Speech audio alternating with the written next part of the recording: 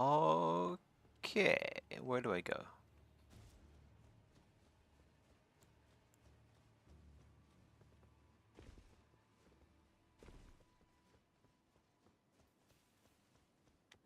Not that way. Oh, okay, so the host is down there.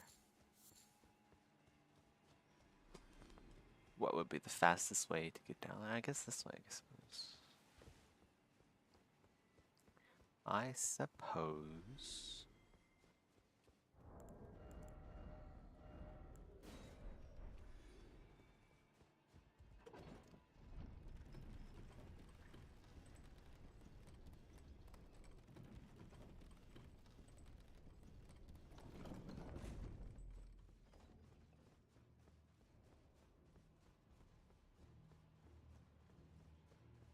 Oh, okay. Well, that gives me information.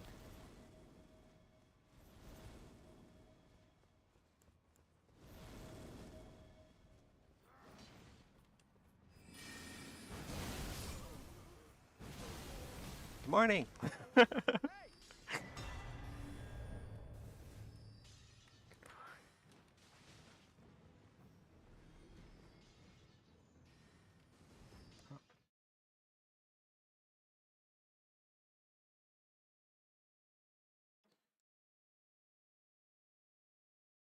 Hey Rusty, how's it going?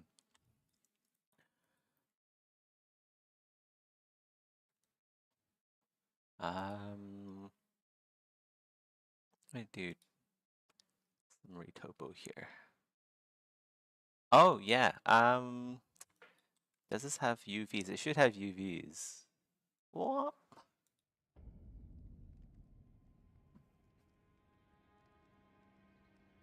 Yeah, Udim's. Face body. Let's go. I kind of want to just do like the wings. And then after that's done, we can like reconnect it with the body. Well, now we should alter the body first. Let's go over here.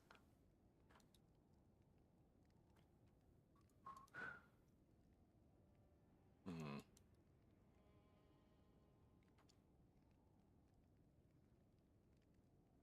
Hmm. Hmm. What would be the best way to go about this? Uh,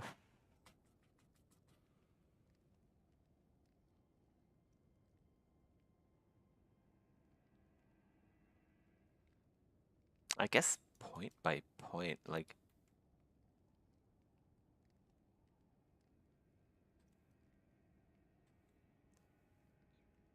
I'm just like scared of using Modo symmetry because it kind of fails sometimes.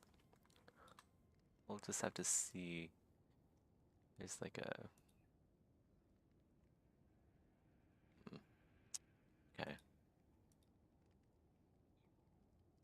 Let's go start with the eyes. Get the eyes right, and then we'll get like the nose and mouth and ears, and then we can like smooth the rest automatically. The horns will need some manual work there too.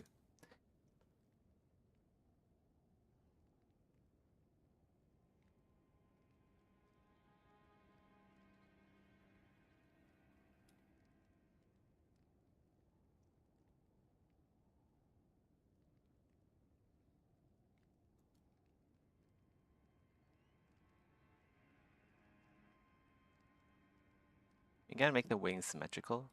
Yeah, there will be symmetrical. Otherwise, it just take up way too much space. And I have the rest of the body symmetrical, don't I? Let's see. Yeah, so the wings kind of they count as like limbs, right? So they'll be like the arms and the legs here, so they'll be symmetrical.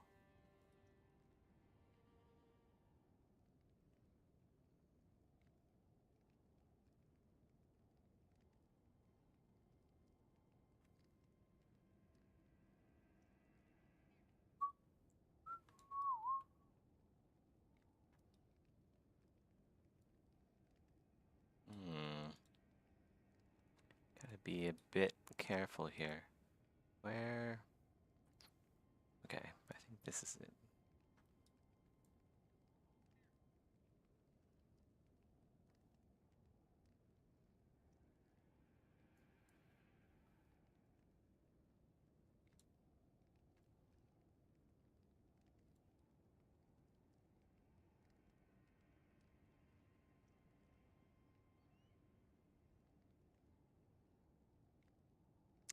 You know what? It might actually be worthwhile. Let's instead of doing this,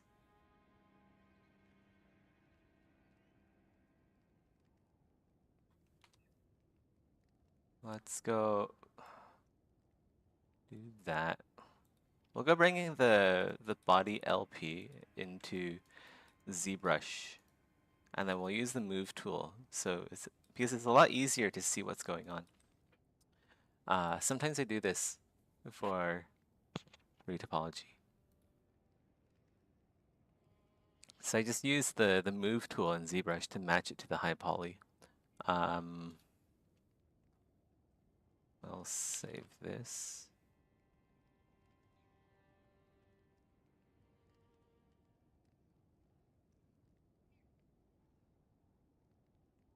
Well,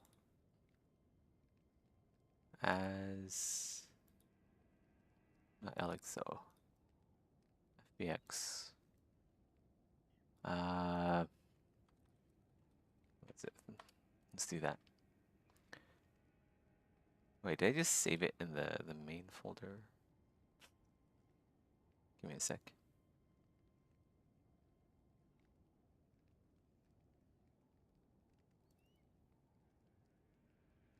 F. Okay. Let's go import.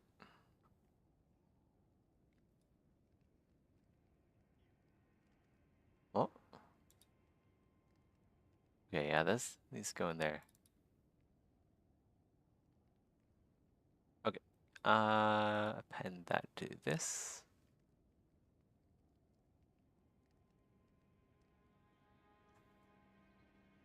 Off solo mode.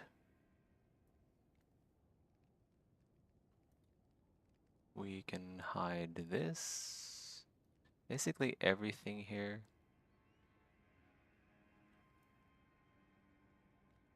We want that.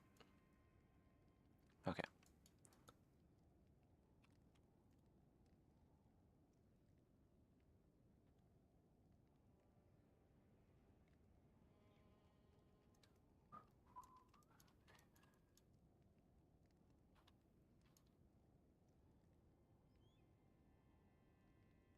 It's like the move tool in ZBrush is just so, it's better than the move tool in Modo. It handles, the way it handles polys is just better. I don't know how to describe it.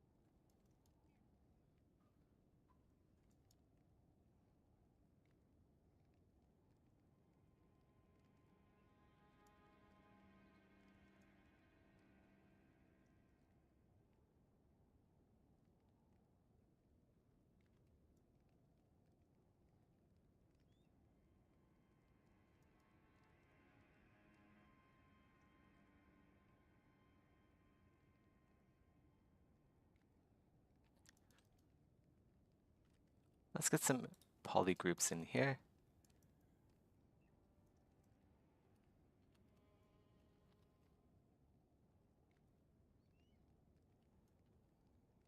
That we can use to protect certain areas of the mesh.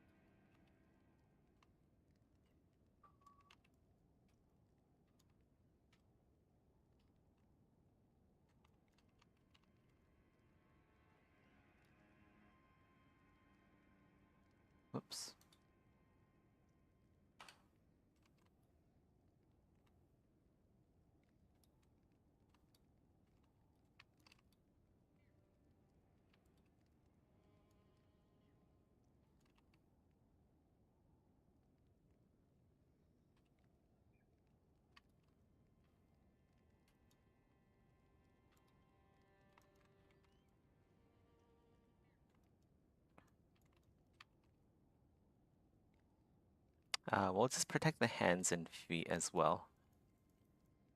So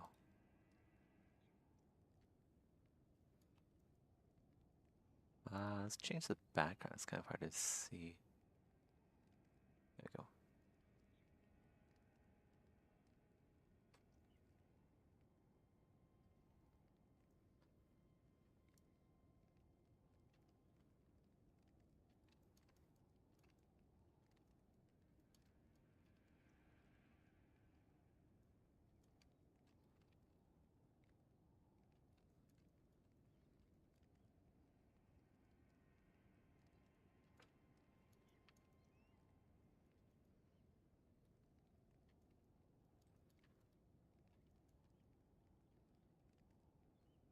Mm, probably separate this out into regions, so I can go region by region and then really make sure the polys are matching.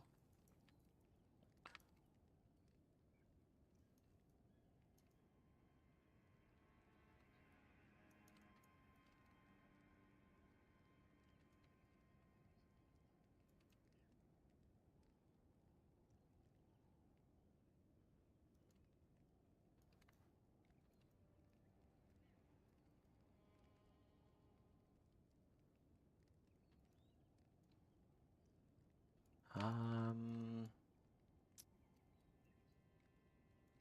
hmm, I guess the UV is here.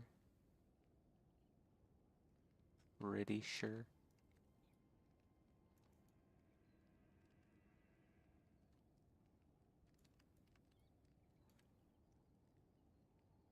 And then does it go like that or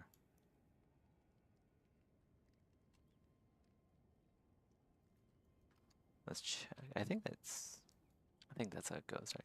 It doesn't really matter that much actually. I just need to separate this out to different regions.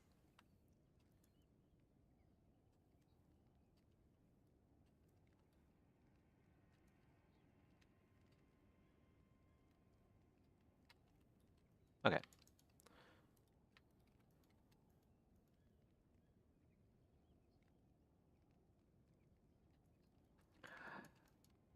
And grab this. Um, make the eyes match a little bit nicer.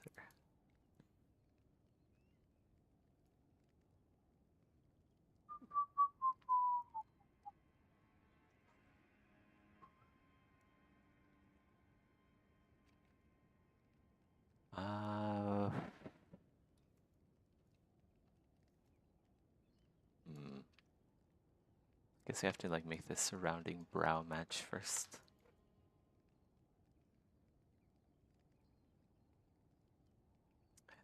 Then we'll have enough room to manipulate the inner eye.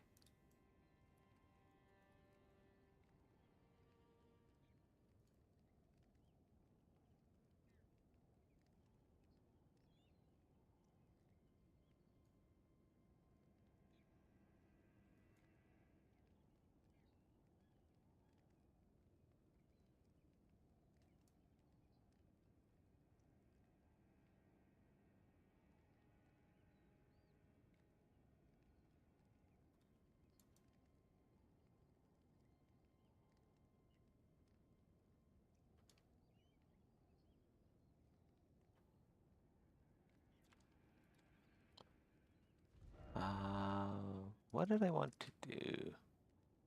Can we kill the draconic tree sentinel yet? I think I can, right? I killed it at. So that means the city should be open. Let's go spend these runes first, though. Let's go buy some like some glintstone scrap or something. How do I kill the draconic tree sentinel? Get into Landel, get the fourth talisman slot.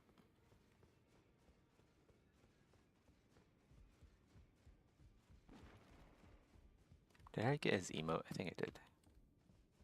Pretty sure I did. Or should I buy something else?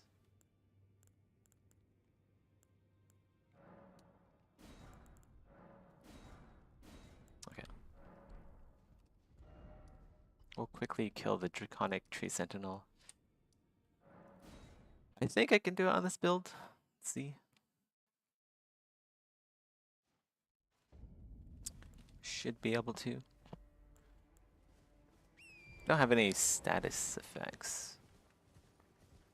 Could be kind of a shit show. We'll see.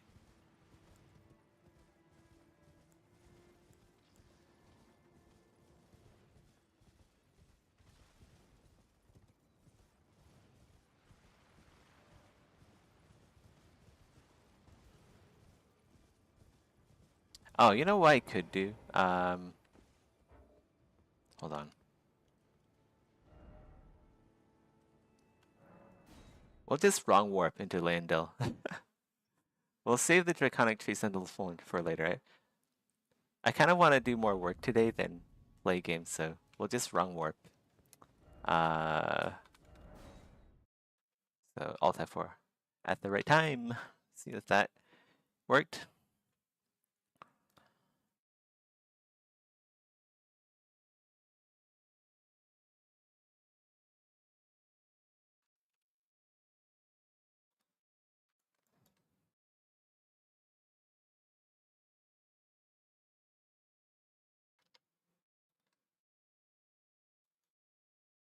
I did this recently with Crumbling Faramazula. First try too, I was a bit surprised. Usually it takes a couple tries to get right.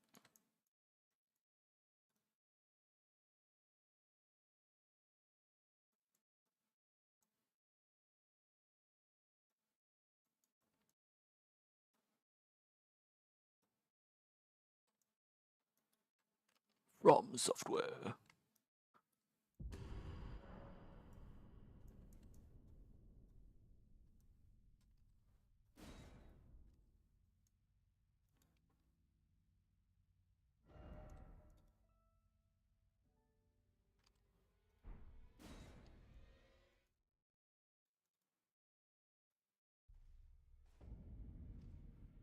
Nope.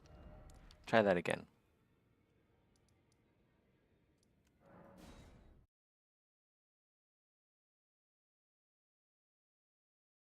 I think I went a bit too late.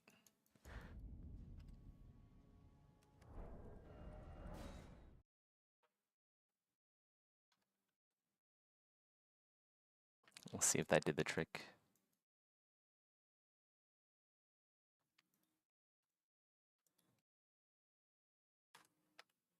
Okay, let's do project.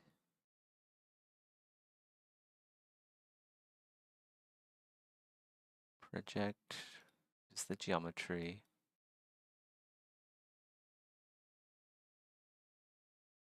There we go. You know what we should have? Let's have the high poly here instead, actually. And then nails, facial horns. We'll hide that.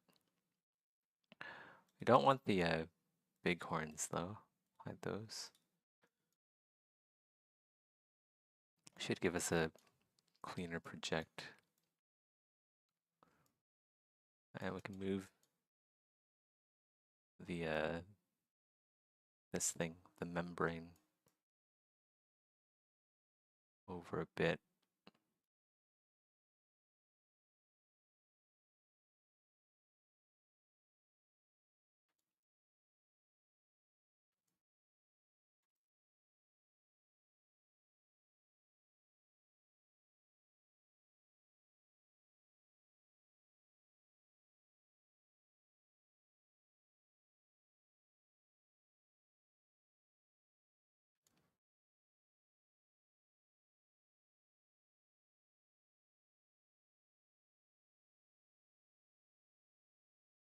Okay, that should be a lot nicer to work with in Modo for the eyes.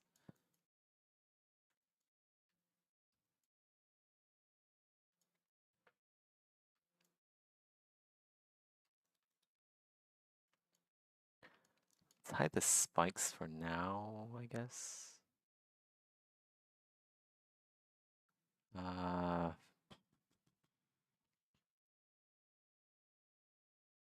gonna need to alter the geometry here, but we'll do that in Modo as well. But first, let's hide the spikes. And then project this.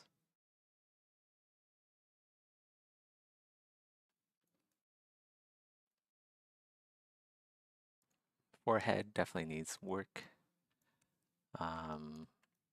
Yeah, that should also be better to work with.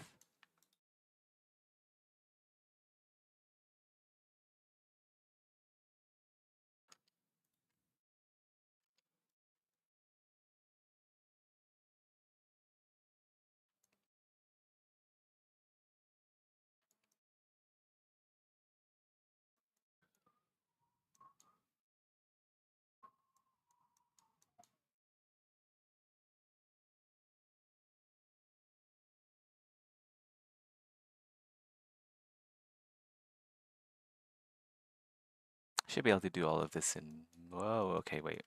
The corner of the mouth needs to be a bit closer in. Okay. Oh.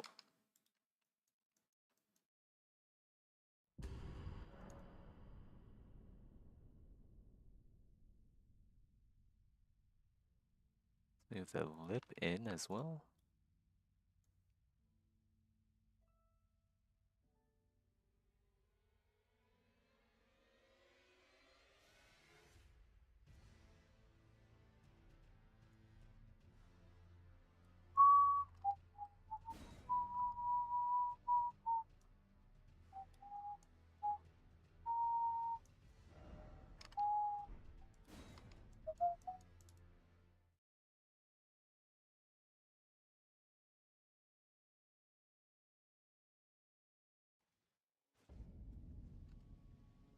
Oh, nope, I did a bit too early. I'll try that.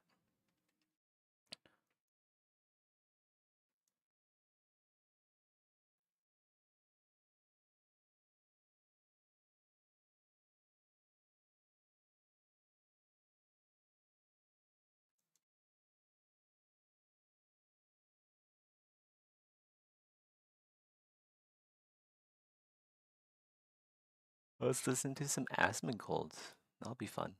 What's going on, guys? Welcome to the first episode of Pixel Pitch. Why don't you tell us a little bit about the game? Phelan is an action-adventure RPG. It's kind of like a surreal experience. A satisfying, cozy game. An immersive treasure hunter simulator. Is this what I think it is?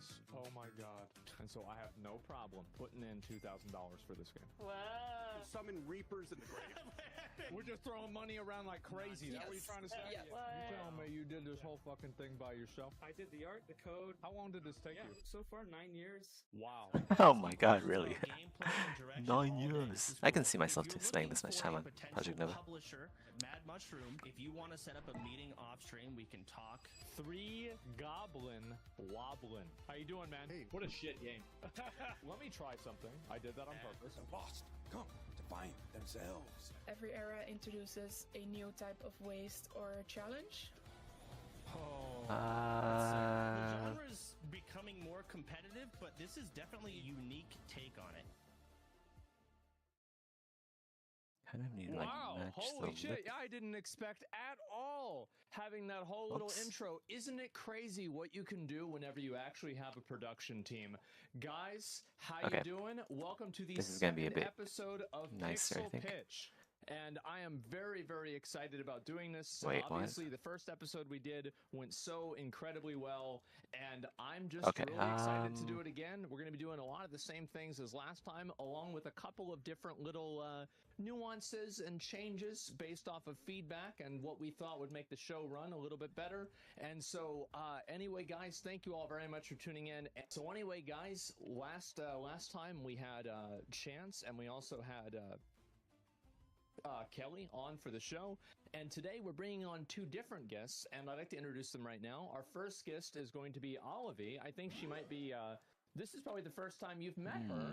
She just recently joined OTK, and she's been working on making our Games Expo this year the best it ever has been. And we had a meeting about that last night. And bro, you are cooking. This is crazy. I was amazed. Welcome to the show. Thank you so much. No, I have been spending basically the last few months reaching out to a bunch of indie developers as well as some small indie publishers. I think I've interviewed over 80 different devs just over the course of April alone. So I have just been playing so many new indie games, and I can't wait to see more today on the show. Oh, I'm very excited, and especially after the ones that I saw that you had picked for the Games Expo, I'm going to be really curious to see what everybody has to say. So yeah, thanks a lot for coming on and being a part of this, and I'm very, very excited. And the second person that we have on for the show is also going to be our CEO, our main guy for Mad Mushroom. We've got Sibs as well. Welcome to the show, Sibs. Let's go separate the mouth bag from the lips. Super excited about the show and participating here. Love the first episode and excited to check out these games. Oh, I am too. I am super, super excited, especially after what we saw last time. I mean, some of those games were just incredible. I always find it to be a little bit humbling where it's like, you know, these people that are so talented and so good at actually doing something besides watching other people's YouTube videos want to come on my show and show it to everybody else. I'm very, very honored. Scary. Oh, it's a big deal. Okay. And it's great. I mean, even, you know, I actually, right after this, have a call with the developer for Bridgeborn, who was on last month's episode. So I'm super excited to talk to them. And that means I won't. Yes. That means I won't have to keep asking you about that. No. we got it going. We're going to talk later. Okay. Awesome. And I know he's watching, so I'll see you later. Hi, yeah. Siavash. I remember him because his name was very, very unique. Absolutely. So, obviously, besides being honored and humbled by the fact that the devs are coming on, we also are going to be giving them money, which is what's important. That goes back to the sponsor. We're gonna give them money. Last time, everybody. Oh shit! Symmetry's off. At the exact same time as the pitch. And I think that what that did is obviously, like, if you were the fourth or the fifth person that was presenting their game, well, you know, a lot of people didn't have quite as much money, and it was a little bit harder for those people to get maybe the funding that they were looking to get. So this time around, we listened to a lot of your feedback, and we're making a couple of changes based off of the way that we are doing the pricing. So it's still going to be the $20,000, and the $20,000 is going to be split 4 ways. It's going to be $5,000 for myself, $5,000 for Olive, and $5,000 for Sibs, and we're going to be allocating that as we see fit at the end of the show. I thought they're just going to take it home with them. And hear the asks from the different creators. But also, chat is going to be playing a role because chat also has $5,000 that they are going to be helping giving away and deciding which game is going to be getting effectively the best in show vote that's going to be decided collectively with the chat and also with the the lips judges. weren't So very that's going to be happening later on in the show. in the If right it's place, so confusing or, you know, people come in also later the on, don't ear. worry about it. You might not fully understand. It's going to be explained again back whenever it's going to be actually happening at the end of the show. So this way we're going to be able to give everybody an equal chance to be able to, you know, get their game out there and get their best chance for funding. Obviously, you know, 2023, 2024 has been pretty rough for games. There's been a lot of people getting laid off. There's been a lot of people that, you know, have had a certain level of stability that they, for example, I would say just don't have anymore. And that's one of the best things about games like this and the best things about indie development and the collaborative development that online games can provide and doing it with the community is that it gives everybody the opportunity to really support the games that they love and believe in. And that's really what we're here to do today. So I feel like, guys, are we ready to get into the games? Absolutely. Yeah. I mean, I can monologue for 30 more minutes, too, but yeah, I think that we're pretty much good to go. Yeah. All right, well, let's go ahead and let's take a look at the first game. And I'd like to introduce, do we have, like, names and everything for this? I want to make sure that I have everything set up. Okay, that should be better for a project. And yeah, oh, there we go. Sorry. Nope, still in laying down. Notes for this. And, to be honest, guys, I'm dyslexic, so I read them wrong.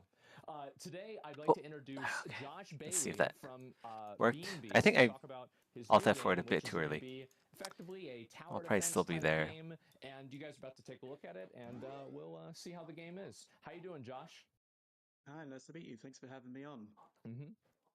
Well, what's going on with the game, man? What you doing? Well, yeah, I've been working on. It's my first game. It's called Bean Beasts. What's And going We'll on? jump straight into the trailer, but just before that, Mm-hmm. I just want to highlight to everybody that this game is still in early production. Okay. So I've kind of established the game loop and the mechanics, but the actual game Just itself like is only that. 20 to 30% done at this point. Yeah. So just bear that in mind when you're watching the trailer and the gameplay footage. There's but plenty yeah. of games that get released like that. Don't worry about it. Call it DLC, man. You're good. Yeah. Yeah. Well, anyway, with that said, let's jump into the trailer. All right, great. Let's see it.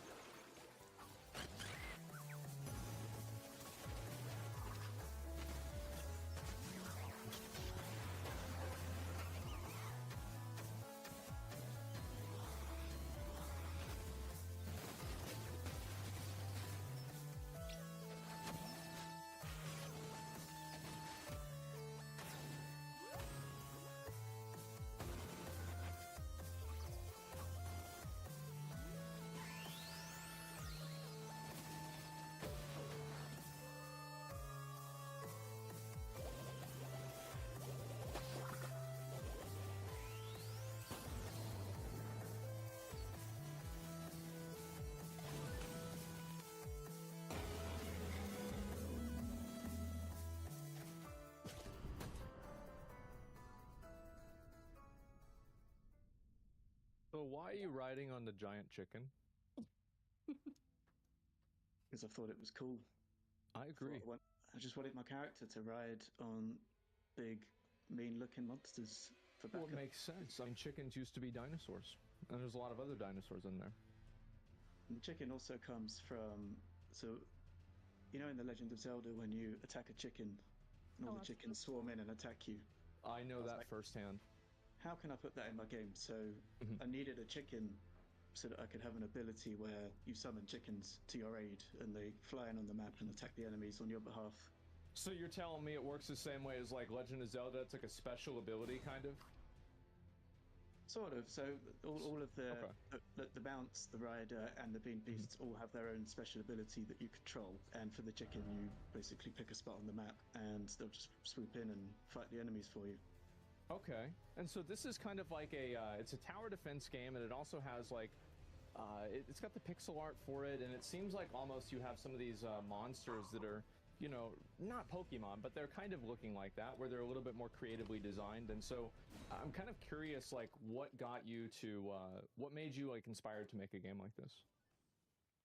So when I first set out, the original concept for this game was just to still merge here. my favorite mobile game genre of today with my favorite handheld genre of when I was a kid. So Let's see if that I'm worked. going to make a tower defense game with Pokemon. And I mean, that's just basically, that was the concept. I started making it about a year ago. It's my first game, and originally it was just, can I make a game? I'll give it a go. And it's a year into development now, and this is where I'm at, and just been having a blast learning Unity and making a game. Are you a solo developer, or are you working within a team? That's just me for this Oh, one. wow. I hired an artist to do my Steam capsule art, which is also the call to action you see on the end of the trailer. So she did this pretty cool cartoon for me. But yeah, everything else, the music, pixel art, code. I started learning to code. So I work as a sound engineer and also do a bit of video editing. But otherwise, I'd never touched Unity Jeez, until everything a year keeps ago. getting in the way. And I just kind of jumped into it and really enjoyed it. It became my new game, making this game. So you just fucked around and made Hide a the video game wings in for a year? now. Yeah, more or less. My ambition was just to release a game and get 10 positive reviews on Wishlist as a proof of concept that I could make a game. Okay. And then I could make something a bit bigger and more ambitious. But it's just kind of grown arms and legs, and I just really love it. And I've just put a lot of effort into the graphics and the sound and the music, and it's just really fun. So, Josh, as a fan, as a huge fan, I would say, of tower defense games, this game is pretty exciting to me. Just from what I can see from your trailer alone, it looks like not only have you kind of incorporated the Pokemon-esque skills or active abilities that you can essentially use to kind of fight off some of these hordes, but also I really like what you did with, it seems almost like you can push some of these enemies off to the environment, or it's environment-based. Can you tell me a little bit more about that? Yeah, so The game has damage elements, status effects, wall pathing, environmental hazards, and physics. Basically, I just took all my favorite tower defense games and made a game that I would want to play that didn't quite exist by just cherry picking my favorite elements of all of those games. So, for example, in Plants vs. Zombies, you unlock a new plant almost after every level, which is quite unusual for tower defense games. So I've got that. And I love Orcs Must Die. You can put down walls that kind of redirect enemies around the map, and you can get really creative with it. So I put that in this game. And then obviously like the sort of cute aesthetic with hero units. Games like Balloons and Kingdom Rush have that. So yeah, I just cherry picked all my favorite games and sort of merged them into one. I mean, it looks awesome when you think of who you've built this game for, your audience that you want to gravitate toward this game. Who is that target? People like me, I guess. People who have nostalgia for. But a lot of the artwork comes from Mega Drive, Game Boy, SNES era games in terms of reference and the music as well. In particular, things like Sonic the Hedgehog. I just think of the Mega Drive, and I just always go back to that as my inspiration. Middle-aged men nostalgic for the 90s. Yeah, exactly. That's a really big audience. That really is. There's a lot of people there. And so you've made this game public. How's the reception to your game been so far? So far it's been a bit like screaming into an empty house, like sort of no one, I'm sort of a nobody, and nobody pays attention to my social media posts, although I've been trying. And yeah, but you know, it's just the indie struggle. Nobody. I think I've got about 300 wish lists at the moment, which has built up over a couple of months. So doing okay, I think, but not great.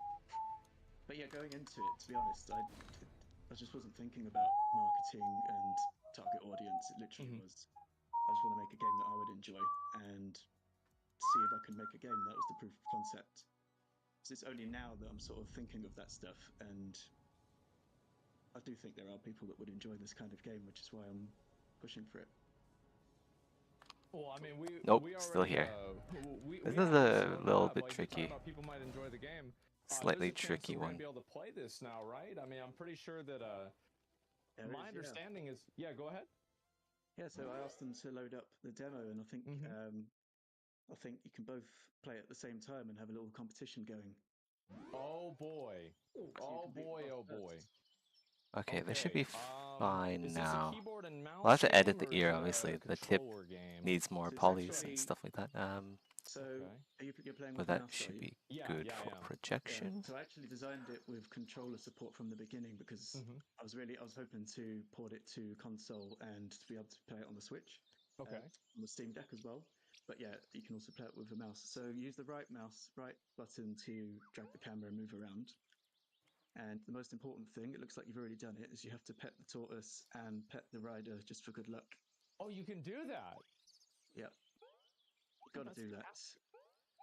The eye also You're needs. blessed. Whoops. You're blessed. Okay, Don't want to do great. that. The eye also needs So, yeah, All right. if So you- now alteration what the hell on do I do? Now he's the happy. edges now- here. those arrows show where all the enemies are going to come from. This is the first Okay. boss. You're going to get Trying to get swarmed. the. I we can can see prepare that. you for that. So your inventory's on the right-hand side. You've got your bean beasts up top. Should be in the middle there. Okay. Just move this so I can see it a bit better. Talk you through it. And I can put these little guys down wherever I want. Yeah, so the nodes, when you click on a tower, the nodes will appear and show you where you can place it, and you'll also get a preview of the range of that tower. So all those little yellow nodes, just pick one. Okay, so I should put it like right here, right? Yeah, that's a good spot. Okay, all right. Oh shit. Okay. So there, he's there, and now I can put two more of the blue guys, right? Yeah. So with the bean beasts, they're kind of your hero units. You only get one of each. And with the traps, you can just place as many as you want. So there's two core tower types that you have to kind of manage and think about. And the beasts they'll level up with experience over time. And the traps, you kind of use money like a conventional tower defense game. And then, so if you place that guy down, I'll just talk you through it. So if we're thinking about Warcraft 3, in Warcraft 3, these are the hero units and the other ones are the random soldiers? Yeah, kind of, yeah. Okay. So the traps kind of support your bean beast. Your bean beasts, so they're the heavy hitters. They've got the abilities. They'll level up over time. They start off quite weak. So when you click on them, as you've done, you can see at the top there it says XP boost. Yeah. So you use your Ooh, I beans. do- So I you didn't feed know them I was beans. supposed to. That's fine. If you feed them beans, they'll level up. They'll gain experience. They'll level up. They'll get stronger. Once that bar fills up, it'll evolve into its next form and Okay. So secondary attacks. got it. So logically, it would make the most sense if I leveled up 1 to level 2 and then I went to the other one, right? Yeah, I mean it's up to the player really. As your team will kind of expand over time, and you'll have to consider whether you spread the beans out and have them all kind of mid-tier, or do you just invest all in one bean pist? They all have different attack elements that will affect different enemies in different ways, different abilities. So there's a lot of things to consider for the player. Okay. But yeah, so the traps, so that's a ballista. It can only fire in one direction, and the 4 arrows are just showing you the range of whichever direction you set. Oh, I see. Okay. So once you place it, it'll come up with a little UI, and you can click on the arrow to select the direction. Man, I think I'm gonna put it right here. Good spot. So you need Is it really? Or are you just telling me that? Well, I've got to encourage you. Okay. All right. Yeah. For sure. So you can see the little UI popped up, and now there's 4 directions. You have to click on which one you want. So if you want it to face down, I have to make it aim. Yeah. So click down. Okay. Yeah. So yeah, in the actual game, there's a little tutorial that will just kind of walk you through this. Well, you're the tutorial. Figured out the walls. I'm here to talk you through it, so you can just do the boss. Good. Just throw you into the action. It's more fun for everyone. Yeah. All right. I got this. Okay. So you can see you've got the walls there. You can use the walls to redirect the enemies, but if you block the enemies, they'll attack the walls. So you don't ideally want to just use it to attack them. So you could plug that gap at the top, for example, and they'll all be forced to run all the way around to the mouth. Didn't work. Like this one here? That's the spot right there. Maybe I should try teleporting somewhere else instead of a round table. Okay, that makes sense. Might work a bit better. So now you can focus the enemies into a certain spot and focus your attacks there if you want. So then I should put one of these things right here that aims in this direction. Projectile. Yeah. That's a good idea, right? Yeah, that's what I thought. Okay. And what's this thing for 200? What do I do with this? So that's a cannon, so that will knock enemies back. So you see the hole there, you could place it beneath the hole facing up, and it will knock enemies into the hole. Beneath the hole? Oh, that's going to need some work. So, wait, you telling me like but this? Is all adjustable. No way, okay. Modo. So yeah, it will knock enemies back, and it will hit multiple enemies at the same time, whereas the ballista's faster firing, but can only hit one enemy at a time. Understood, okay. The nipple. I can only make one cannon, or can I make multiple? As many as you want. There's no limit. Good. I'm going to make 2. You're just limited by the energy you have. So that's the currency you can see. Yeah, the little blue electric thing, right? That's right. Okay. I just want to talk about abilities quickly, just before we jump into the boss, because the boss battles are a little bit different to the rest of the game. They're sort of like a real-time. This might get really messy in the back, though, so I don't know if this is a good idea. And it won't pause, so you okay, that's fine. Think in real time. So the abilities, when you press the button, a little bar is going to appear, and then you release at the correct time to do critical damage. So it's a bit like, have you played Gears of War? Sure. Active reload. Oh yeah. Like that.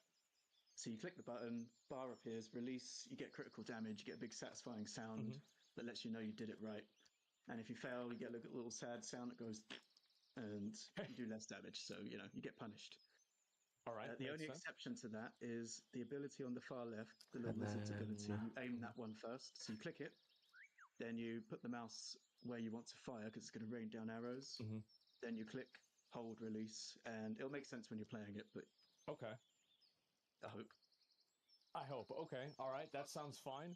All right. So I feel like I've got everything. Sibs, Oboli, what do y'all think? Do you think I'm ready? Am I good to go? Bro, you have so much energy left. Do the same So you here. want me to just go overkill with building like a bunch of ballistas? I'm not saying you want to spend your money, man. You want to spend it. But all right. To be honest, I thought that you probably gave me a lot because you thought I was going to be garbage at the game. So you added extra ones of these, and I assumed that it wouldn't really be necessary. But now that we're talking about it, yeah, I guess I might as well add in some more of these too. Why not? Yeah. And if you click on them, you can upgrade them, and they'll do more damage. Really? Okay. And if you get them to level 3, you then get an upgrade path option. And for the ballistas, for example, you can turn them into fire arrows, or you can turn them into magic eyes. that Okay. shoot arrows. They do magic damage and they pierce through enemies. So there's options for you. All right. Upgrade them enough. I think all that Yeah, makes if you go- sense. And once you It hit looks play, like if you I both need to hit at the move same the time, we'll just see butt Okay. up a see bit. them down top. Oh, sure. Count me down. All right, and I should press play right now? Yep, we can hit spacebar. Okay, let's do it. Amass the group. Oh, okay.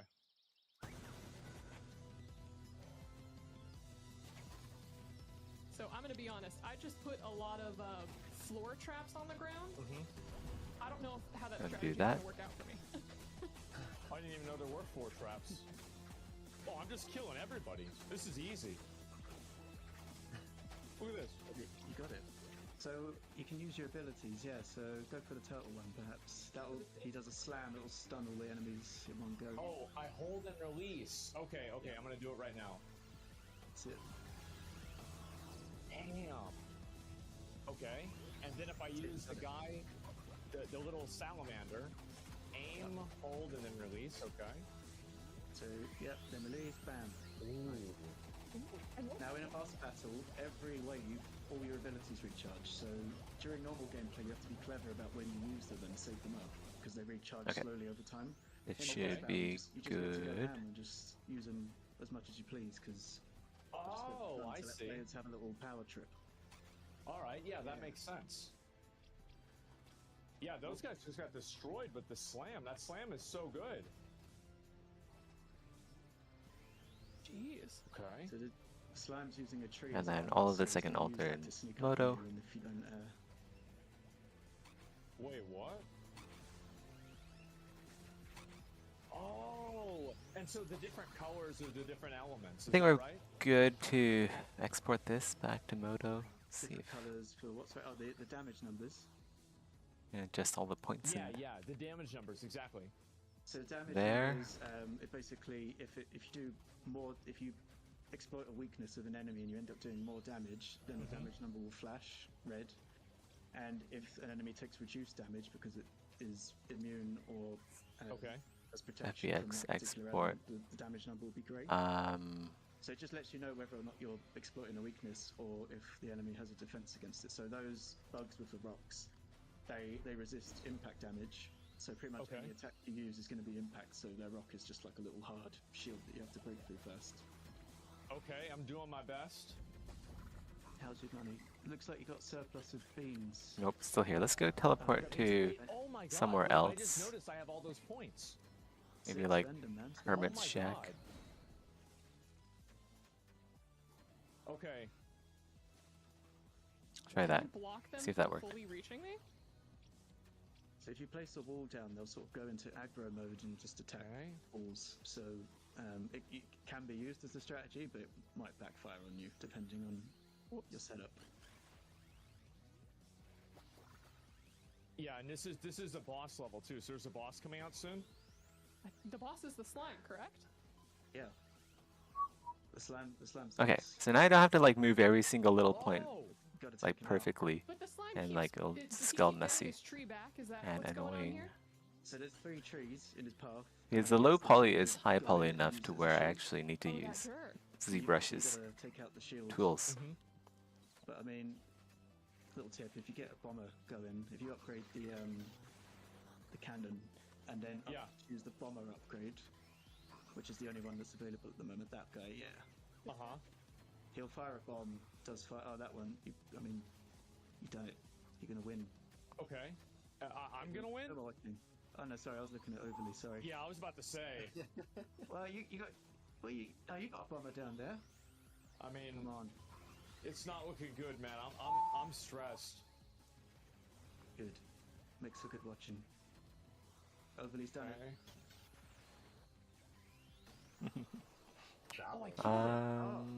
It's great. Okay. Complete level without taking any damage. Wow. Must be nice. Wait, did I get that? Ooh, did you? No. It said it. There should be a check mark, right, Josh? Let's go. I don't know. I see that there's 3 diamonds on Just my side and only delete 2 some on of yours. this. So Josh, That must We'll be have to a bug, like yeah, something's Developer redo the UVs perspective, anyway, who I came out guess. on top here? Because So Or if you we can played just it on like hero mode, do you would this get maybe. three gems for the difficulty. Uh-huh. And then there's the 2 challenges. So every level's got 2 challenges. Okay. You get extra gems for doing the challenges. They're completely optional, but you then use the gems to unlock more stuff in the shop afterwards. Okay, all right, so that makes sense. So there's a degree of like continual progression as well. Yeah, Okay. definitely. After every single level, you unlock something. So it'll be a new trap, an upgrade, or like one of the 2 upgrade paths for a trap, or you get an inventory slot, or a power up, or something. Or just every level you unlock something. Or it should just be part of the normal map. Okay. Not sure. Great, I'm Sibs, looking what do you think? right now. It looks cool. I think the scars should, Oh, so sorry well, not about that. really scars, but like I mean, the it cuts looks in the awesome. skin. I mean, it definitely They should be inspires nostalgia, basically, for the definitely need demographic that geometry to pointed support out. it. I happen to squarely be there, even though I'm 29. But it looks amazing. Man, it imagine really being does bring me 29. back That'd be to the so old nice. school Pokemon days, and even the feels of like a Final Fantasy Tactics. It's pretty great. Yeah, that's where. So Final Fantasy is kind of where damage numbers came from. I just remember when you see the Delete damage numbers go these. up and they pop up, and there's something to your brain. And I was like, I'm well, going to I've have got to put to. that in the game Absolutely. as a visual representation of watching your power go up just through numbers. I mean, It's crazy how simple it is. fun. Yeah. Mm-hmm. But Well, honestly, obviously, go ahead. I was just gonna say, honestly, I absolutely adore this as a tower defense game, as well as having some of those fun little actives with all of the different like sprites and creatures that you have in here. I personally also like the character and kind of boss design. I think it's really creative for the bosses being able to use whatever environment is kind of surrounding them, whether it's trees or rocks, and really forcing you to adapt to whatever enemies are being thrown at you. I feel like that makes for really fun and engaging gameplay, so I was very excited to try this out. Oh, thank you. I'm glad you noticed that. Yeah, I just wanted to make sure that because I think a common trope that happens in tower defense games is you kind of just end up with a loadout that you prefer and you just use that throughout the whole game because it just works on everything. And I was like, well, how can I break that up so that you can't just use one bean beast for the whole game? And that's why there's damage elements and things. So a bean beast that might be really good on one map might be terrible on another, and it kind of causes players to have to be a bit more creative. And I think that's what makes it fun ultimately. There's a few other features in the game that I haven't touched on. I just maybe want to quickly mention. Okay. So the game, I created a retry last wave button in the game. So basically, you can take risks and experiment more because if you fail, you go back to the last wave. You don't have to go back to the beginning. Okay. It enables me to make some longer levels. And then once you beat the game, I'm going to create a new mode called Beast Mode, which you basically have all the levels will be duplicated, but I'll adjust the levels so they'll have fewer opportunistic places to place your towers, more entrances for enemies, more waves. You only get one life, so it's just like a ultra hard, brutal end game difficulty that is the real game for me. And then, and there's also a mode, endless mode. It's going to be 8 maps for endless mode, and endless mode is literally there just for the competition and replayability. I've already had some playtesters. I mean, my playtester pool's quite small at the moment, but I've had some people.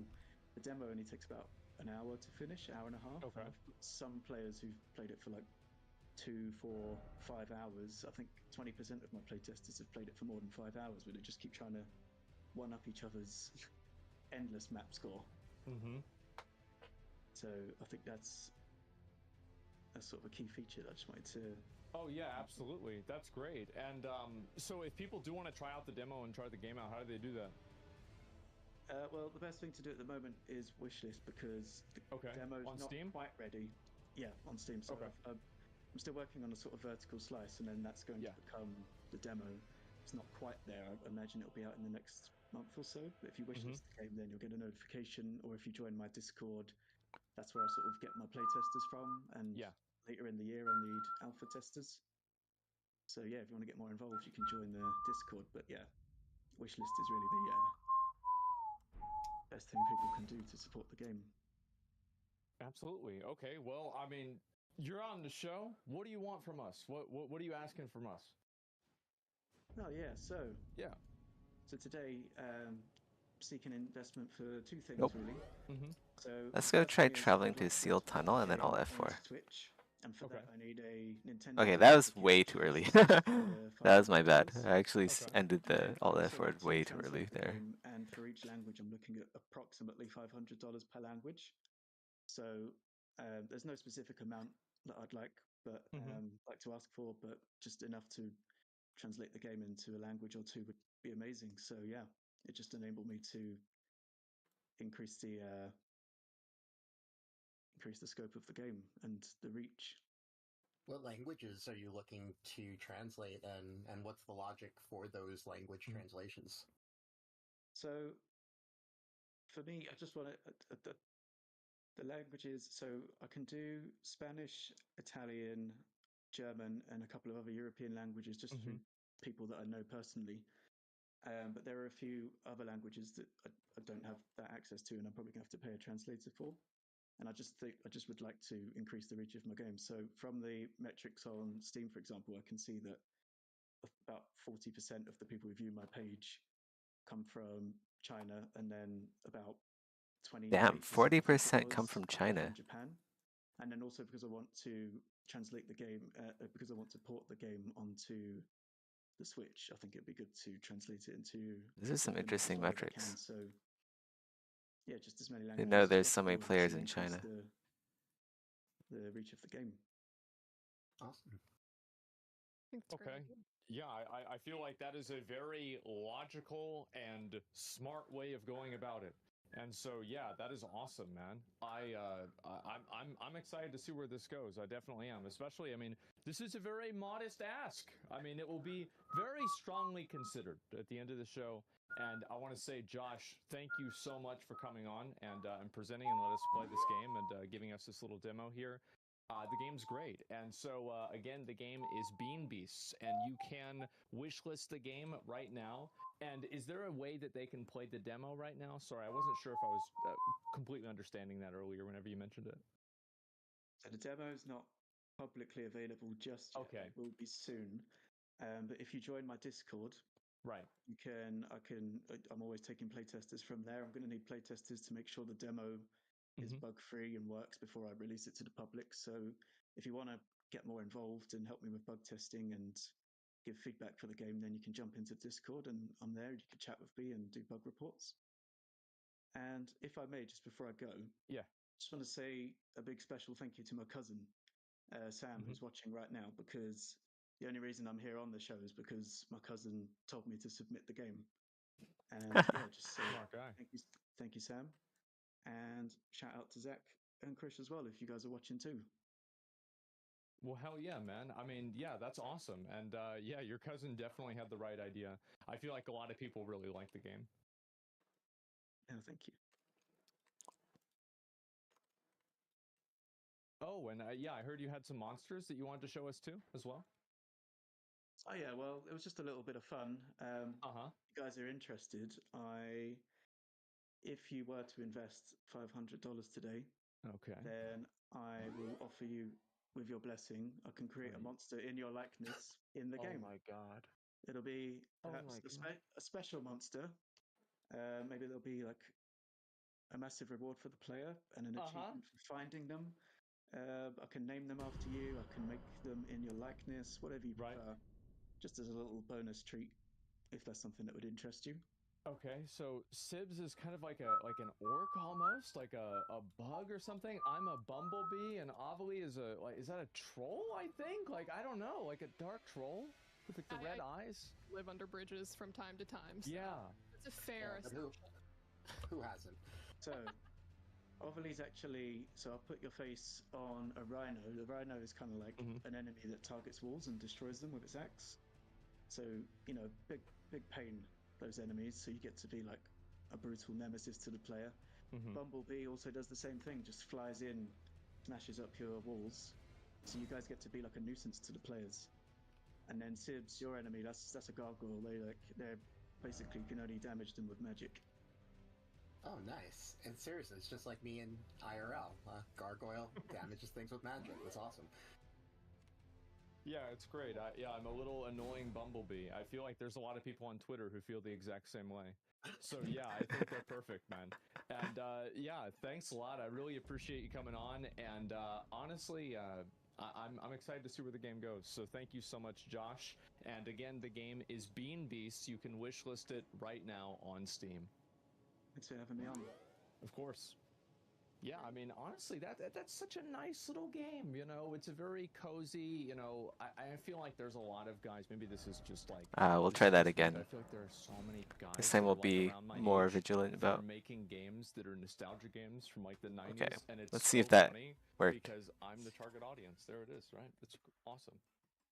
Yeah, Oh, for sure. It's a big push. And I love, from shows like this, but also, looking at the submissions we get from Mad Mushroom, when I see something and then find out that it's a single solo developer that has created this, it's mind-boggling to me, just the amount of talent that is out in the indie game community. Really love seeing stuff like this.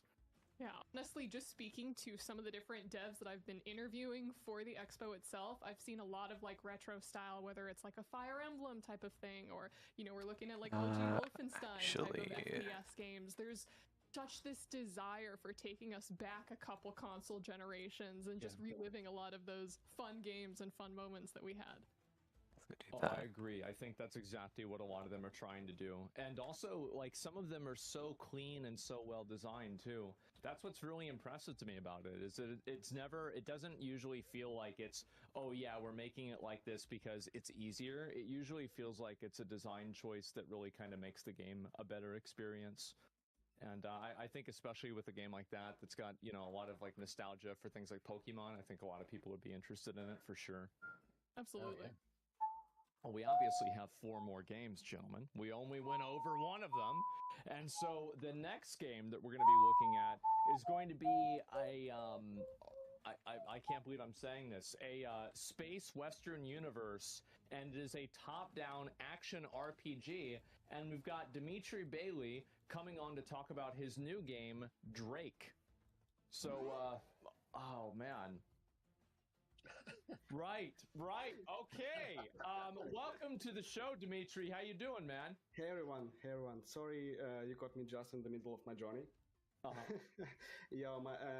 My name is Dmitry, and thanks for the opportunity to be here. So let me introduce Drake, not the rapper, but our not the rapper. RPG about space cowboys and outlaws. So, but before we dive deeper, I want to make a short shout out to my team, if you want me. Without those brave people, the game wouldn't be possible. And these are my friends who have supported me in the past and continue to do so now. So this is like the Game Awards show, but better, because they don't like get rushed off and get to like thank their team if they have one. 2 of us, me and my friend, we decided to make our own game. I am a huge fan of CRPGs like original Fallout, like Arcanum or Baldur's Gate, of course. And Arseni is Baldur's Gate. My friend. He's an action person. He loves fast-paced game like Hotline Miami and Helldivers. Sure. So that kind of stuff, and we wanted to blend those 2 concepts together to make our game feel more like top-down Mass Effect, with great replayability and meaningful story choices. So let's jump right into the trailer. I'm ready. Yeah.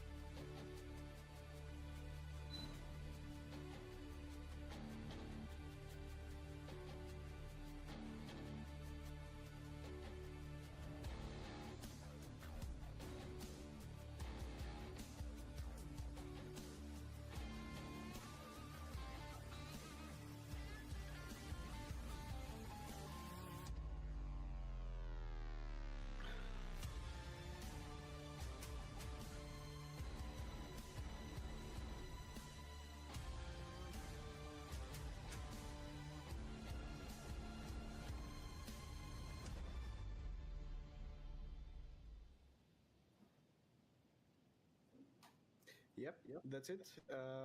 So let's proceed. I want to talk more about Nope. the story Bit and the world too. itself. So this game has a whole Okay, I have to story do it involved with it later. and everything. Is that right? It seems So- like kind of a post-apocalyptic type vibe. It's more like Okay, you try that. frontier. That may have been a bit and, too late. You're the colonists who try to live there. Okay. So yeah, it's a distant world, a planet named after an astronomer, Frank Drake. So Okay. we are like 400 years into the future, and people just started to expand the closest stars. And Drake is a world with enormous deposits of a mineral called amber. Okay. So this mineral is very valuable because it is used for life extension therapy, which is essential for interstellar travel. So Drake is full of Let's delete prospectors seeking fortune, all of rich this. corporations, and political forces fighting for this. We're going to need deposits. to retopologize And, the. Your protagonist is one of the prospectors. I need a good name for But these. one day you find something Definitely more, not scars. much more Something valuable else. than amber. It is an artifact that can lead to eternal life. So this puts you between a rock and a hard place. With each faction on the planet is racing to obtain this artifact, and you're in the way. So we were deeply inspired by Firefly, the Expanse series, and Cowboy Bebop, of course. Drake is a space western world consisting of small stories tied together with this narrative about the cost of progress and the power it holds over life itself. And because game is narrative driven, story influences the gameplay a lot. Mm-hmm. So yeah, and this tie all together. So let's move on to the gameplay, I believe. Oh, okay. All right. Yes, gentlemen, we are going to be trying out the game and playing it ourselves. No, not yet. I didn't know that you had a slide for the gameplay. I have slides, Okay. I have video, I have everything. Holy shit. Okay, you are prepared. And by the way, can I just ask right now, how many people do you have in your team that are working on this game? It's like 8 people that working constantly, and Okay. some people that helping us when the help is need. So we rather small team, but we are all friends. I have a lot of experience in visual effects production. Okay. And I was like, as evidenced by the background. Clearly. Oh my god. I was a motion design freelancer for 12 years, and all these 3 members are my friends from previous work. Awesome. Before you jump into gameplay, I'd love to ask a question about narrative really fast, because as you had kind of described inspirations pulling from games like Fallout, Baldur's Gate, or the likes, with a game such as this, with kind of like that narrative, how long do you expect? Man, I hate these royalty-free sounding ad music. I feel like the music just like ruined the presentation, honestly. People don't realize how important music is to a game. Outside of like art, like music is also art.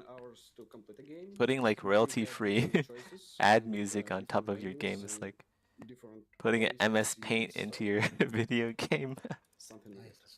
That's great for replayability. Absolutely. Yep.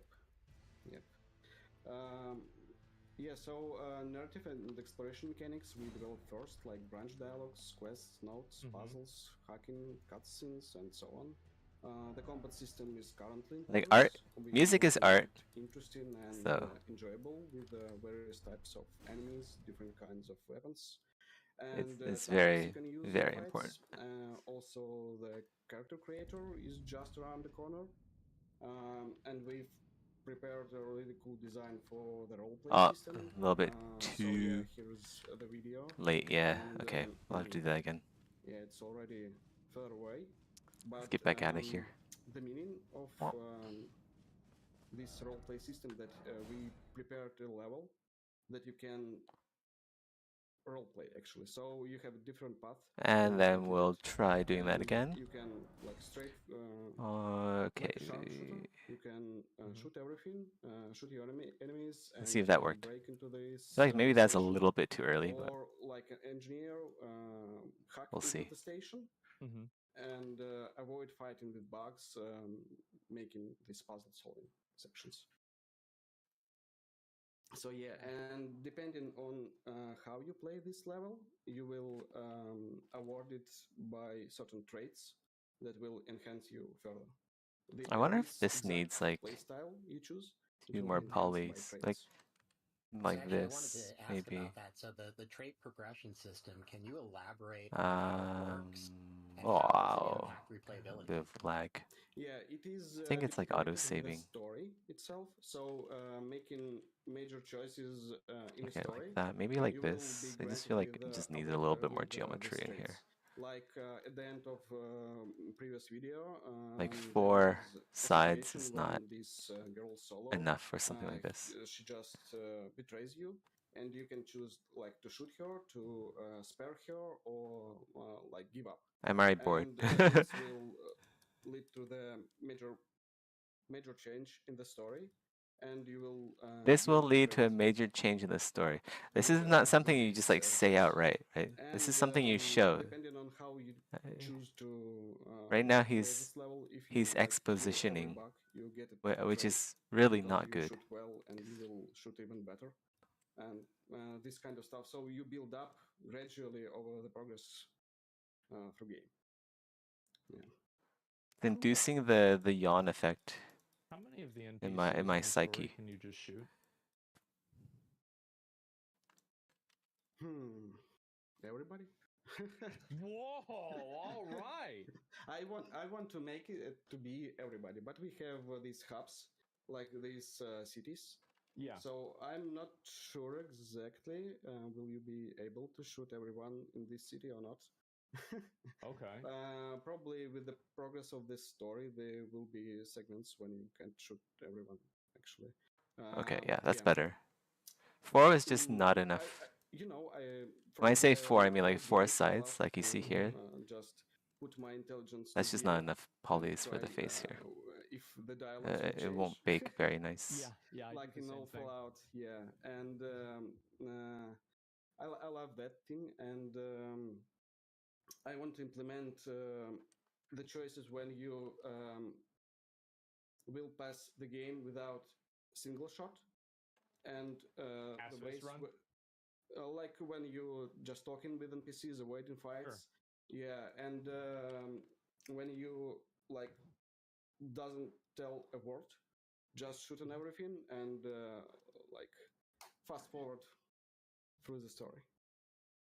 So then I guess, do you have your, as you mentioned, different endings or different story outputs essentially, do you have it kind of aligned either per profession or per, I guess, trait tree, or is there like your universal good ending, universal bad ending, neutral ending, wacky, there's a dog in the control room surprise ending? So I think I don't know. I have a slide just at the end of my presentation. Yeah, this crazy stuff. It is a technical slide that my developer sent me to impress everyone. I don't know half of the things happening here, but I really know what happens on the right corner where this large tree. So this is the situation you meet in the game, and the lines, it is your choices. So it's a narrative decision tree. Yes. So you go through this story and you come to this end. So it is dependent on what you choose, actually. So this is interesting because if you look at the bottom, how many different endings are there? It seems like there's like at least 10 out of that. It's like 10 big endings, and of course it's also dependent on what you done before. Okay. So it's I think it will be 5 different locations even where you can end the game. So yeah, something like that. Awesome. To be honest, that's why you need advertisement people, because usually technical people are not the people you want to sell you something. I think it's. I mean, it really just depends on the person. Like technical people can be kind of good at games selling like, things as well. Baldur's Gate 3, of course. when it was Blast when it came Yeah. out. Rogue Trader And if there's again. like not enough It's information people who love conveyed sci-fi, between especially the technical people space to the hostel stuff. marketing, like the marketing So people might get it wrong, it is a lot of which fantasy happens a lot, adaptations and then out there, but not so much that's how you get these bad press. sci-fi Like, oh, RPGs. they said So I want 16 to times the detail, but I'm actually no, it's just what it's called physician by myself not. by education, It's just 8 and I like times the sci-fi detail, lore right? lists, stars, and it drives me crazy. And I love to see more games about it. So then I'm going to just throw this question in really quick because, again, as you've mentioned, some of the narrative tying in with Baldur's Gate 3 or Fallout, honestly, I think sometimes Mass Effect, for a lot of those different narrative games, some of the biggest pulls for them was the romanceability of other characters. Is that Is there romance in the game? into this game? You could unlock a huge community and audience there. Can you fuck a bear in this game? It's a great question. That's what you're looking for investment here today? Romanceability? Yeah, what's the stretch goal You'll for that? see, you'll see, you'll see. Okay, all right, awesome. We can jump. You don't say you'll see, you have to like say Mm, yes or no. Yes or yeah, no. let me just. You're supposed to talk about your game, not say, oh yeah, buy it and you'll see. We've been in production for quite a while, and we've pivoted a Oh lot. my god. Experimenting with the visual style and gameplay, and eventually we got to the point where we could show something cool. So our idea was, if we start showing our progress early, very early, the players will help us find the right path and make our ideas even better.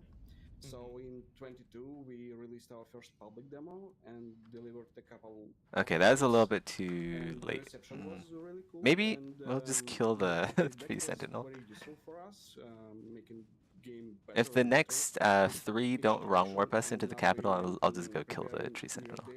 That is almost around the corner. So my word to the audience: if you want to help us build this sci-fi RPG, please wishlist the game. So play demo, give us your feedback, and join our Discord to stay in touch. We're really trying to be super open to the community, and being here is a great opportunity to show ourselves. Let's see if that worked. I feel like I got the timing on But also we came for some pretty money, decently there. Oh yeah, speaking of that, so what do you want? Yeah, our most requested feature is a character creator. Okay. It will be template based, allowing you to choose between different predefined body types, head meshes, hairstyles, and colors. So for 750, any of you can put your appearance into the character creator. Okay. Yeah, and if you decide to support us even more, and we exceeded $3,000, we will put all 3 of you in a special location called the Founders Mountain to set your support in stone. $3,000. Okay, all right. Yeah, we have one of these. That's a big ask when they each only have $2,000.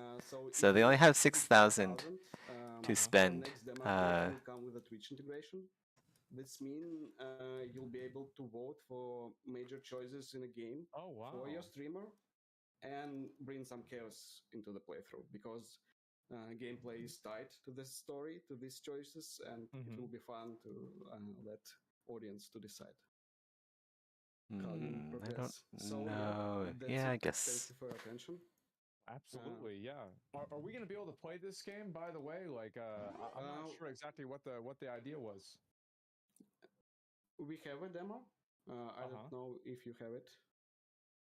I know I do. I'm not sure. Is there a way I can get directly into the combat for this? I'm not sure if production has this set up. Yeah, you can skip it. You can skip all dialogues and cutscenes and straightforward to the combat. But yeah, I want to tell you that combat is pretty rough right now. Okay. So we're working on it, but you can try.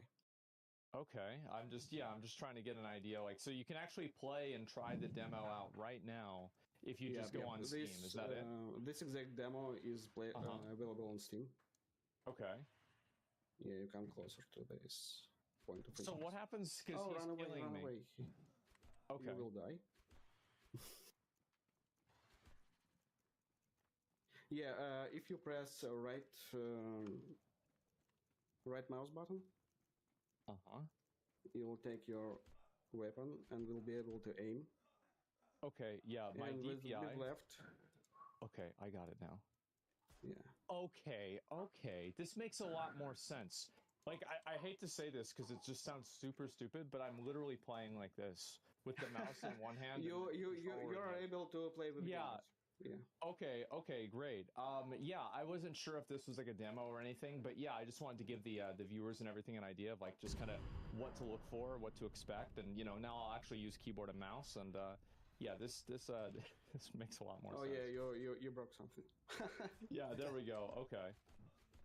So you can shoot these guys and like basically, obviously I can't go through everything because this is just the beginning of the demo. I just wanted to give people just a quick little you know, idea of what to expect with the game, and you can try this out. How long is the demo? It's like 15 to 30 minutes, depending on what. We have three predefined classes right now, instead of this whole trade system, just to show the idea. So the class you choose, it is a sharpshooter. So he's limited with dialogues. The guy, that engineer, he Okay, has that's a little bit too late. dialogue options and Again, we have to alt F4 a bit earlier. The guy negotiator, he has the most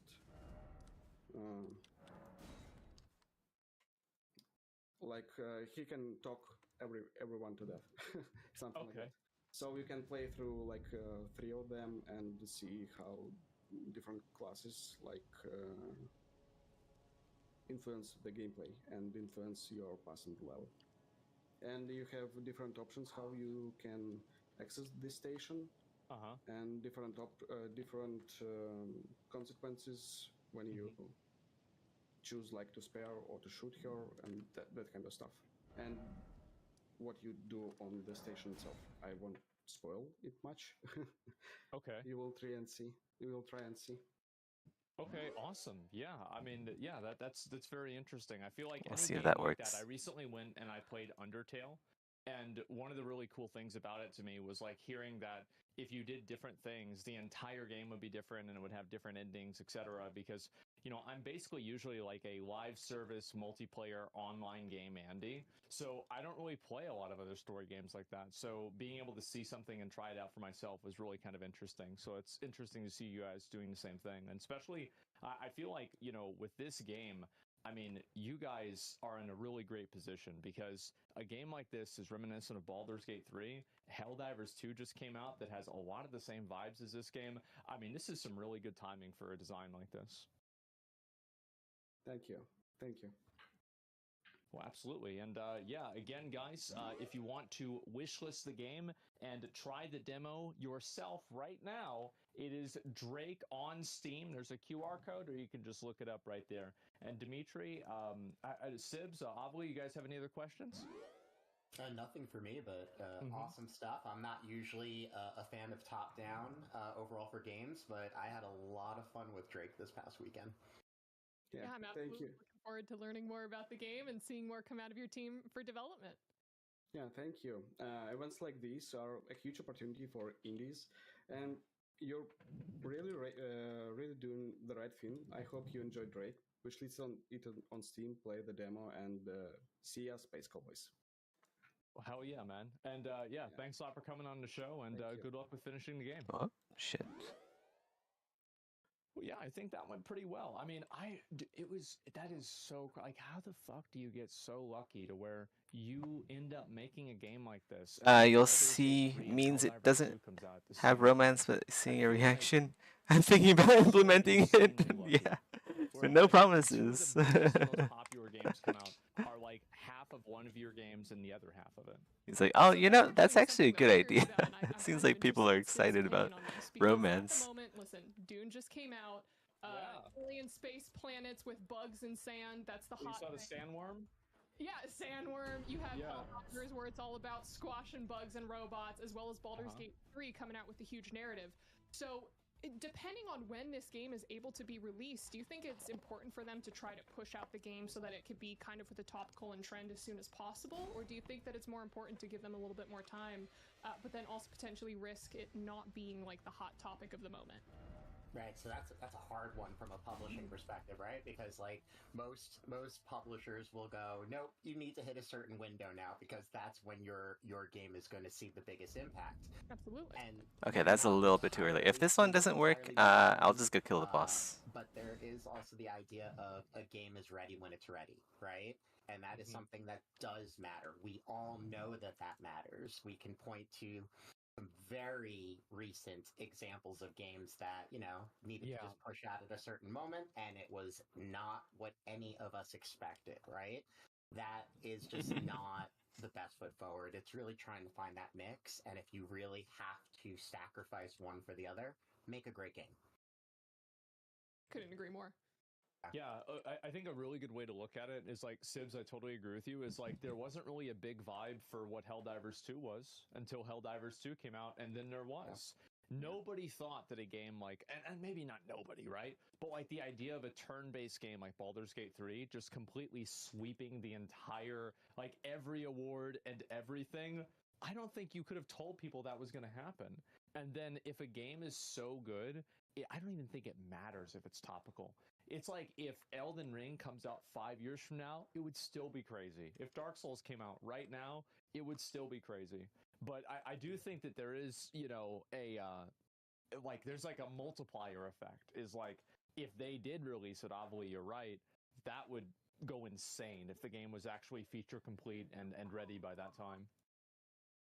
Always just something to consider, but also something that's really cool for a lot of our indie developers to be able to work on their own timelines if they are just truly working solo. So more power to them. Yeah, absolutely. Be the one who drives the chaos. Don't be the one following. Yeah, set the standard. Be the trend. Don't follow it. Exactly.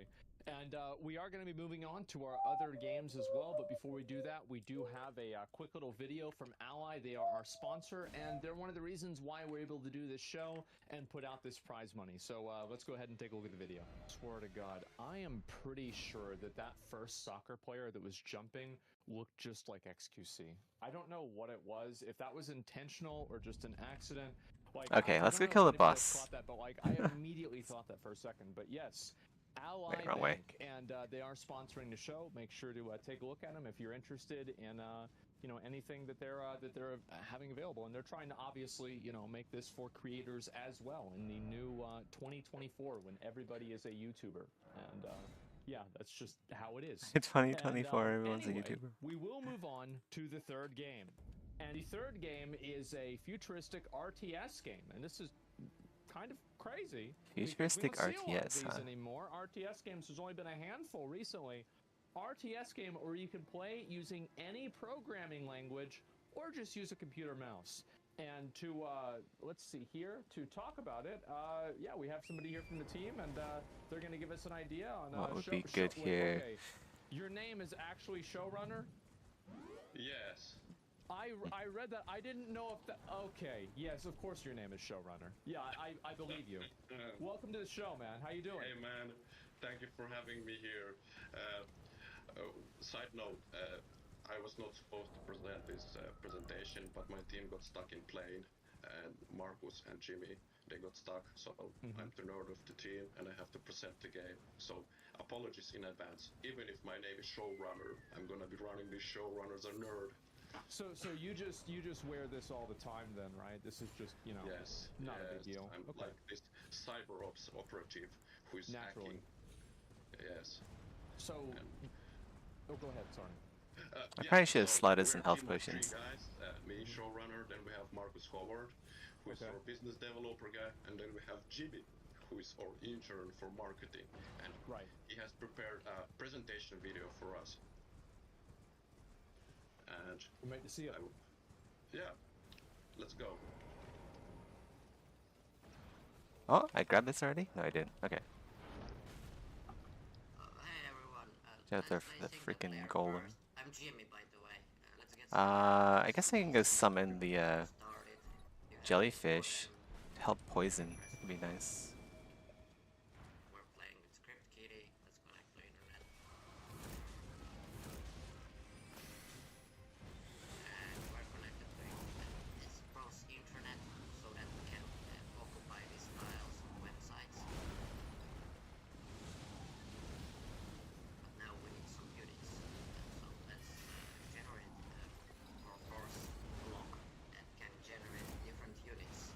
Oh, fuck you, dude. Come on.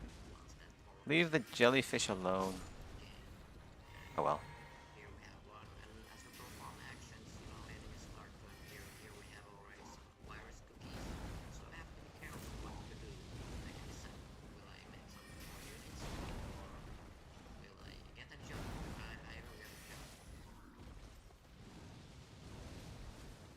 And the match started, and we can like use mouse to zoom in, then we can also slow the speed down.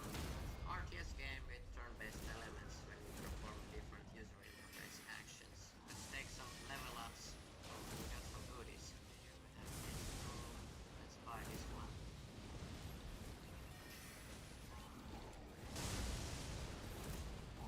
Oh shit. We have taxes. I have to pay taxes. Yeah, we do. Let's start here. What guns do we have?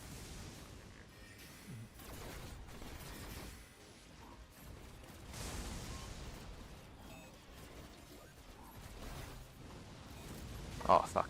That was bad. You know what it reminded me a lot of? It reminded me a lot of Shit. a commercial for Norton antivirus. It did, or McAfee antivirus. Yeah, that was my only Let health this potion. happen to your computer.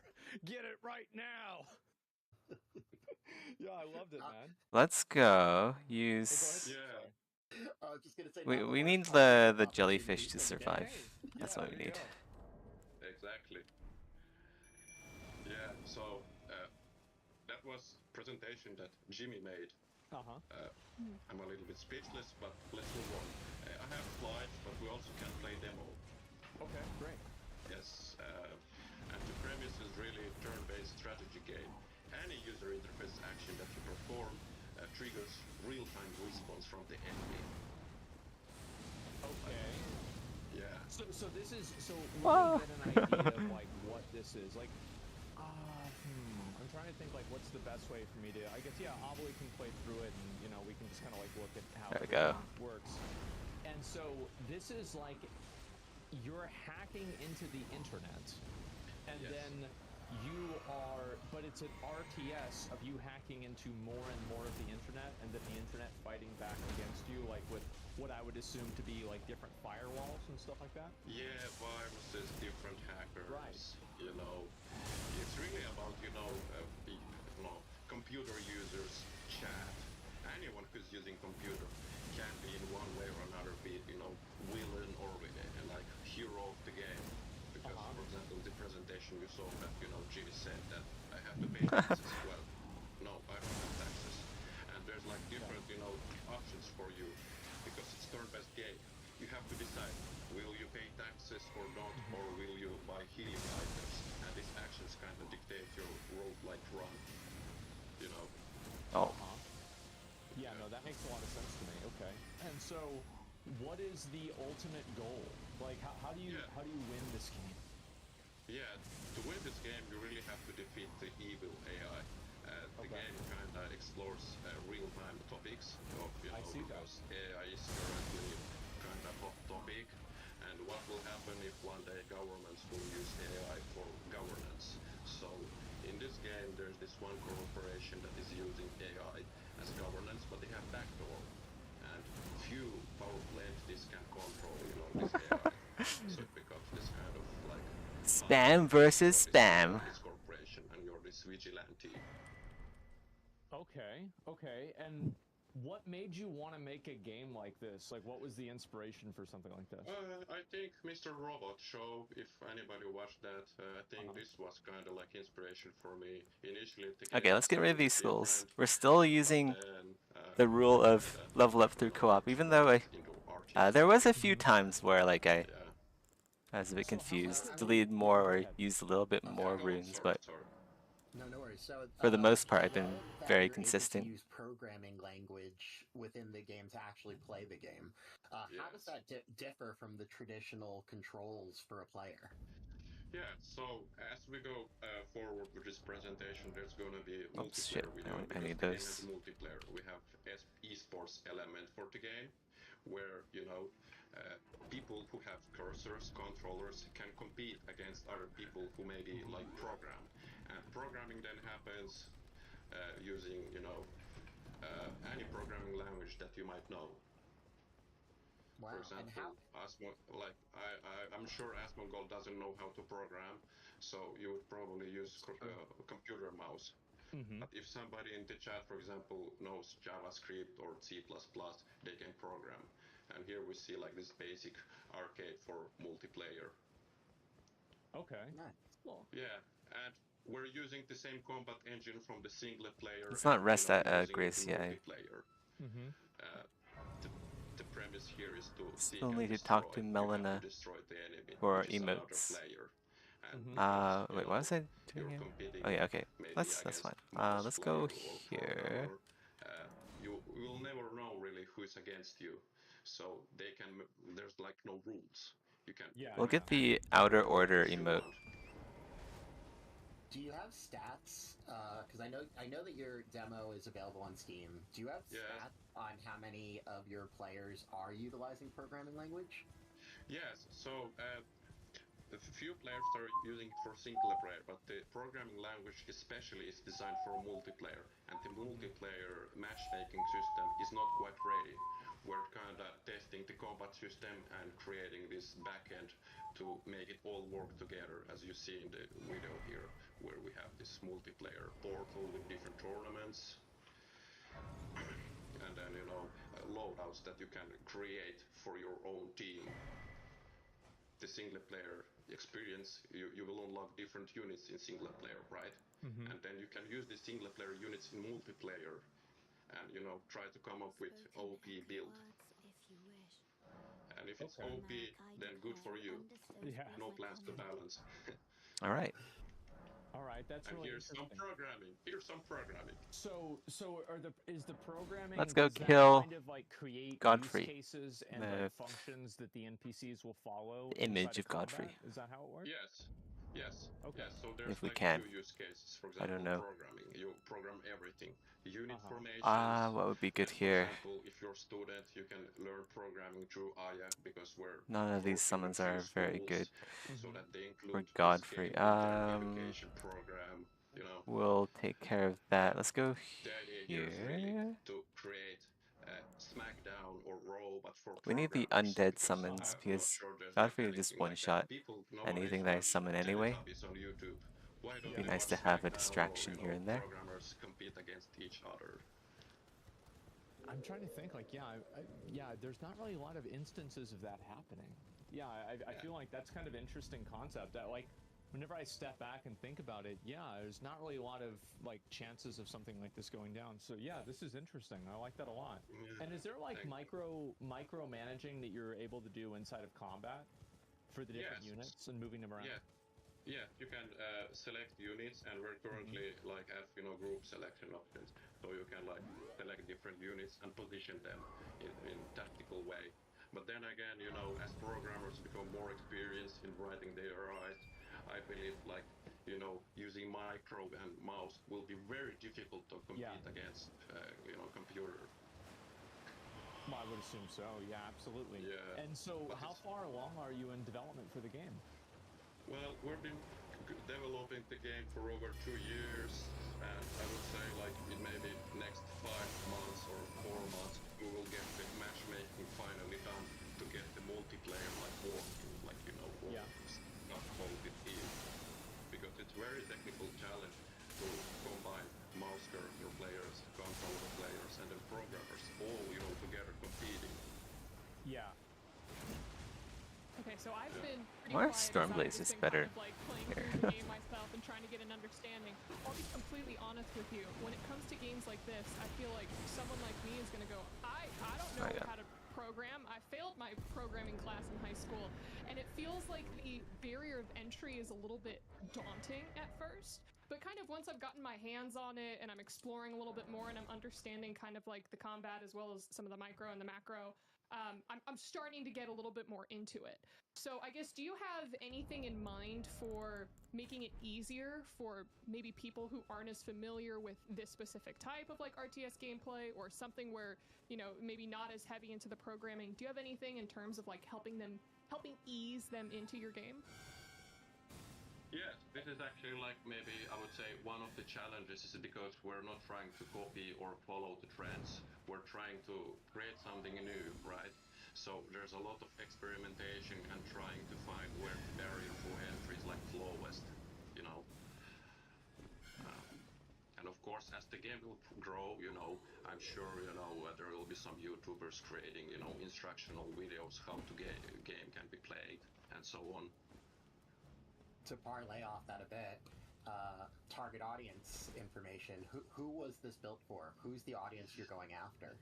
Oh, this is like very good question, and it's gonna be probably a little bit longer answer. But initially, this game was designed for gamers, like on Steam, you know, RTS game. But then, when Marcus joined the project, it gained a lot of momentum in educational studies, and then after that, well, it got, you know, because, you know, this is like VR, virtual reality, and we have these robots in real world. What would happen, you know, if, you know, these games that we currently have on Steam could be used to train these models, you know? So there's like a little bit of military crossover there as well. Nice. Yeah, it kind of escalated for indie developer, but it is what it is. If we're not gonna do it, then somebody else will do it. And you know, it's game over for the world. So you know, we want to be the good guys, and you know. I love it. I love it. No, that's great. And so yeah, I think one thing that's really interesting to me about this is the fact that like I don't really know any other game that's like this. I would have to really think about this in like an abstract way, but I feel like this is such a unique and interesting idea, and especially whenever you combine in, and oh, you know what? Here's a question. I just thought of this. If you have the units do something, does that translate into programming language in the back end for the game? So like, can, for example, a player have units into, like, can they give them pre-assigned like kind of actions that then translates into programming language, even if they're doing it with keyboard and mouse? Yeah, yes, Really? yes. There's Okay. like no rules. What is the input method? For example, you could, for example, have someone from the chat write you software that, you know, like would play on your behalf, and then you would just issue commands. There's really no rules because it's really about, you know, simulation is happening on the back end, on the server. And for example, you could have like USB stick with the AI, and then you go on some esports arena, and you're like, hey, I'm Asmongold, I want to compete against the best RTS player in Internet War. Then you plug in this USB stick, and then you're dancing on the scene, and like your AI is beating everyone. Okay, I like the sound of that. That sounds great. And the little segue to that is that we also have like tournament system, because it's like part of the, you know, Okay, experience. let's go use Swift Winston instead. You know how esports are not really approachable for the Whoa. ordinary people in terms of monetary rewards. Yeah, sure, absolutely. It's like 1% of the best people. Here we have like this opportunity for different schools, sponsors, fund the tournaments where anyone can compete in these tournaments. It's like this, you know, backend system. Oh shit. Where, That is a very long axe of his. 1 week, and then you can try your luck and compete in paid tournament and win like $50. Okay. Maybe you're gonna be a better guy, and then maybe this will be your job. You're gonna be competitive algorithmic esports programmer.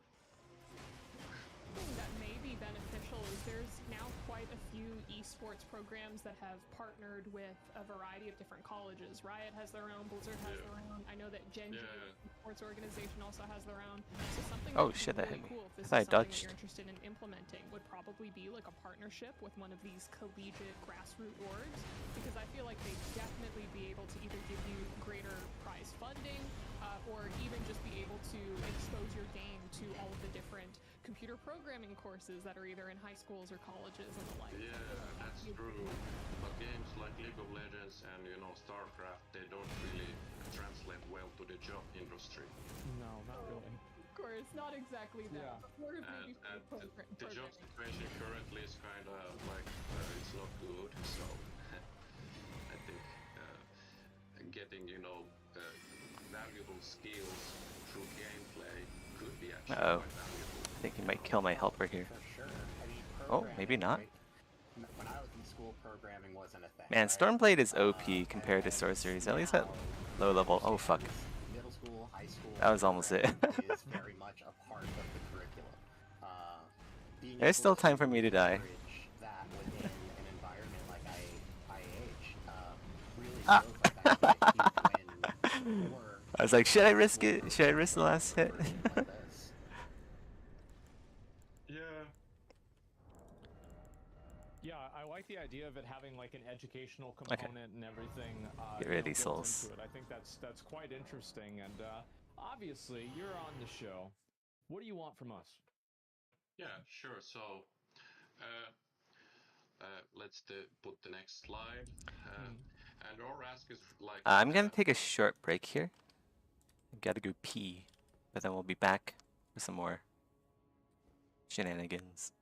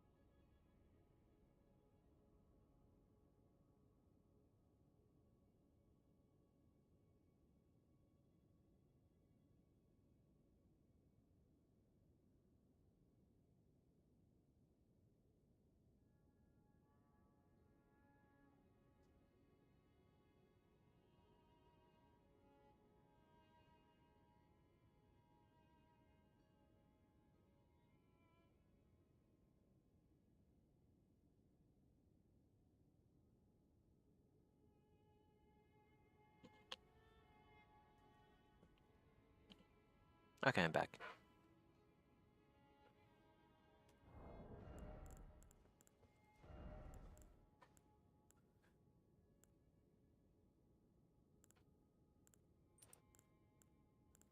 I wonder if I should use Greatjar's Arsenal instead for some more armor.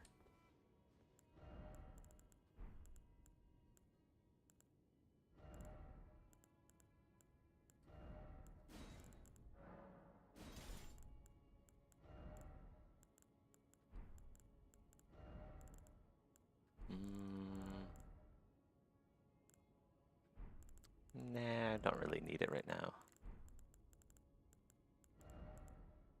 Ooh, that's heavy load. Okay. I guess I do need it. Guess I'll pick up some armor then.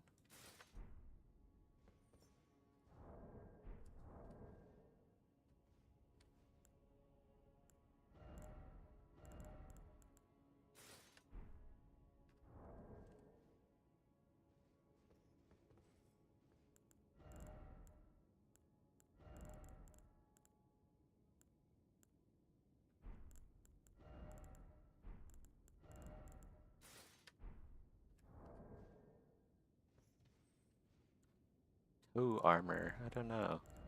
Not sure about that.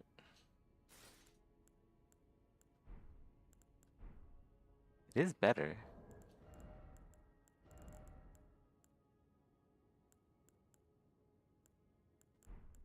Hmm. Doesn't look better though.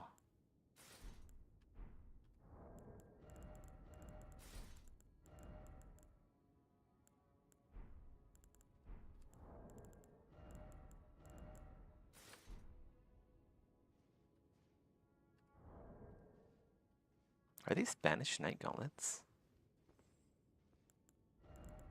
They are. Okay. Be nice to get the Greaves as well.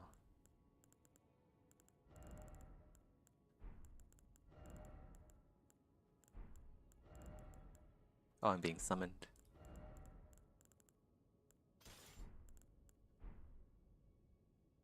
Summoned as a hunter.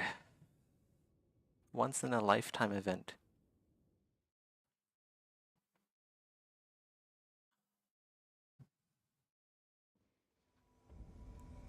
Whoa. Oh god.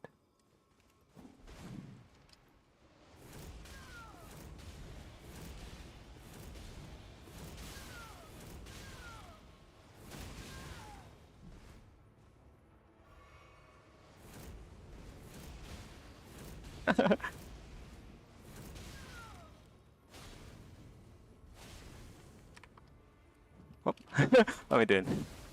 Whoa! Whoa, shit. Blood loss. Where the fuck is the host?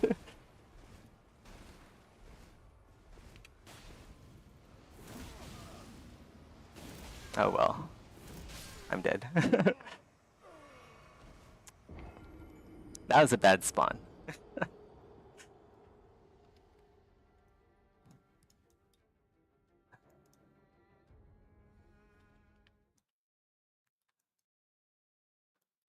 Oh well, at least I did deplete like, I think 2?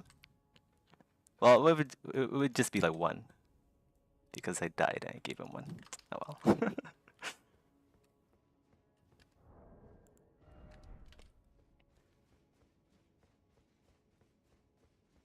But yeah, Stormblade is just really good for those scenarios.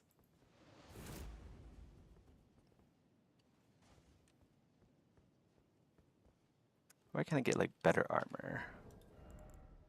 That looks good too. That's look good. Gelmir Knight maybe.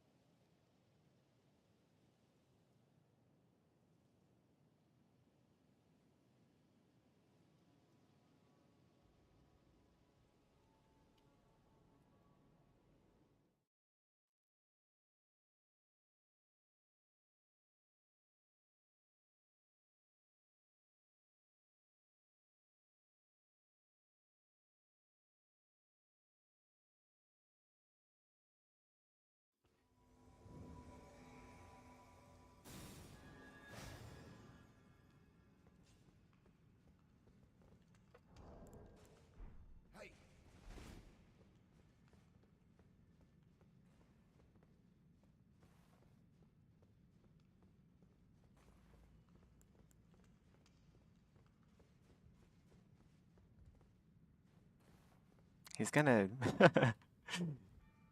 he's gonna fall down there and die.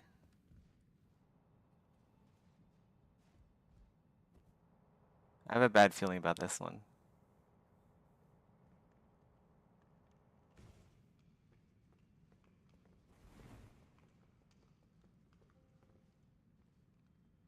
That is so much lag. We're not gonna do this. This is stupid. Way too much lag.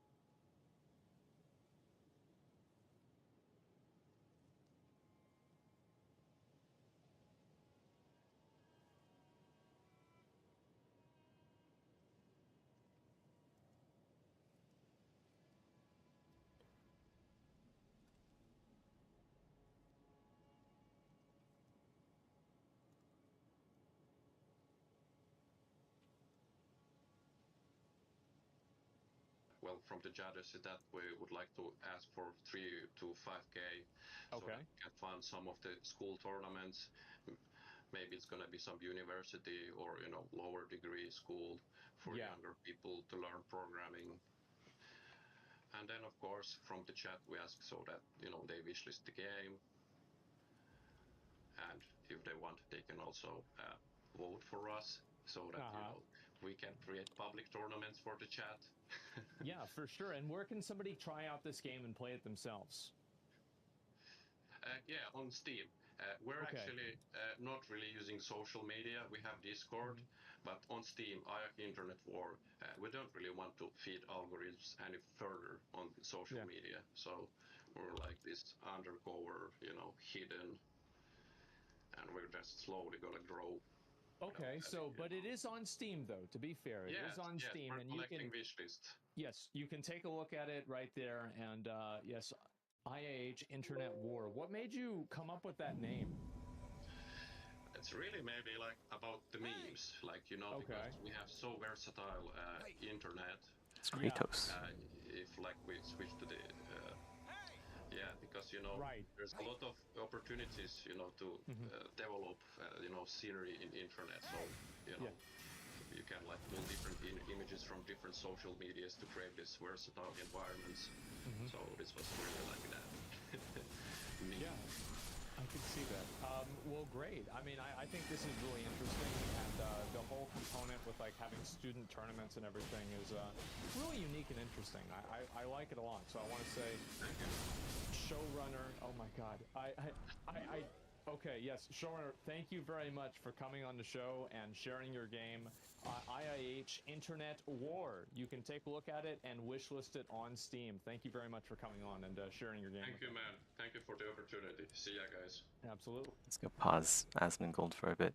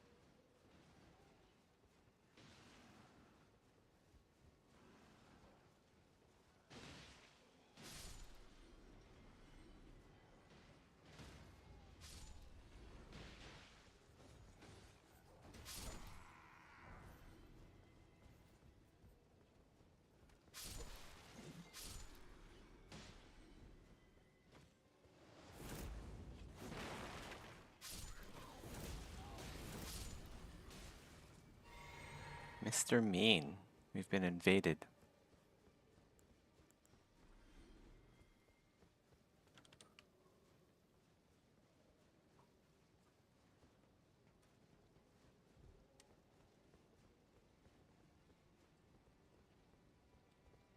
Question is, where? Where is he spawned in? Usually they spawn in front.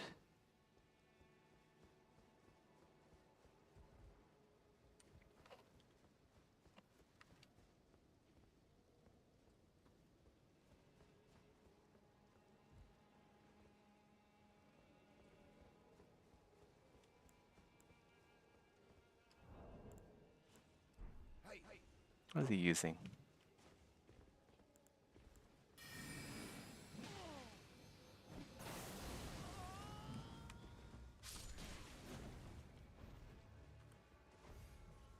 Got him.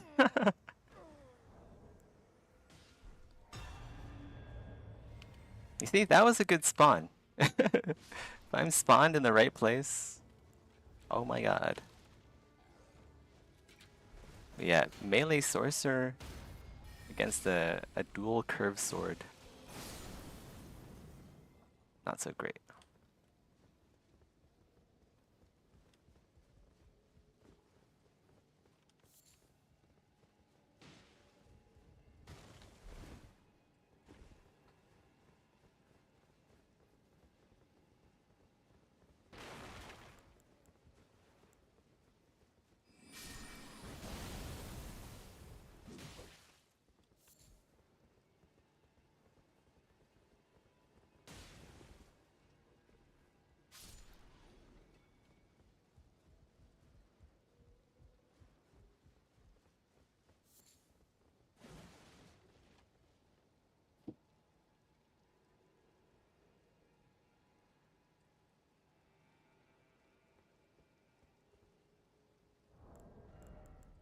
What if I should just wear like the talisman that makes me look like a host?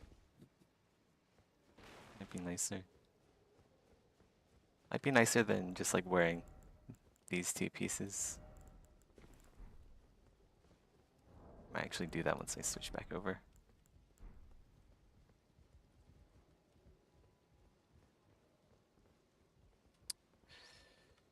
Can I go that way? It's a hole in the wall.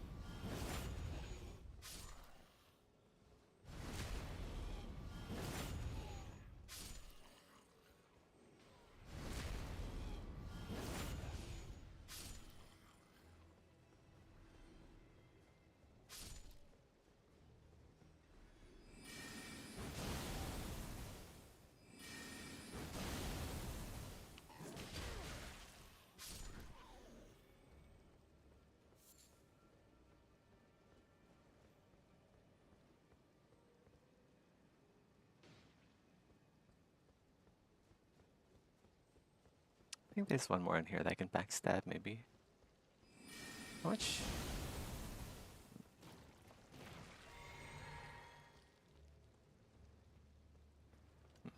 Might as well.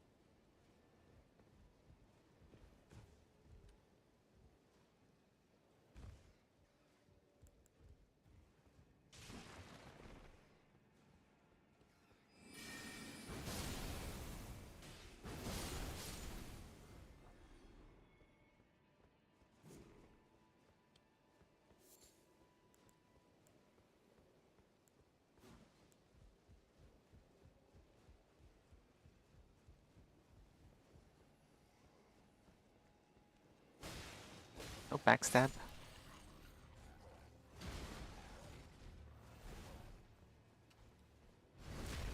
There we go.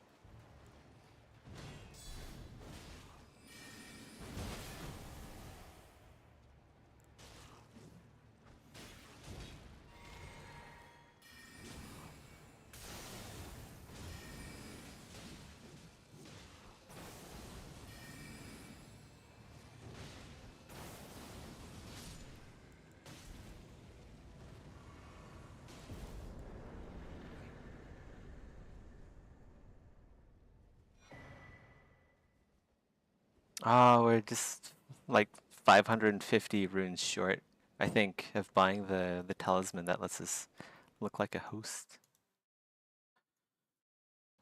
I think. Well, I think they're 5,000 per, right? Let's go check it out.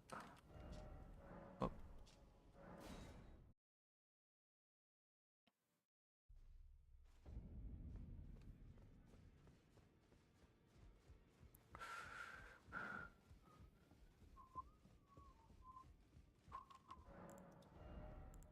Yeah, 5,000 each.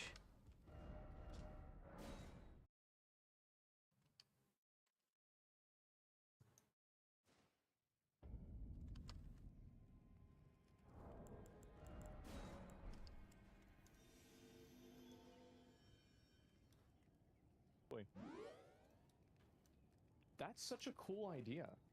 Like I'm really kind of surprised because like a lot of games, you know, it's like, oh, I can see this game came from that, this game came from that. This one is like, what the hell? Yeah, like what is this? It's What is this supposed to be? unique. It's really unique. Taking programming and RTS and combining them into one unified experience. Yeah. I would have never thought of that in a million years, and it makes complete sense.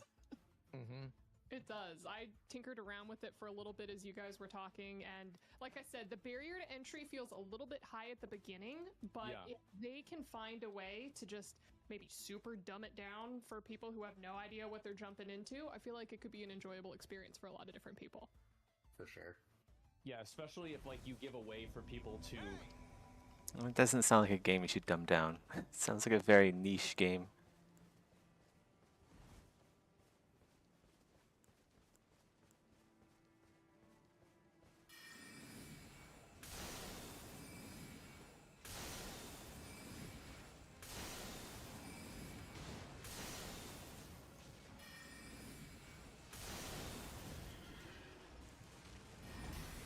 I wonder. I really should slot like Glintstone Shard for some of this.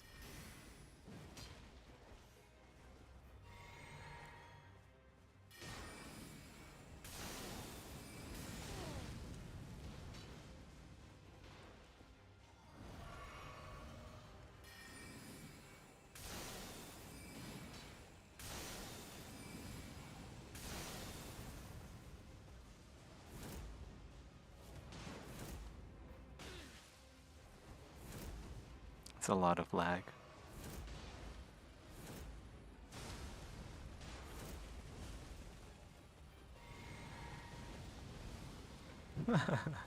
What the heck? Where's he going?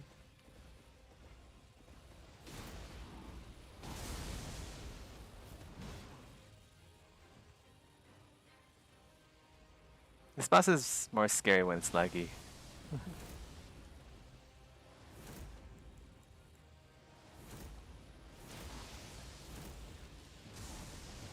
Whoa, what the fuck? Oh, the host is dead. Shit.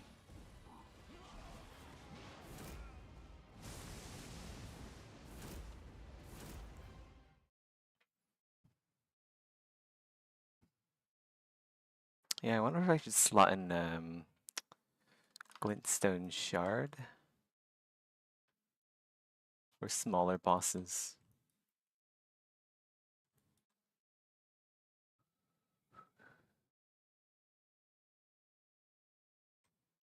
Kind of get eased into the programming of it, and I think that's really because like I feel like what this is something that I think a lot of RTSs kind of need in a way is that this is why I think RTS kind of fell off a lot is that there's so much like individual micromanagement that needs to happen inside of each match that unless you're at like 140 like actions per second or actions per minute, like you're just going to get outperformed and outcompeted by somebody who is. So like being able to have, I know like Stormgate that's like being made by Frost Giant, they're doing the same thing where they're trying to create like these use cases that are effectively like programming, you know, loops that happen, right? That like the units are like assigned to. So like just being able to take out the middle. I heard Stormgate is running into issues or something. That's very interesting. Trouble development or something like that. Agreed. And gentlemen, we do have 2 more games. And I'm kind of curious to see what this next one's going to be. We've gotten it, you know, like kind of all set up and everything like that. And I do want to say too, guys, we are going to be doing all of the investments and everything at the end of the show. This is response to feedback that we've received, and hopefully it's going to be a little bit better. This show is a work in progress just as much as a lot of these games that we're looking at are. So keep that in mind. I kind of want to play with Crystal Barrage actually. It's shit. It's actually a really bad spell, but look at that. That's so fun. It's like a assault rifle. I'm reading this right now. I can't We'll try this out. Apparently the damage is really bad, but we can try. In this unique multiplayer open world game.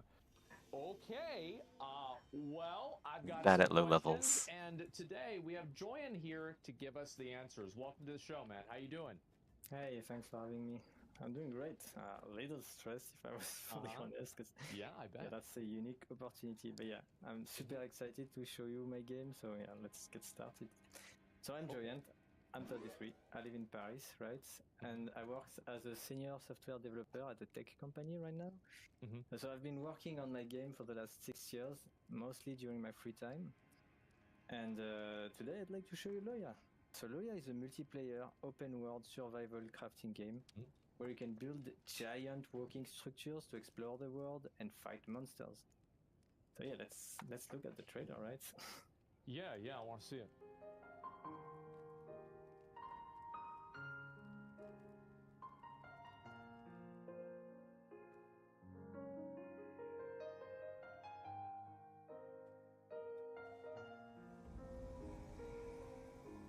Oh, Landell.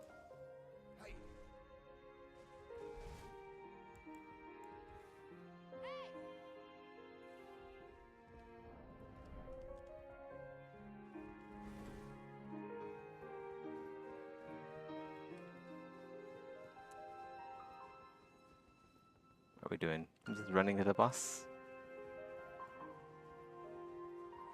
Running somewhere.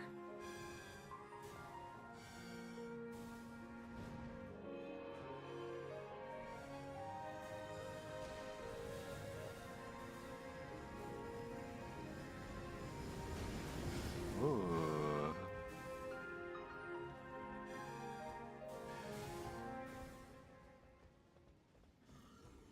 I'm gonna be honest, man. Like at the beginning, I was like, oh, "This is cool." It's got like this like weird, like high-tech version of like the old. I think it's like Baba Yaga that has the moving house that moves around, and so it's like, oh, that's kind of cool. And then there's a giant Where now? fucking dune sandworm. Do we run and past there's this a boss or do we golem kill it? boss that has like a whole health bar and everything. That's Okay, we're crazy. killing the boss. So, what's the scope of this game? So basically, I've put a bunch of mechanics in this game that I enjoy, right? And like I'm a big fan of Valheim, like definitely. I don't know if you see the relation here, but I was like, yeah, we probably need something more, right? So what if we mix like a bit of Zelda and a little bit of all the moving castle, because I'm a fan of Ghibli movies, so that's how I got the ideas. No critical. I thought I was gonna do the and critical. even a bit of World of Warcraft, right? Because there's dungeons as well. So yeah, there's a bunch of mechanics. we can talk about.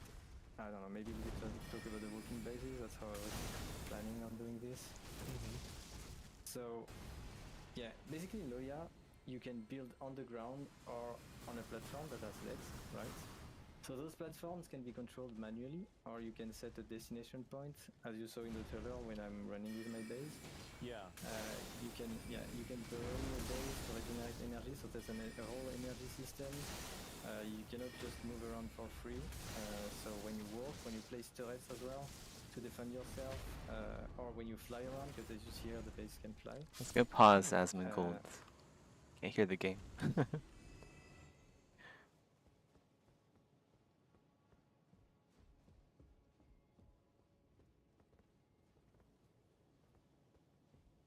Well, that's a lot of souls. We can go buy the host ring now, so we don't have to look orange all the time.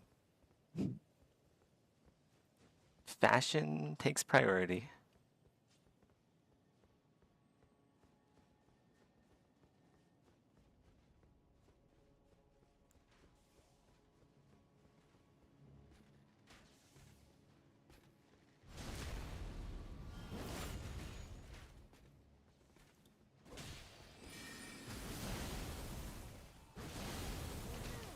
Ooh.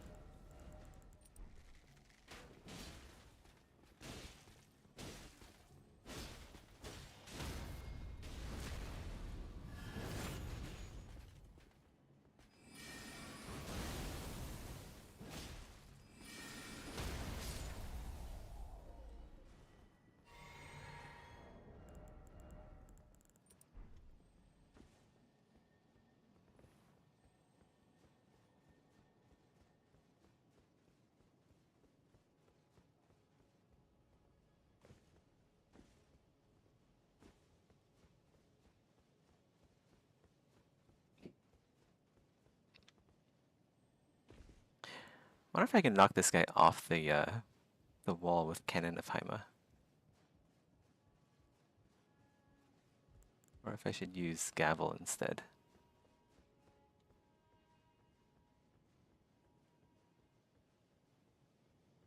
Guess I'll try Gavel. There we go.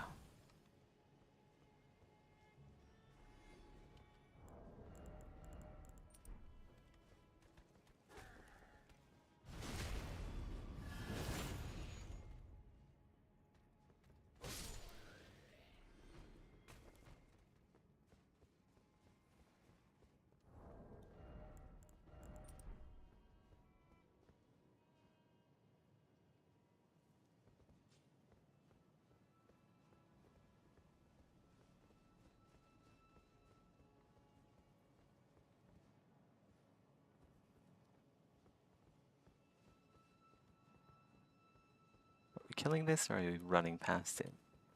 That's the question. I think we're just gonna run past it. Or kill it. We're either killing it or running past it. Oh my god. You had to go grab the seed.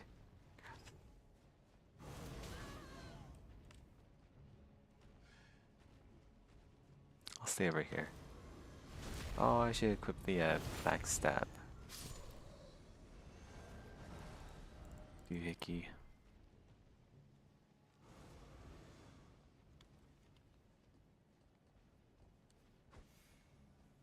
Ah.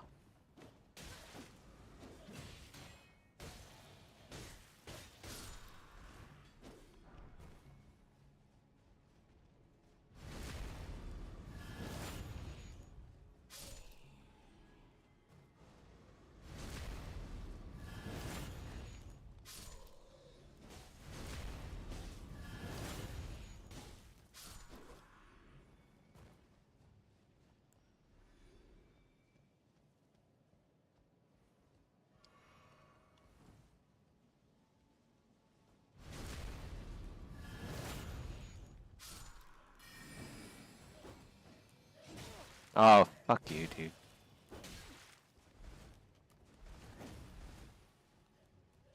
Okay, we're just running, I guess.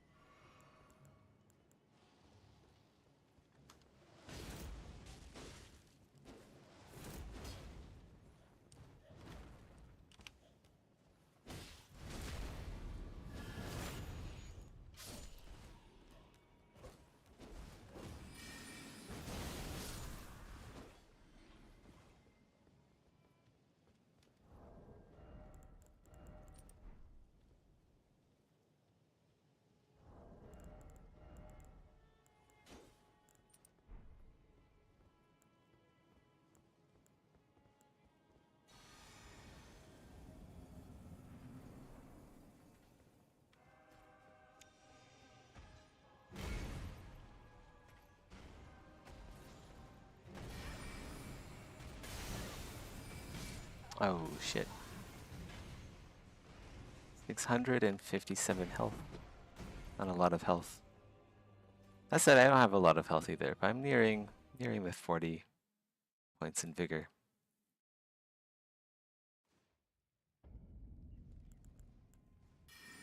I didn't get to use this. I probably shouldn't use this, by the way. It's just FP drain.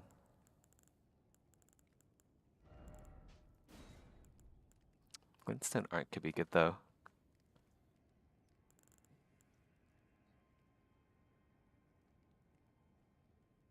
I kind of want to try Magic Downpour.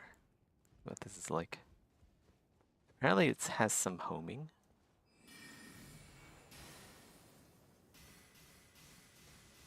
Kind of. I feel like it kind of sucks.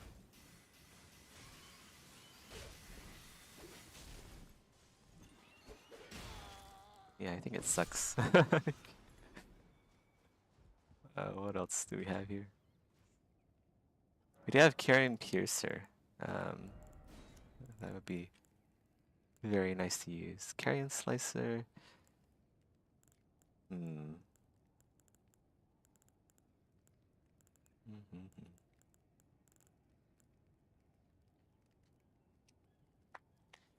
Star Shower, maybe. Star Shower would be good in PvP. Doesn't do a lot of damage, though. At least at low levels.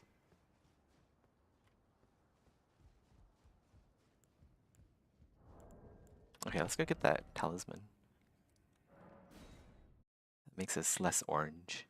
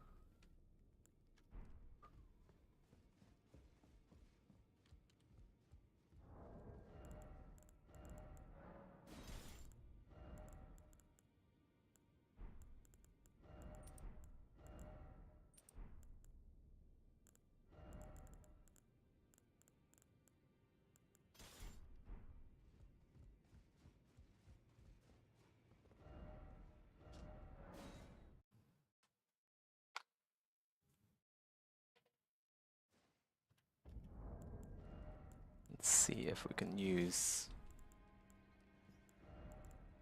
Okay, no we can't.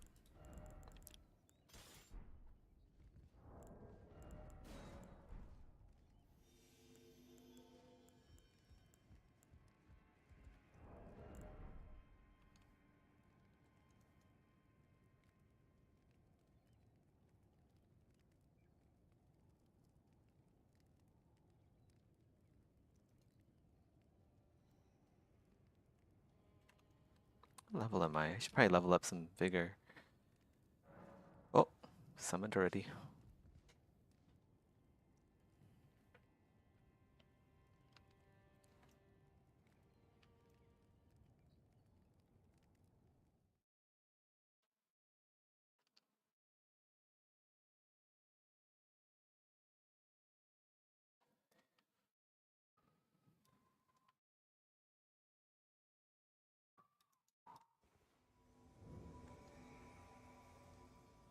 It's 0 again.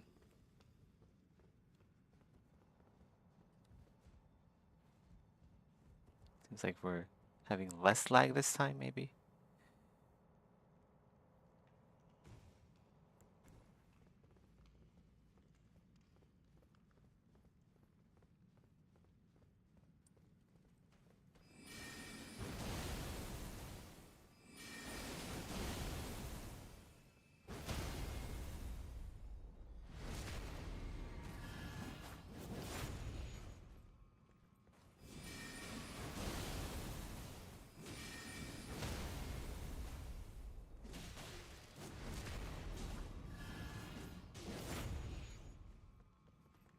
Whoa, what? Where'd he go?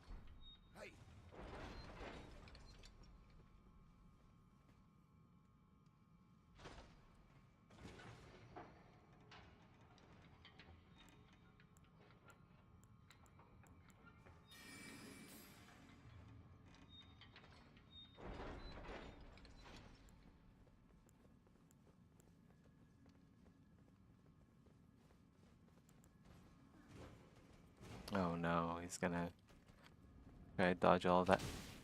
Oh. Nice. That was really nice. That's why you don't run past the fucking mob. Jesus. Good to start the fight down a flask. Wow. He doesn't have any HP either.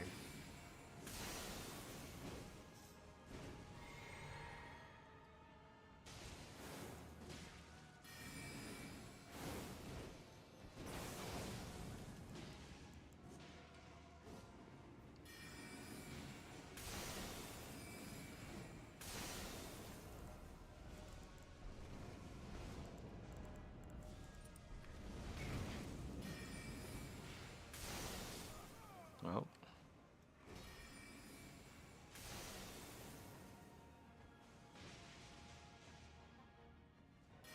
Oh.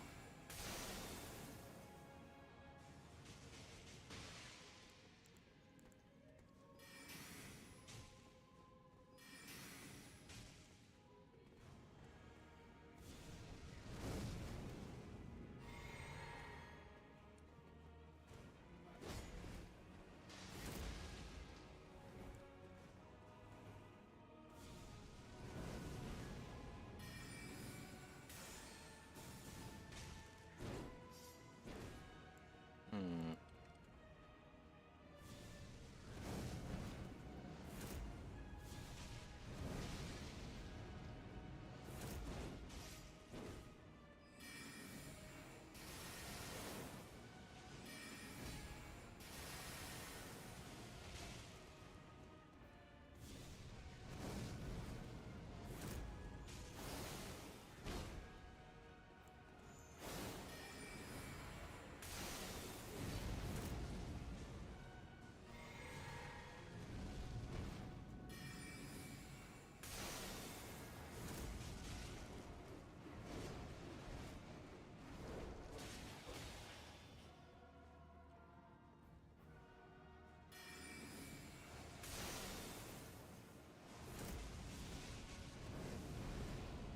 Oh, tricky. He's like looking at the host, but then he launched it at me.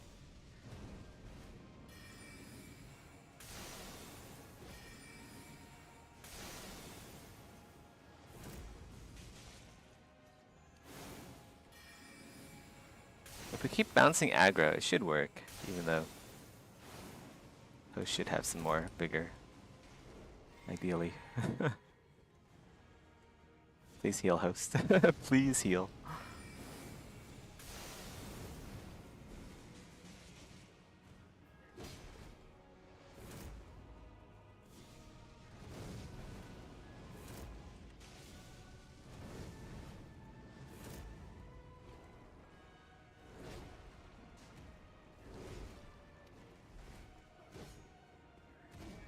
Oh shit. Wasn't expecting the third.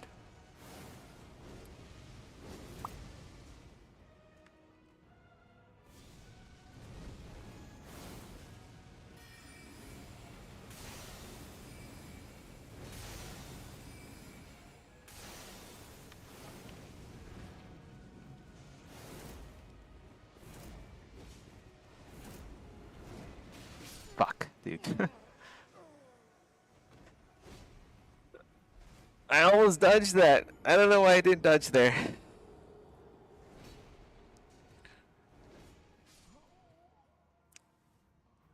Good attempt, though.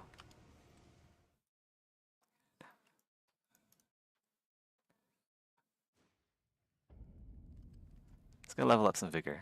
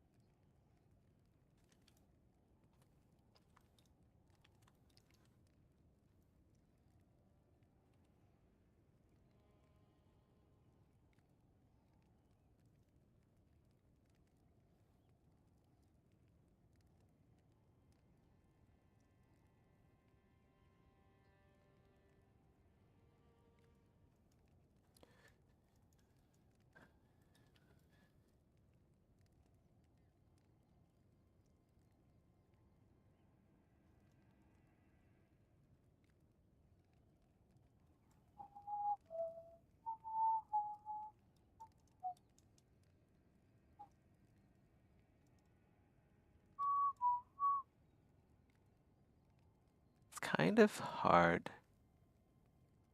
Maybe I decimated the mesh a bit too much. At least for the head.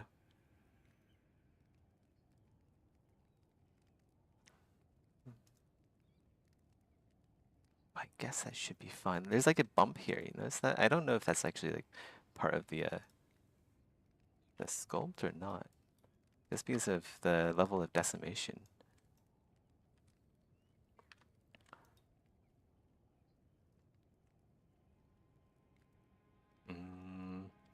What we can do here is duplicate this.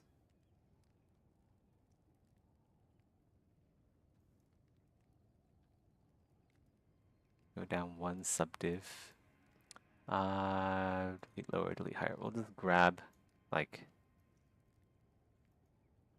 I don't know, maybe like this part here.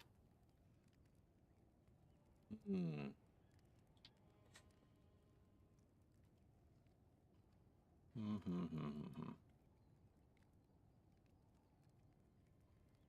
You know what? This should be fine. Forget it. We don't need to like be insanely accurate. The more important part really is making sure that the topology flow is good. Small bump here shouldn't matter too bad. Matter too much.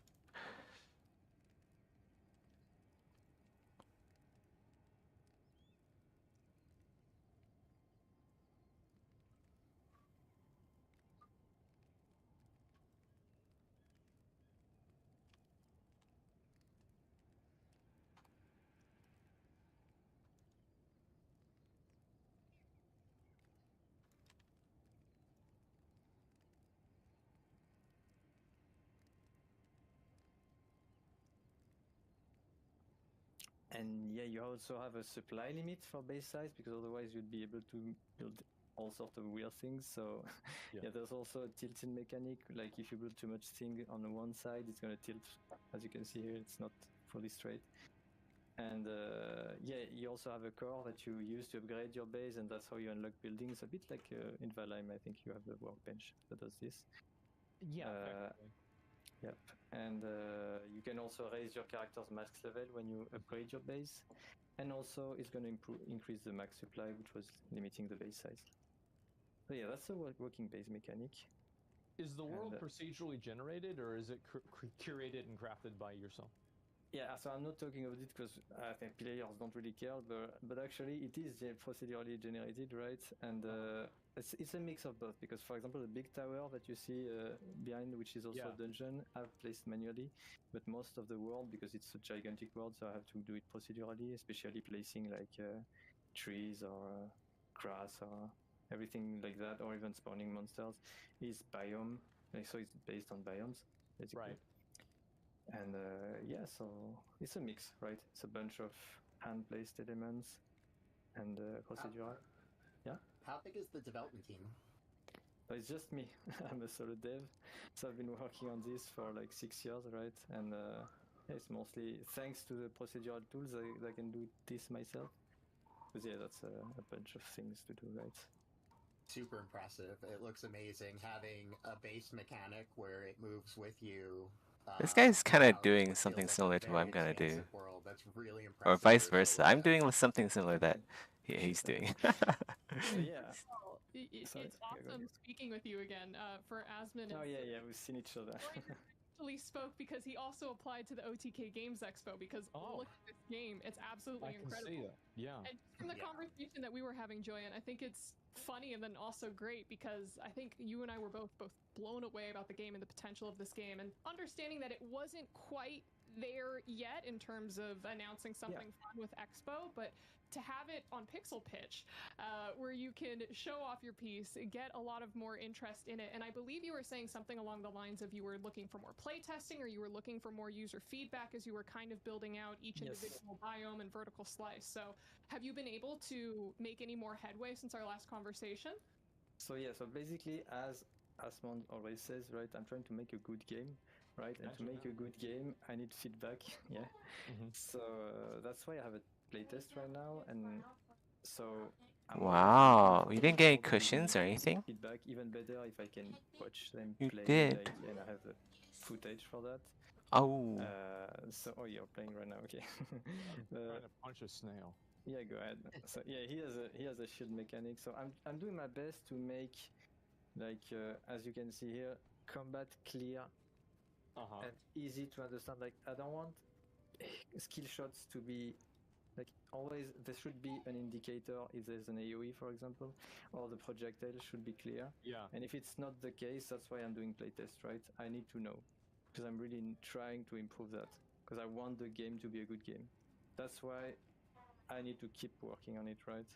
So if you don't like the control, if you don't like the feel of the game, like I'm really What? looking for feedback on this end as well. Okay. Yeah, I'm just trying to get up to a vantage point and take a look at the whole world. And yeah, there's the tower that you mentioned. I mean, you can. Right there. Okay, you can try to dokie. climb on the. It's a bit far, but you could try to climb on the towers. I put a hidden like jump, like you can jump from platform to platform to get on the top of it. I think in Final Fantasy they had this. Yeah, a lot of games have things like that. I know even like games like Only Up had like, you know, those secret little jumps that you can find. Good night. Springboards and everything. And so What? there's a big Oh. red guy down here at the bottom here. Is this a boss? Yeah, that's a mini boss. So you can fight him if you want. But Chacha ignored you.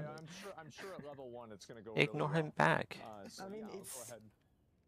Actually, that makes me think about the combat system. Like right now, most of the skills and combats, if you're really good, you can beat him. Like even if you like, if it's better if you have stuff, obviously, but you can try and beat him, right? Did the dodges iframe or no? Yeah, there's an iframe. Like I think it's 0.25 seconds. But you can try. Oh yeah, he's gonna dash at you first. Now he's gonna jump oh my around. god! Okay. Yeah. You can zoom out with the mouse scroll. I think maybe it's easier to see. Maybe. I see. It's little circle. Yep. So, I do kind of need like yeah, I want it to be clear, right? So this is I think that much we do like need some more of healing. I Backstab guess and you could say, healing. like skill-based game and to an extent. Oh my god, it's got a charge. Yeah, it's a mix of multiple factors, right? So there's the skill aspect, of course. But that's Okay. an easy boss, so you can beat him like that. But yeah, the other biomes have higher levels, and so you would struggle obviously. Oh, it got me. Damn. It'd be nice to have like So you see the recap as well. gauntlets. So I'm trying to like I want you to know why you died, right? That's really important. All I get are the So you clown already have a pants. death recap. So basically, this game, I feel like this game, a lot of the things that you're explaining are things that have frustrated you that other games didn't have. Is that accurate? Yeah, definitely. Yeah, I've been playing a bunch of various types of game. Like I play a lot of PvP games as well, like highly competitive, but also like I've played a lot of WoW as well. Yeah. So yeah, I've been trying to incorporate what I like from these games and what I don't like. I'm trying to not touch, right? But yeah, that's pretty much it. So Joanne, Yeah. with this game, I mean, clearly you're going to attract the survival game people. You're going to attract people who like open world games. I mean, you've already attracted Asmongold into your game. But in addition to that, with some of the base mechanics that you've kind of built in, especially with making your moving Oh, I base need to level very this up. Howl's Moving Forgot about that. Castle-esque, I do think that you're also going to attract a lot of, you know, your cozy style gamers, people who build their base, decorate it to the T, and travel the world. So how hard are you open to going into your decor kind of aspects of the game? I mean, I've already added, like, if you press tab as Mongol, you can see the list of things you can build, right? And so if you, there's a bunch of furnitures as well. A core, command unit. In the categories, there's a bunch of things here. So if you want to customize your base, and you don't know them all yet because they can be unlocked, right? Yeah. And so I'm definitely open to you customizing your base. That's the whole point, right? And so I want to add more things, of course, but yeah, there's so many things that I need to work on. Yeah, definitely that's the way I want this to go. Joanne, can you explain the multiplayer aspects of Loya? Like how do players interact, cooperate, or compete? So right now, Asmongold is in a local server. Even if he's playing solo, like you could join his game. Well, I don't know if we've set up this, but in theory, if you have a friend like on Steam, you can join him. And so everything is designed to be played multiplayer here. So you have a group system. You can group with your friends and just go and adventure together, right? That's the point. The dungeon system also adapts to the group size. So I'm not sure if I should do a system to adapt the boss's HP. Depending on the group size, that's still something I'm thinking about because there's pros and cons, right? I'm not 100%, like I'm thinking about it. But yeah, it's definitely very hard to balance that. You're right. Yeah, so I'm not sure, but we'll try. Like that's why I want to do playtests as well for this type of feedback, right?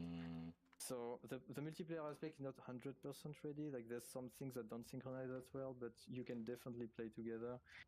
Maybe you're gonna struggle to see someone on a walking base because I still need to improve the sync a little bit. But yeah, other than that, I think it's no problem, right? You can go ahead. Yeah, so you created a crafting table. That's cool. So you see the tutorial, and now you can just use it. Yeah, I'm looking at Olivier's screen. But yeah, you can try. Wow, and yeah, she's actually playing the game. I'm just running around like an idiot. You can go ahead. You can try. Like I've put things there, so you can have fun with a little parkour, right? Well, I like this aspect. All the recipes. Yeah. So and also you can discover new like crafting combinations. Look at that. Just by trying a bit like in Minecraft. Like you can very just try nice. That's the point of the crafting table. Great. So I'm gonna go punch this snail and see if I get anything good. You see the shield in the snail, so I'm trying to make it clear that it's using its shield, right? Yeah, no, I like that. And there's like a little stamina bar of the shield, so you know what to expect. Yeah, exactly. Oh, cool. Okay. So yeah, we completely are off rail for the presentation, but that's okay. That's fine. Giant, who's your target audience for this game? I'm the target audience, right? Because I play this type of game, so I'm doing this for me first. I want to make a good game, right? And if people like this aspect, all the recipes. Yeah. So and also you can discover new like crafting combinations just by trying a bit like in Minecraft. Like you can just try items like that. That's the point of the crafting table. Great. So I'm gonna go punch this snail and see if I get anything good. You see the shield in the snail, so I'm trying to make it clear that it's using its shield, right? Yeah, no, I like that. And there's like a little stamina bar of the shield, so you know what to expect. Yeah, exactly. Oh, cool. Okay. So yeah, we completely are off rail for the presentation, but that's okay. That's fine. Giant, who's your target audience for this game? I'm the target audience, right? Because I You just answered that question. Man, people really don't listen to each other. Like the game, and I'm sure since I play games that other people like, I'm sure they're gonna like it too, right? So I would say like, people who play Valheim, people who like Palworld as well, this type of stuff, right? Yeah, this reminded me a lot of Palworld too. Yeah, by the way, there's a pet system. I don't know if we can switch to the video because that would be interesting to show as well. Because right now I've added pets to the game, and you can have like where you're going, Asmon. There's an egg, like there's an actual reward to get a pet if you manage to get to the top of the tower. If I get to the top, okay, I'm trying to do that. And so you can get pets in Loya by collecting eggs, right? Okay. And usually you get eggs by completing quests, or there are some drops from some bosses where you get quests when you get eggs as well. And every time your pet levels up, you're gonna be able to feed him. And so if you give him food, depending on the food type, he's gonna have a permanent boost, right? And it's a bit like Valheim or WoW. When you eat something, you get a buff, and it's a unique slot. So here the buff would be permanent for the pet. There we go. That looks a lot nicer than before. You can mount some pets as well. I think we saw it in the video. So you can ride them around. Can you have more than one pet at a time? For now, only one, because I'm not sure about the balance of this, and especially in dungeons, because my dungeons are very controlled. Like when you enter dungeons, you can only choose a specific amount of items that you can bring with you, and only specific types of items as well. So, oh, you're going pretty high, right? So far, yes. He's gonna make it. Oh, yeah, that's good. About that. But yeah, so that was the thing about the dungeon. Yeah, the types of items that you can bring with you. We have a video with the dungeons here, so you can bring eggs as well, or weapons, or consumables, and they all cost a specific amount of, like, I don't. It's not really money, but like it's just to limit you in the amount of items that you can bring with you. So if you bring a pet with you in a dungeon, for example, you're gonna have less consumables or anything else, right? I think it's that's the whole point. in a different way. Exactly. Okay. I think balance is really important. As you see in the video here, I'm just choosing a specific amount of items, and then I'm in the dungeon. So yeah, Okay, there's another mechanic I think which is related to the walking bases and is related to when you explore the world, which is I think very relevant here. Is that sometimes the monsters will attack your base, right? And when they like do, a raid, yeah. Exactly, it's a raid. That's what you see in the video here. So there's going to be a bunch of monsters that will attack your base, or bosses. Like sometimes it's a big bosses, like the big snail. Wow. And so you have to build defenses in your base to kind of adapt to the different types of waves that will attack you. I mean, you don't he's have getting to fucked up, man. Yeah, he's done. I've put too many towers, but yeah, you can even move around with your base, like, and have turrets just like this example. And so yeah, the idea is that the raids are also controlled and balanced related to where you should be in the game, so they really are triggered when you complete the tutorial, for example, or when you walk It's gonna be something specific. like this. And there's also an interesting mechanic that I think I didn't put in the presentation, but I think it's really important. It's like when you lose your base and it's destroyed, you can save it before. This way you can restore it.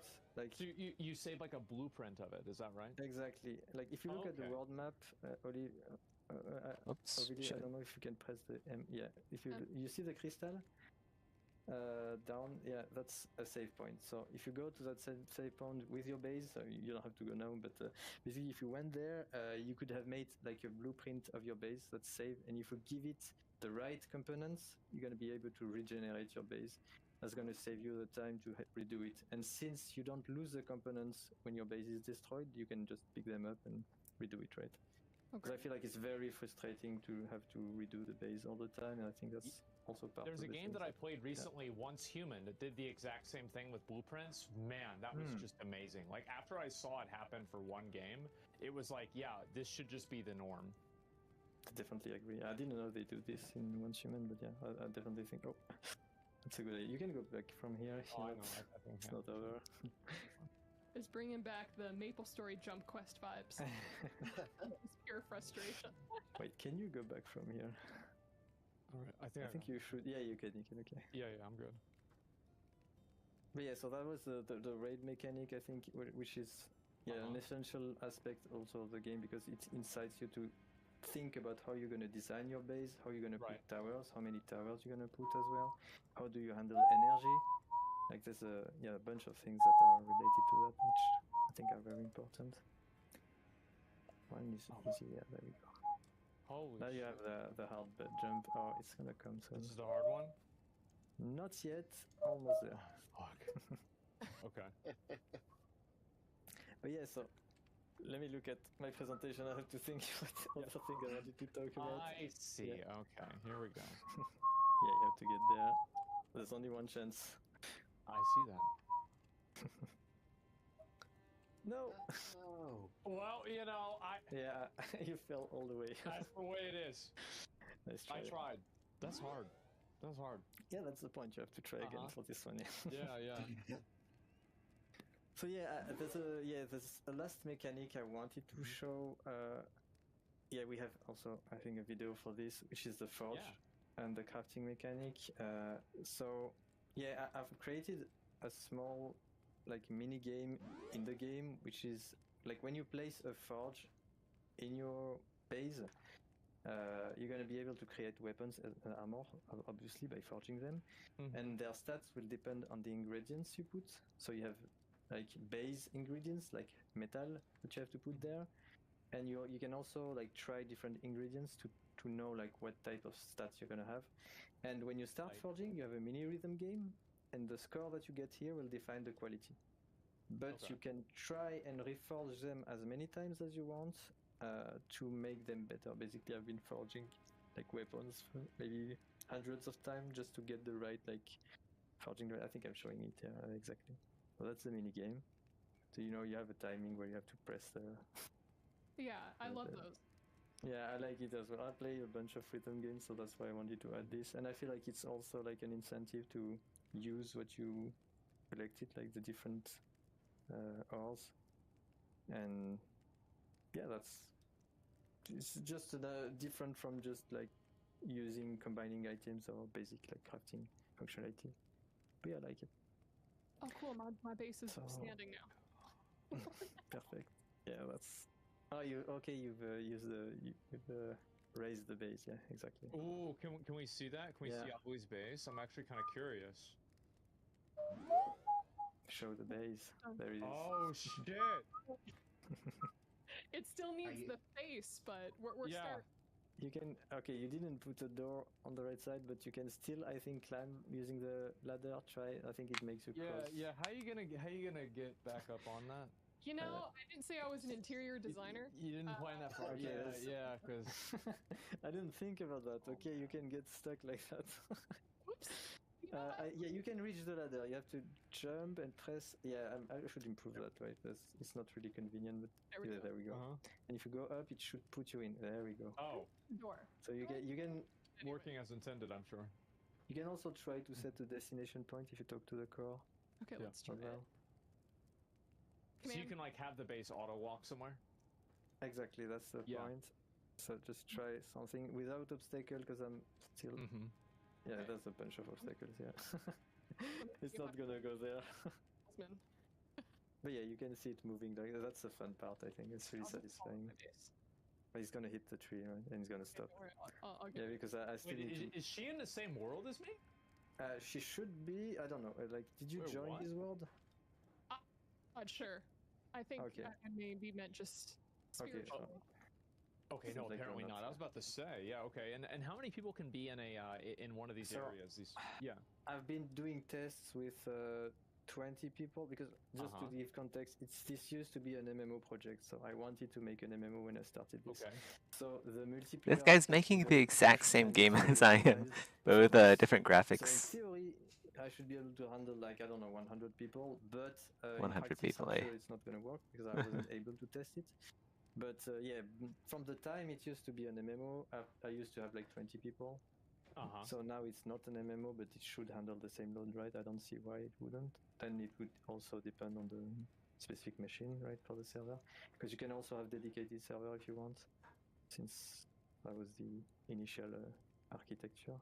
Yeah, no, that makes a lot of sense. I think that Pow World has something that's similar to that as well, so I'm kind of used to it. Yeah, no, this is interesting. I feel like this vibe of games, That's like crazy. everybody, What are the odds? one of these games comes out, What are the it's good, chances of someone making like the out. same game? Something Well, not like exactly the solo, same game. and this is I taking feel like about my 6 years. game's gonna How have close better are you to art. finishing?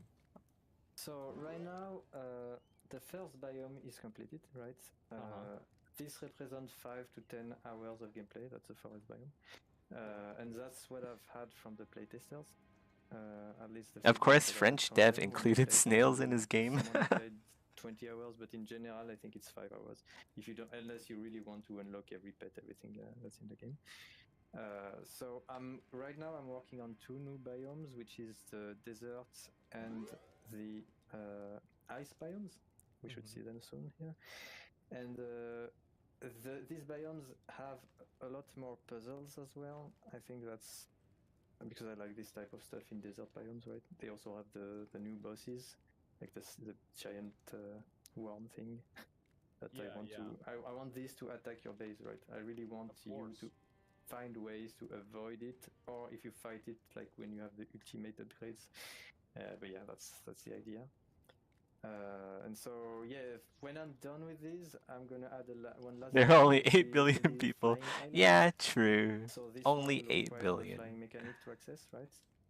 And So are these biomes going to be connected? Because I feel like yes. Oh, okay, so they're all interconnected into Yeah, one it's open world. It's Okay, one awesome. world. Yeah. You already have access to them. It's just I didn't complete the quest in there, and I'm missing some monsters. But yeah, it's definitely directly accessible. And yeah, so because right now every system His is game going looks a well. little bit like Fortnite, though. I'm It has not Fortnite like graphics. It grinding doesn't that have much. I'm more like like what adding I'm making. content, so I'm going way faster. So I It believe doesn't that have this quintuple will A be graphics. like the ice and desert biome should take me like maybe 3 months. I should And I then should name hopefully my in 6 graphics months, as the whole thing should quintuple be ready. nipple. Don't take my Quintuple word for it, nipple I could be wrong, graphics but because that's it the plan, rhymes, right? and because there's yeah, I'm planning nudity. to have like 50 to 100 hours of gameplay for the early access version. Yeah, that's the goal.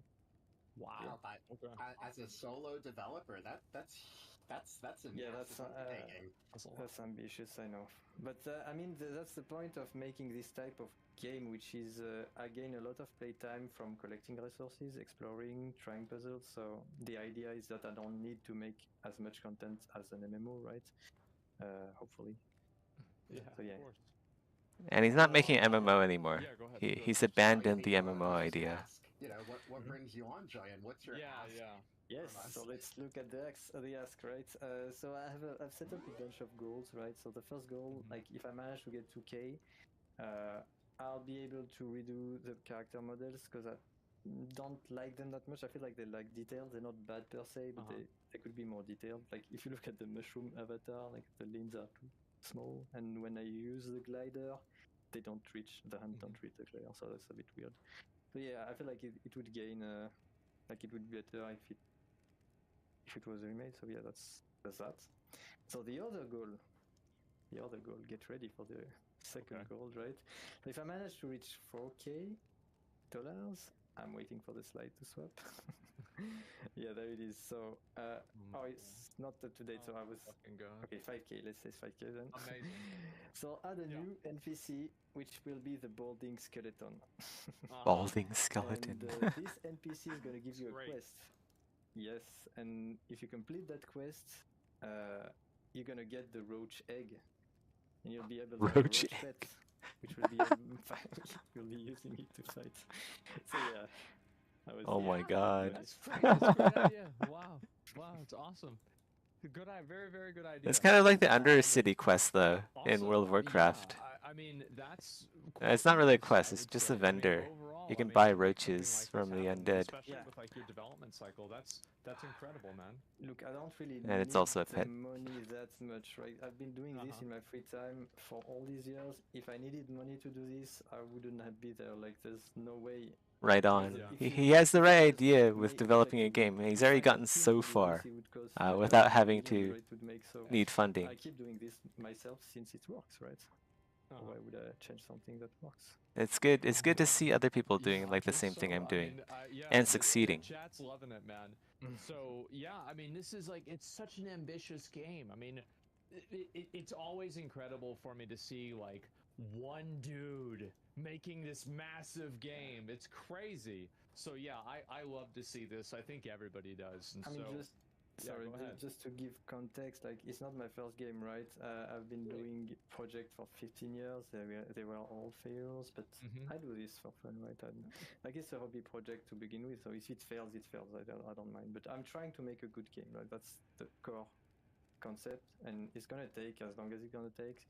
I hope it will take 6 months, but yeah, we'll keep working on it until it's ready. Well, hell yeah. I hope it takes 6 months. That reminds me of the Steam page for Xanima. We need to update that still. So they can, but I'm not giving access to everyone because I need to control who does what as much as possible. But if you want to try and get access, so you can get to the Steam page, and you can register for the playtest. And I'm gonna add people slowly, so. Maybe not everyone's going to be able to try, but with time, more and more people will be able to try. Until I have a public demo that's also available, this one everyone will be able to try. Let's see. Here. I need the feedback, definitely. But knock these things out first. It would just like since the game is not in its final stage, I feel like I still want to improve it before I give it. That's also smart. Like too much feedback. That's the idea. Yeah, no, that makes sense. You want to have targeted feedback around It's a couple just of too different much. things instead of like, the thing that everybody knows is wrong, so you don't get like 1,000 messages about the same thing that you know already. Yeah, I exactly. totally understand that. Then again, guys, the game is Loya. It is on Steam. And holy shit, man. Developed this entire thing solo. It's even got like a whole day and night cycle. I'm just like looking at it right now. Like the sun's going down. Day and Is there night any, like, cycle is difference easy in to do. gameplay for day It's and like night? trivial. So Oh. there's a bunch Compared of to like collectibles the that mech building only system. are like you can only get them at night, like the glowing lily. It's a plant that is gonna be able to. Like Be Unreal collected Engine more, comes with a pre-built once a day-night month system that already, only so spawn at night. Because that's the point. Like since you don't see that much, I want you to interact with that with torches. But it's gonna be very dark soon. Like if you wait, you wait a little. Okay. Yeah, I'm curious to see. So yeah, that's the idea. Is like the interaction is a bit different at night. And yeah, I'm not done with it. I think I could do more, but definitely there will be some specific things that you only get at night, right? Okay, that's let's save it. We interesting. haven't saved in a while. I'm really excited to see where this Let's goes. save as I a am. new And, save I want to as. say thank you so much for coming on and sharing your game. I think chat's loved it. I've enjoyed it a lot. I think everybody else has too a bit. And so, Joylin, thank you very much, man. Thank you so much. I mean, I've been. He's been making his game for 6 years, and it only has Fortnite graphics. Your realistic graphics are gonna take like double of that. Not true. Absolutely, man. Yeah. Like Thanks a lot for coming on. And man, he's not a 3D guy- modeler of one guy makes that game. 11 years. Oh my god. I feel like this is yes, that is nuts, man. Like whenever I think about that, I'm like, okay, this is like, how's it even possible? Especially whenever, like there'll be I don't know, like there'll be a AAA gaming studio and it's like, hey, yeah, this thing's been broken for 6 months. Gotta fix it in 6 months. It's like, come on. I mean, that long. We know that there is a level of diminishing returns when it comes to people power on a game, right? Like, no hate AAA. It's, I was in it for many years, but you get to a certain point, and the more development power you're putting towards the game, the less impactful you are towards having a quality product. Yeah, I've heard about that. And I think that's, very, very well evidenced in many games nowadays. Yeah, if you think about games like Undertale, Stardew Valley, games where there's only like 1 or 2 people who are actually working on the game, you could really see that individual dev's creative voice come out to full power. We're usually, when working with either a greater team, like you said, a AAA studio, or maybe even just a larger publisher, there's a lot more voices, almost like a committee of, well, we don't want to do that to make a deadline, or, well, we don't really like that specific art style. We don't think it, trends well with social media right now. So being able Too many to cooks in the solo dev kitchen. and take it all into your own hands, I mean, I feel like it pays off at the end of the day. Oh, big time. It's even just having devs that'll end up working on the same thing at the same time, and neither are doing it effectively because of a communication breakdown. I mean, I want to call out, of course, Lightbox Games, the publisher of the developer of Rumble Club, publisher Mad Mushroom. It's crazy how fast they make changes. They're It's ridiculously fast. They'll literally, like, we'll be watching a stream, they'll see something happen, and they've changed it by the time the stream is done, and I'm like, how? I just don't get it. But They don't get it because people are too used to shitty games. You haven't played yet? Play Rumble Club. Yeah, there it is. Yeah, we've had over 200,000, by the way, registrations and accounts playing Rumble Club. We actually just went over the numbers last night, which, like, I was thinking, oh man, we just went over 100K, and then, like, Sibs, you were showing me that stuff yesterday. I was like, what? Oh my god. Yeah, so it's been popping off. And again, we want all the feedback that you can give for the game too, because as we just said, the developers, I'm pretty sure the crab mode that we have, like, that wasn't even planned at the beginning. That might have been the mode that they were just like, oh yeah, we can make a new mode, sure, okay. Yeah, and then that they just made got a new mode thrown again. in. Yeah, it was literally thrown in weeks before worldwide launch. I can tell you, in my 20 years in this game industry, again, only 29, I've never seen anything like that. It's crazy, and I feel like there's so many more studios that are going to be trending towards that smaller and leaner size. I mean, it's like, you know, you get to the point where like a lot of these games get like, instead of too big to fail, too big to succeed. And it's like, how do you move a Titanic whenever, you know, you're competing against people in canoes and Viking longboats and jet skis, right? I mean, it's very, very hard to do. For sure. Yeah, I mean, and we also have, gentlemen, we have one final game, and I want to make sure I have everything ready and set up in order to do this. But I want to say, everybody, thank you very much for watching and being part of this. I feel like I actually really like doing the show. This show has been really, really cool for me to see, and I want to say thank you guys, and you know, hopefully, you know, we'll be able to change things and keep making it better as well. So the fifth game, very relevant to at least my audience, is going to be a Souls-like roguelite. Souls-like roguelike, called Exanima. Called Rogue Blight, and we've got Conrad coming in from the Rogue Blight Conrax. team, and we're going to take a look at the game. Conrad, how you doing, man? Hello, thank you so much for having me on the show. I'm super excited to talk to you guys about Roguelite. Yeah. So, just a little bit about the team first. So, I'm Conrad. I also go by Code Rad, which is just a play on my name. I'm a main developer behind Roguelite. I actually work full-time as a software engineer, but my passion has been always making games. So, basically, any free time I've had, I've been working on this game, and it's definitely a passion project for me.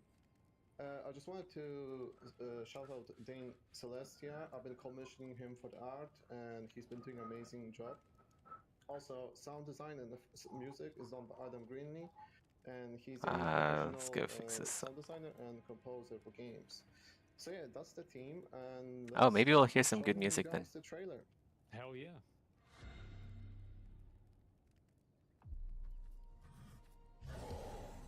At least better sound. You've fought countless battles. The French dude is a senior software developer. Across this cursed land. Well, I'm a senior artist.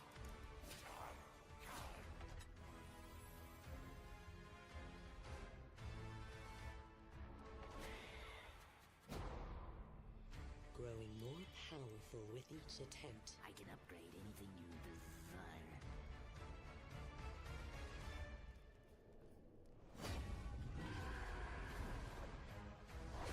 Will you defy fate?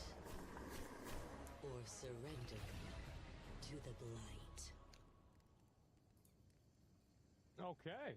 So you've got like actual bosses and everything built into the game, and you apparently get more powerful as you fight the bosses, and then eventually, hopefully, you're able to beat them. Is that about right? Yeah, that's right. So, Roguelite is a 2D Souls-like roguelite game with main focus on 1v1 combat. So we pretty much took existing systems. Wait, senior programmer means they're pretty good? Imagine something like Slay the Spire map. I thought senior just means they're old. What the fuck? But with Dark Souls 2D combat. So you progress through Have I this been map, lied you go to into these all this different time? modes, and you try to find the best path possible for your current situation. In the story mode, there will be total 3 maps with unique backgrounds that you and enemies that you have to traverse through.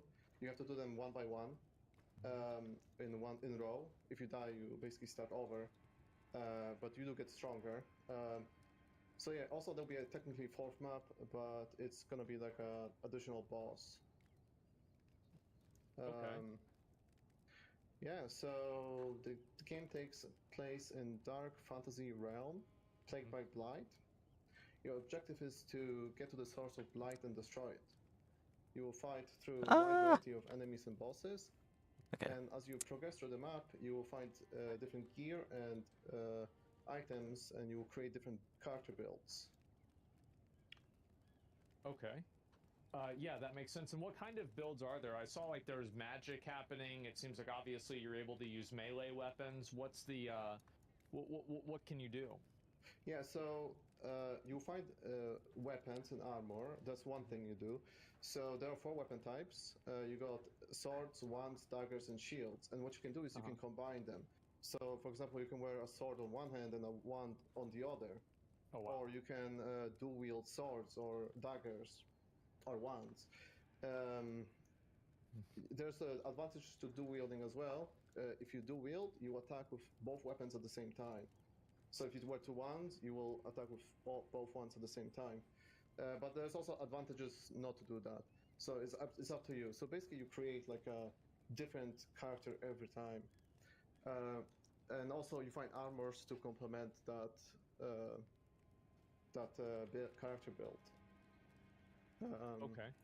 So the yeah. armor is set specifically on what build you're trying to do, or you might get thrown armor from different builds. So there are attributes. So you have strength, dexterity, and intelligence, and the weapons scale based on those. So one skill on intelligence, swords on strength, and daggers on dexterity. So you want to find like mage gear for if you're using wands, for example. There's also unique. I know, Rusty. I was making a joke. Effects, but yeah, that's. But usually want to match the attributes to the weapons. Conrad, it's great to see you again. Full transparency to the rest of the panel. Mad Mushroom is talking with Conrad, and Roguelite is up for consideration. So, chat, if you have any thoughts, let us know. We want to know. Yeah, for real. But, you know, I'm, of course, a huge fan of this game and would love to know what sets Roguelite apart from other games What? in the Souls Sex roguelite? genre. Yeah, sure. So I think the character builds are the biggest thing. Yeah, you see, like right here, Moto is breaking. The symmetry isn't perfect on Moto. It's just like whatever, I guess. It's like completely fucked here. What's up with that? Is status effects as well. So there are status effects. I'm just gonna delete half of the model then, because there's no point in for 3 seconds, and having symmetry. Status effects on bosses, just like on normal enemies as well. And as you can see, a shield actually has a skill called that reflects damage back to the enemy and applies freeze. So it's like a parry? Yeah, exactly. This is okay. sort of a parry. All right. It's a little bit different because it reflects damage and applies freeze, but there's also a parry shield. You can make a parry build as well, for example. There's a parry shield, there's parry dagger, and yeah, there's also. We'll get to that actually. So the way status effects work, I probably should mention, is let's say weapon applies 10% freeze. You need to hit enemy 10 times to apply the freeze. So it's not instant. So you see, you build it up exactly. So it's not like instant like here. I already built it up before the gift started. So another thing is blessings. This looks like a bad game. You find these things called blessings. Sorry, but it that does. modify your character. And I just wanted to show those 3 blessings here that I think would work pretty And well. he hasn't come prepared to this show that Asmongold is hosting. Run specifically, and then in the next run you get new blessings. Yeah. So blessings are reset when you die. Okay, got it. And weapons as well. Sleepy Paladin. Oh, Skimpy. It is Skimpy. Whoa!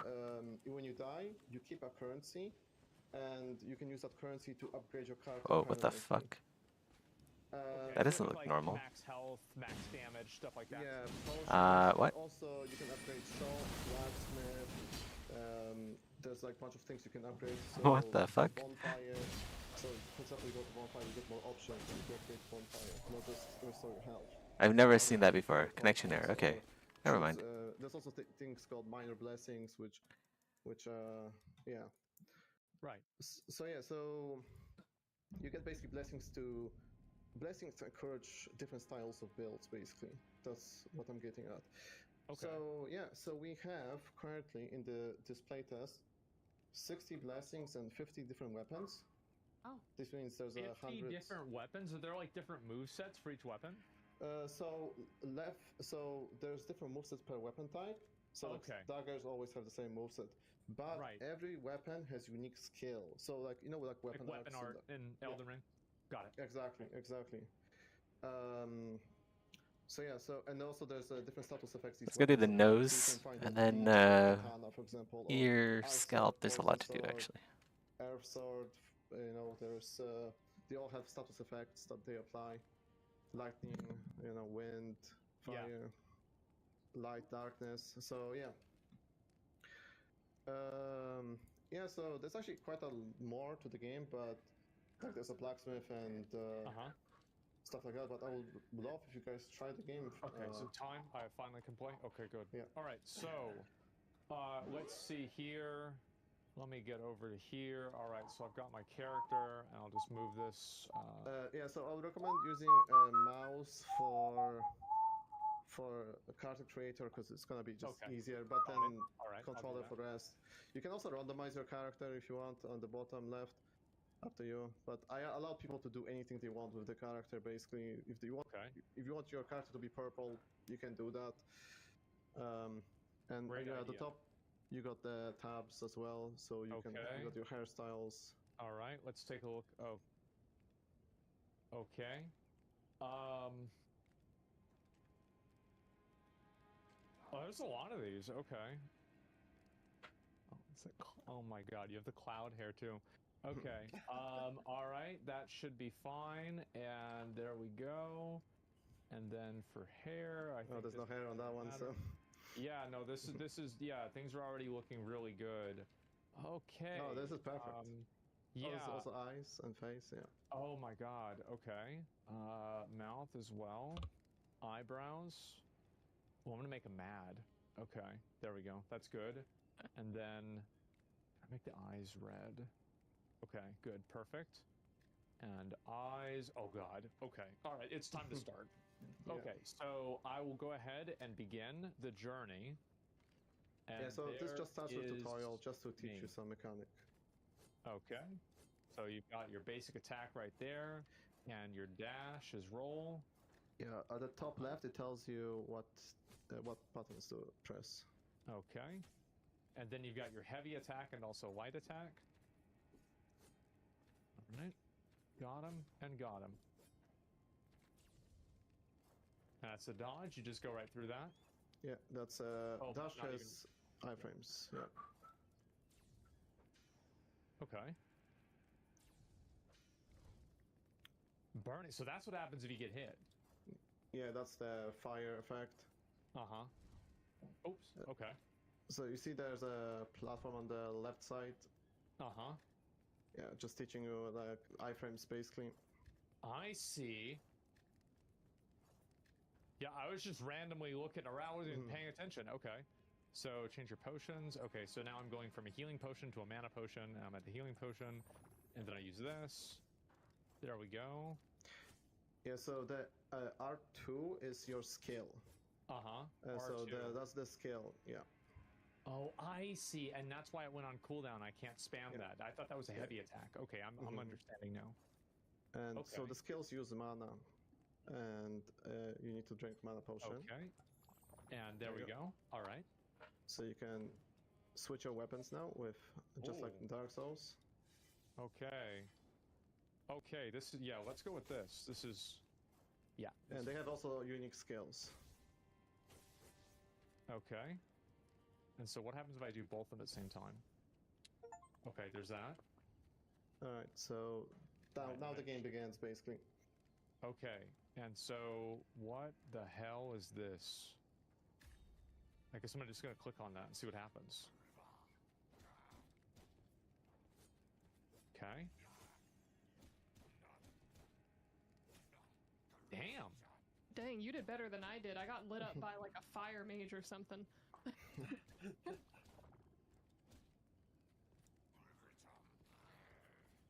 Okay.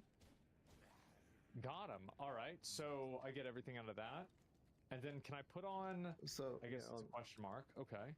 So on in the map system, where the map is, you can change your gear. Yeah. See, there's a little bag on the left. Let's do that. Yeah, okay. Oh, it doesn't show you anymore what's new. Okay, and so I put these on. Yeah, you got a pairing dagger, I think. Oh, did I? I did. Okay, parrying dagger. All right, and so that should be good. And now I can go ahead and I guess I have to fight one of these bosses, maybe. I see. Okay, I get it.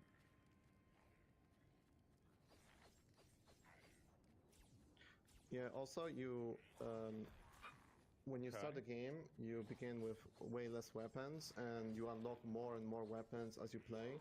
So you see you have your character level at the top left, level 1.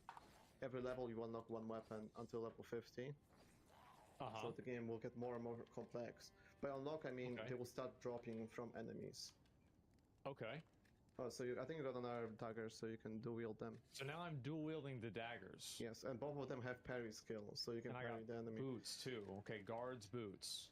And so this gear again is like I don't keep this gear per run.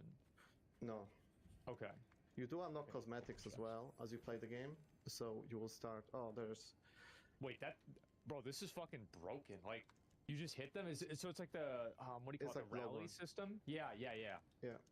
Okay. It depends. It's broken versus certain enemies. Okay. Let's go maximum stamina. And then this bonfire here. Yeah, so at the moment you can only restore health at the bonfire, but if you upgrade bonfire, do you see there's this mushroom sign on the left? Oh, potion seller, yeah. Choose to upgrade, choose additional potion. Okay, I'd want to get another health potion. Okay, so you got normal enemy, and then you have a boss. Yeah, then it's the boss, right? Okay. Okay. Ooh. Okay. I feel like something is off here. It's like one more poly or something right here. Okay, I don't know. Or really something. Jesus.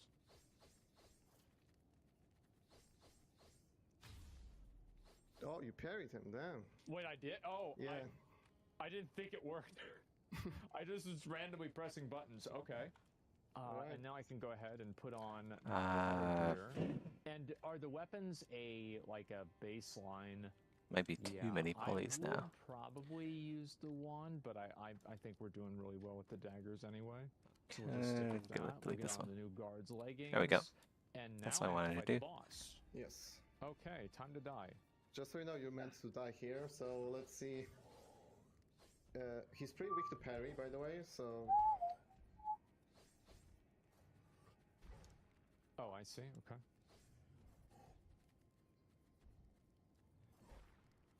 Oh, I thought it was around that. Oh, wow, nice. Oh, I see, okay. Shattered, what does shattered mean? It means he always deal critical damage if he hits you now. Okay. That's Earth element. Oh. Ooh, I messed up.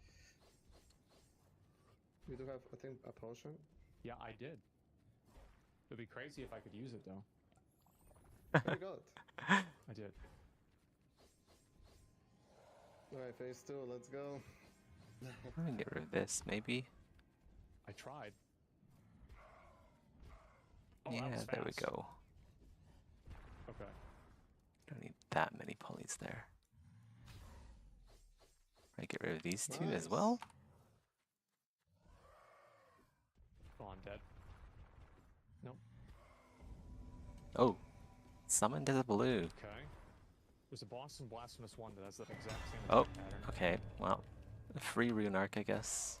Oh. Almost. Okay. Yeah, I could beat that. Yeah, that's not too bad. Yeah, that's actually a really good attempt. So now you It see... would have been better if I beat it, but yeah, you're right.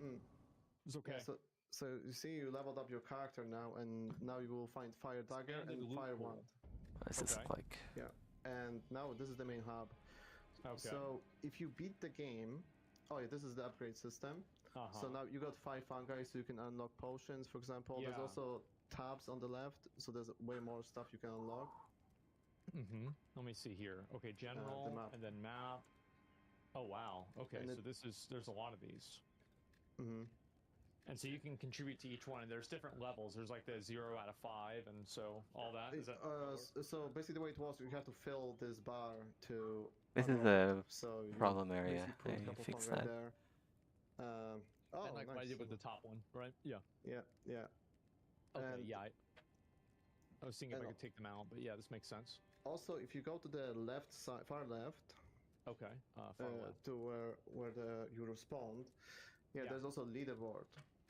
Okay. So you know if you beat the game, you unlock New Game Plus. Okay. And there's a leaderboard for New Game Plus. The difficulty There we goes go. up infinitely. So the highest one so far is New Game Plus 60. You see at the top? I do. I see that. And so it just keeps scaling up and up and Yeah, up. forever. Wow. And okay. yeah, so far from like 40 playtesters, and this is the cosmetics you unlock as you play the game.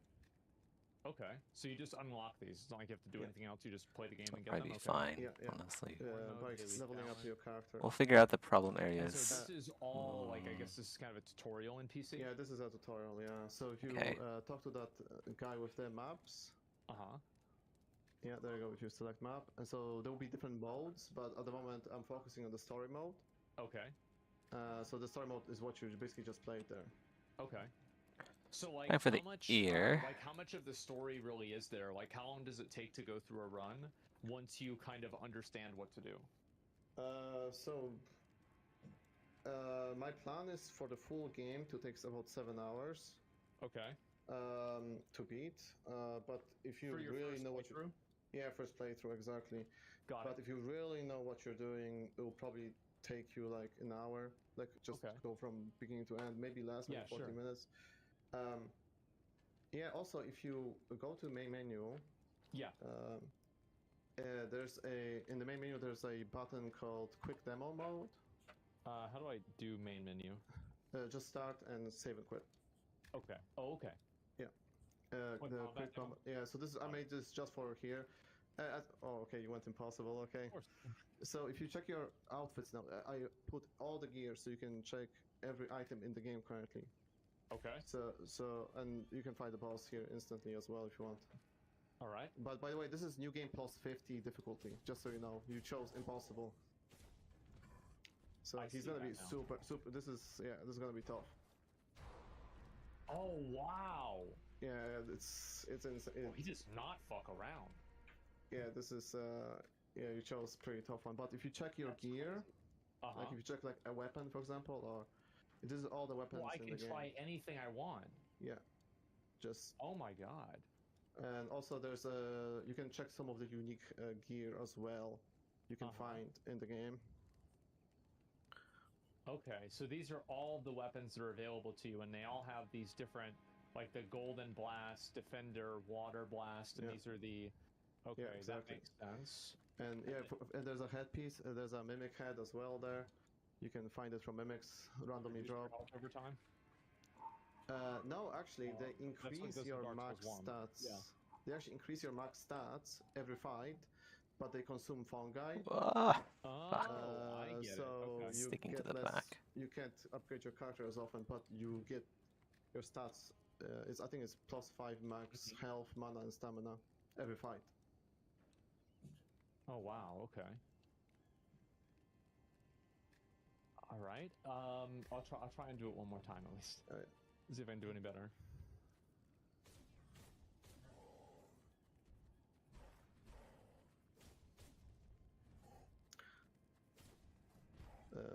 Yeah. I thought it was gonna do. I thought he was gonna do the jump. Yeah, he didn't. He didn't know something. Yeah. This is you chose literally the hardest difficulty. So let me see. So if I abandon this run, I'll go for the easier one. Let's just go it on. So easy is the one basically you did earlier. Okay. Yeah. Yeah. So currently in this demo there are 4 bosses, and there's 2 maps finished. He shouldn't say, yeah, you chose like a really hard one. He should say, yeah, Asman, you really got your ass kicked there. You can like burn enemy easier as well. Okay. Maybe you should get good, Scrub. Oh, he didn't like that. Yeah. Also, I forgot to mention, you know your dash, right? You can use your dash off cooldown even in air. It's like So you obvious. jump and dash. The developer is like You he's. also use all your weapons It's so obvious he wants Asman to choose So the then, like, the lower dash, difficulty. skill, jump, like and use another skill. It's like, Something please like choose that, the lower and difficulty. A lot of combos like that. That was fast. Oh, you got this. Yeah. Okay. Hey, Rogat, how's it going? Oops. I'm watching Asmongold. Okay, we actually killed him. Wow. Gorilla He's Titles. showcasing like a bunch of Nice. indie devs and like the games they're making. There's an So, interesting one. There's like a That's French why I wanted- developer yeah, who's see, I wanna see making what happens. a very this similar game final boss to of what I'm the- making. of the forest map at the top. But it has So like you Fortnite enter to the graphics. southern forest, you got 2 bosses. And it used to be an MMO, but he decided against. don't have a voice acting yet, though. He decided to not turn the game into So an Sans, Go MMO. ahead and provide the voice lines. Yeah. I will fight you. I'm burning. Okay, so I can't even go over there. There's probably a poison on the ground, right? Yep. Oh.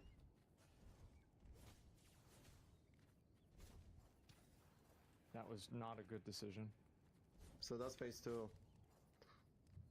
Phase 2 is where he summons the ads, I guess? Yeah. Ooh. Do you jump the- over that, or you just get? Do you have to dodge iframe through it? Yeah, you can just dodge it, or you can jump dodge Okay. as well. That's probably Okay. easier. Yeah, so if you don't destroy those things I he see. summons, Okay. they will explode and leave poison gas in that area. So basically, you can't be in that area anymore. Okay. So I'm making the right decision by killing Yeah, this then. yeah. Ooh. Make sure I get my heal. This looks bad, right? Yeah, this is bad. That's very bad. Bro, he's getting serious. Yeah, phase 2 is tough.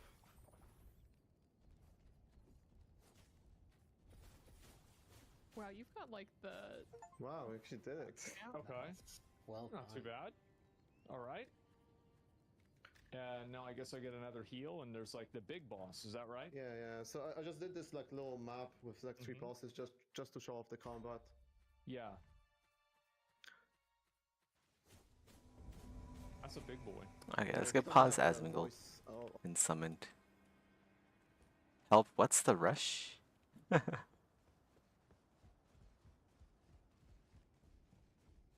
Interesting name. Oh shit, okay.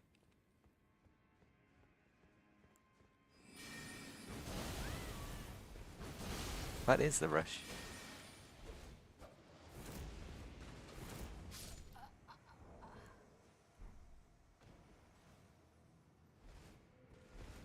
Interesting. Where is the host? Ow. I'm gonna die to the PvE.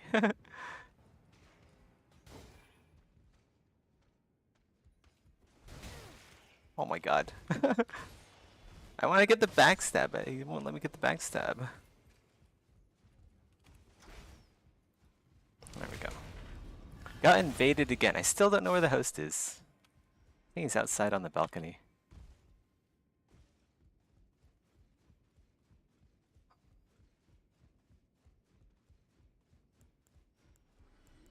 Oh, okay. The invader left. Is he AFK camping? I feel like the host might be AFK camping.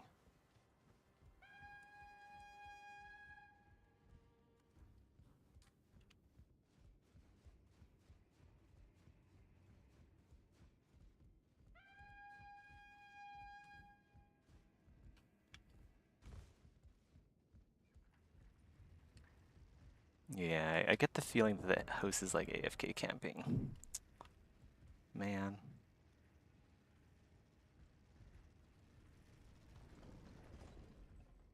Or he's like one of these. I don't know. The fuck?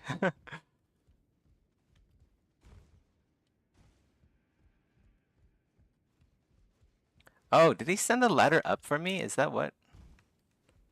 Maybe he's like below. Like way, way below. Like where you kill the thing. Yeah, he's at the Crucible Knight.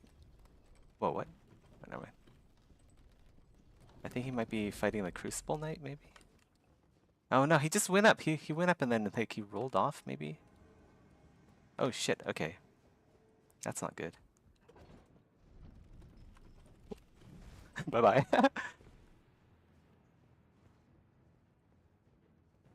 That was a bit scary. But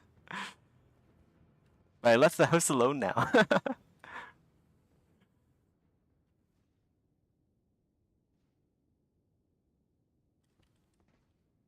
Will I be able to pull this soon? Eventually?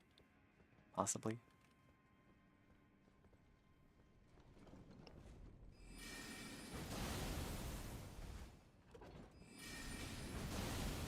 Oh my god. Is he invincible? Oh, what is that lag? Yeah, I think the host is either rushing through the area or he's just like AFK somewhere hidden.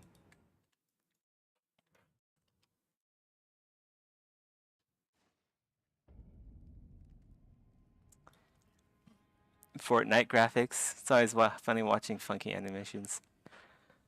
Yeah.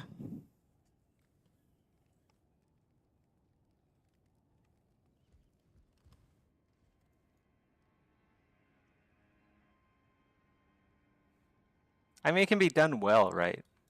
But like, all art requires a shit ton of time. And if you don't have a lot of time, it takes a lot of skill. And if you don't have a lot of skill or time, then it takes a lot of money because you have to hire them.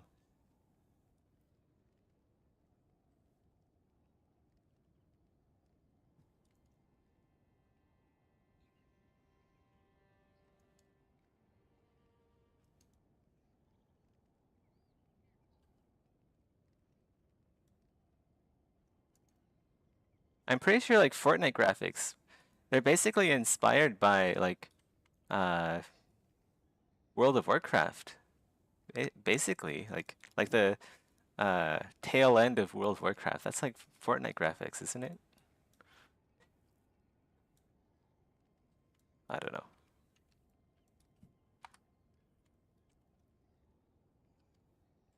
That was a weird co-op. I never even saw the host that time.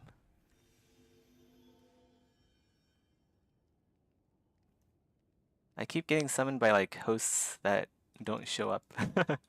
And I just have to fight the invader alone.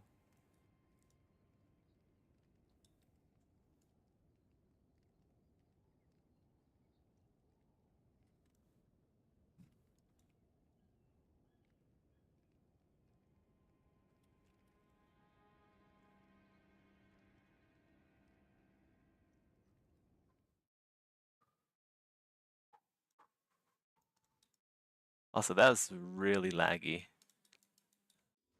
Like, I didn't see any damage ticks until like a minute after I hit him.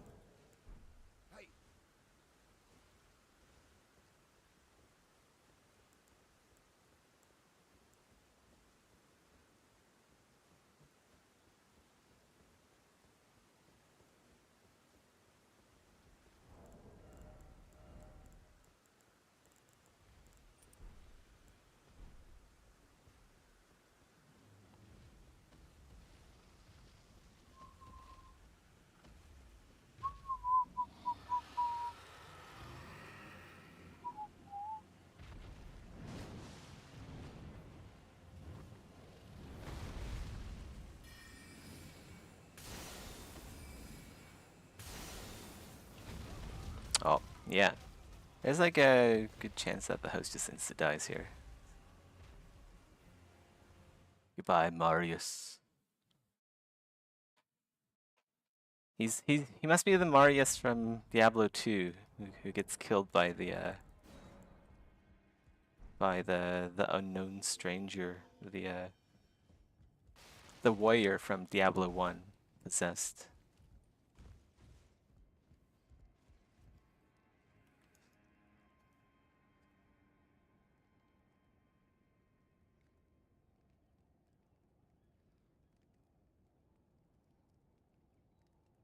Over yet as well. Hopefully he doesn't have attacks either.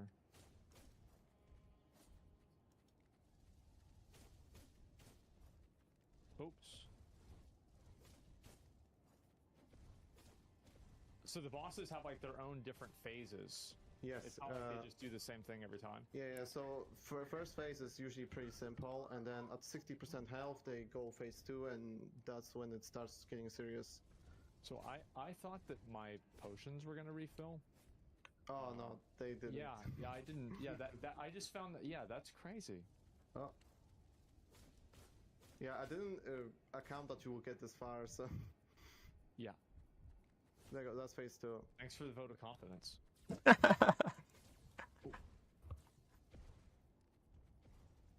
Okay.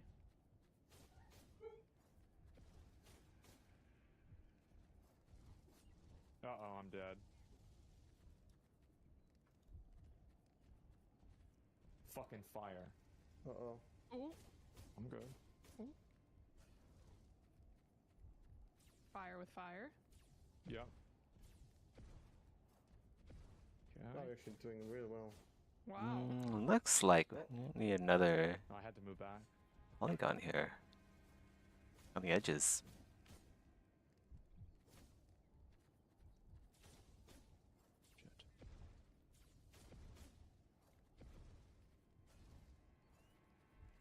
Nice, you applied burn. This is really bad. Yeah, I had to take that burn. Okay. Yeah, I can't get burned now. Ooh, you know what? I didn't know if he had a hitbox. Yeah, I wasn't sure if I could get inside. Okay, him. hold I on. didn't expect the Let's. hitbox to push me back. Okay. That's good. All right. Yeah, That's so they really do good. have different combos and Thank you. everything like that. Yeah, I was focused up. Hold on. I'm Let's actually kind of just annoyed delete about all that, of this. This but is not. It's just the way it goes. That's how it is. Oh. You know. So Conrad, who Well, should maybe we not all try of it, to but do we'll the delete a lane fair for? amount of it. So, I want to target start a audience different area. is hopefully people like Asmon Gold. Yeah. People who like roguelikes and souls-likes, ideally. Like people who like Hades or what else? Slay the Spire, I guess, since it's so heavily inspired by it. And Souls-like, so obviously Dark Souls is a big one. I'm a huge fan of Dark Souls. I've been playing it for extremely long time.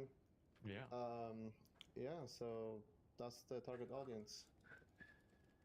Well, hell yeah, man, and yeah, I played the game now, and yeah, it was kind of fun. It was I mean, I like the different move sets, everything like that. Everything felt pretty. I guess you could say like felt pretty fair, and so I definitely appreciate that. And what are you looking to get out of us then? Yeah, sure. So, as I mentioned, I commissioned all of the art for the game. I'm currently working on a third map, which needs quite a few enemies. So all the enemies are drawn by Dane, as I mentioned before. So yeah, I need some funding to get those enemies drawn. As you can see on the screen here, this is one of the bosses you haven't fought yet. I'm worried which is- Daniel's gonna be out of a job soon, or at least a gig. and on the left is the sketch, and on the right is how he looks in the finished game. So in phase 2, he actually gets wings. So yeah, so I see. so currently I'll be asking for $3,000 to cover all of the enemies, and I do need more money to finish the game. Yeah. And like get all of the art and stuff, but this is at the moment I just want to focus on the enemies. So yeah, so 3,000, and what you'll get in return is you'll get a blessing named after you if you found anything at all. We're back at Hogwarts. Where's the host? Where's the upside down painting? Cool.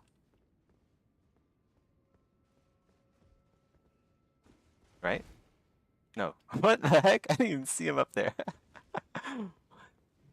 I thought it was the mimic veil.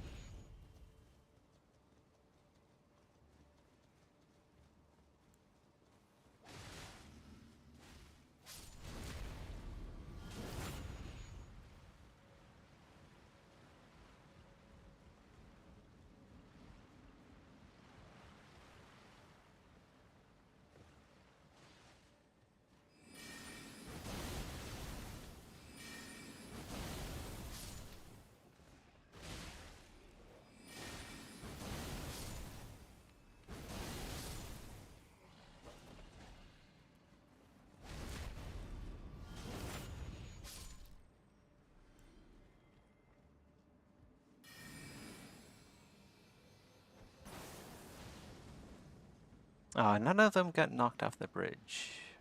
It's unfortunate.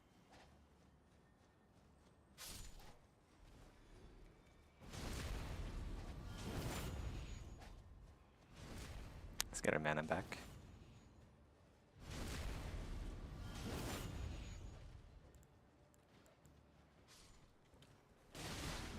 Or not. I guess we won't backstab that guy.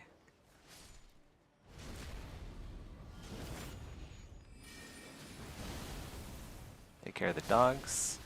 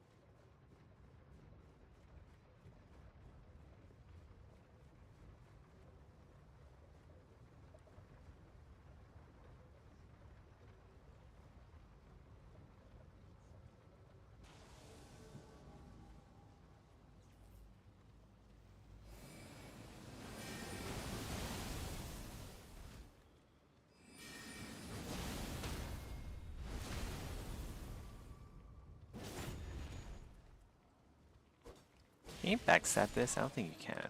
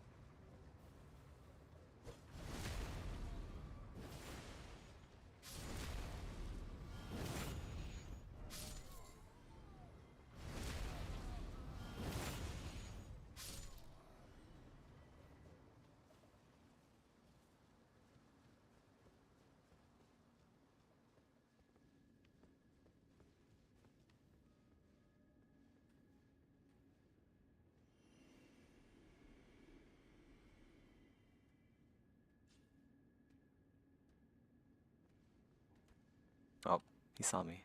I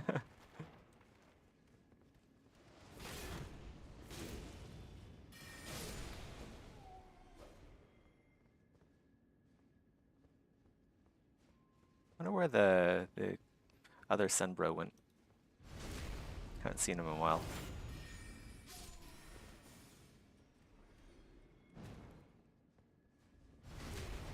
There he is.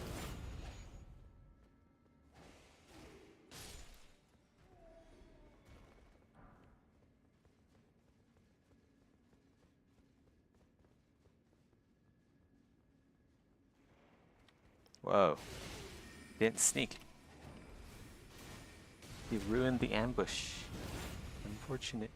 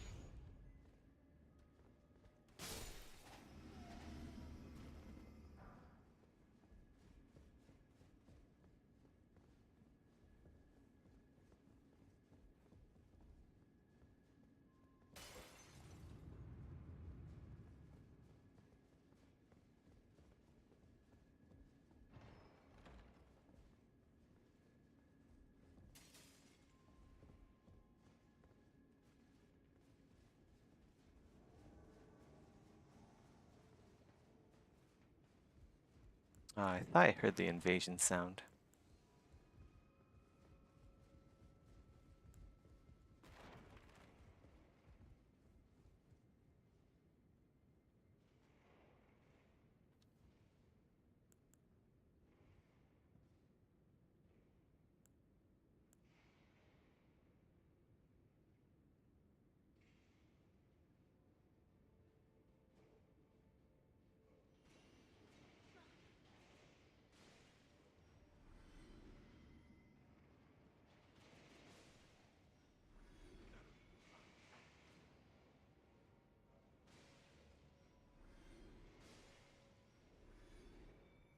Where's the invader?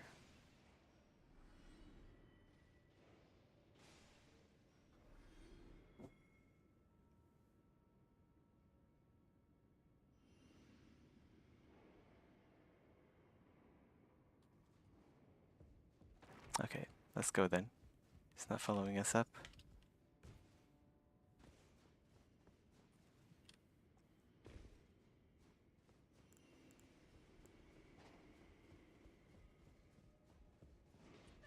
No invader. Oh, he's up there. Waiting at the fog gate. Man.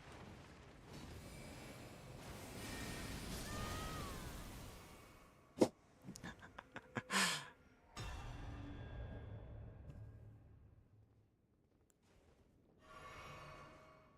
wanted to cannon of Haima him when he was climbing up the stairs.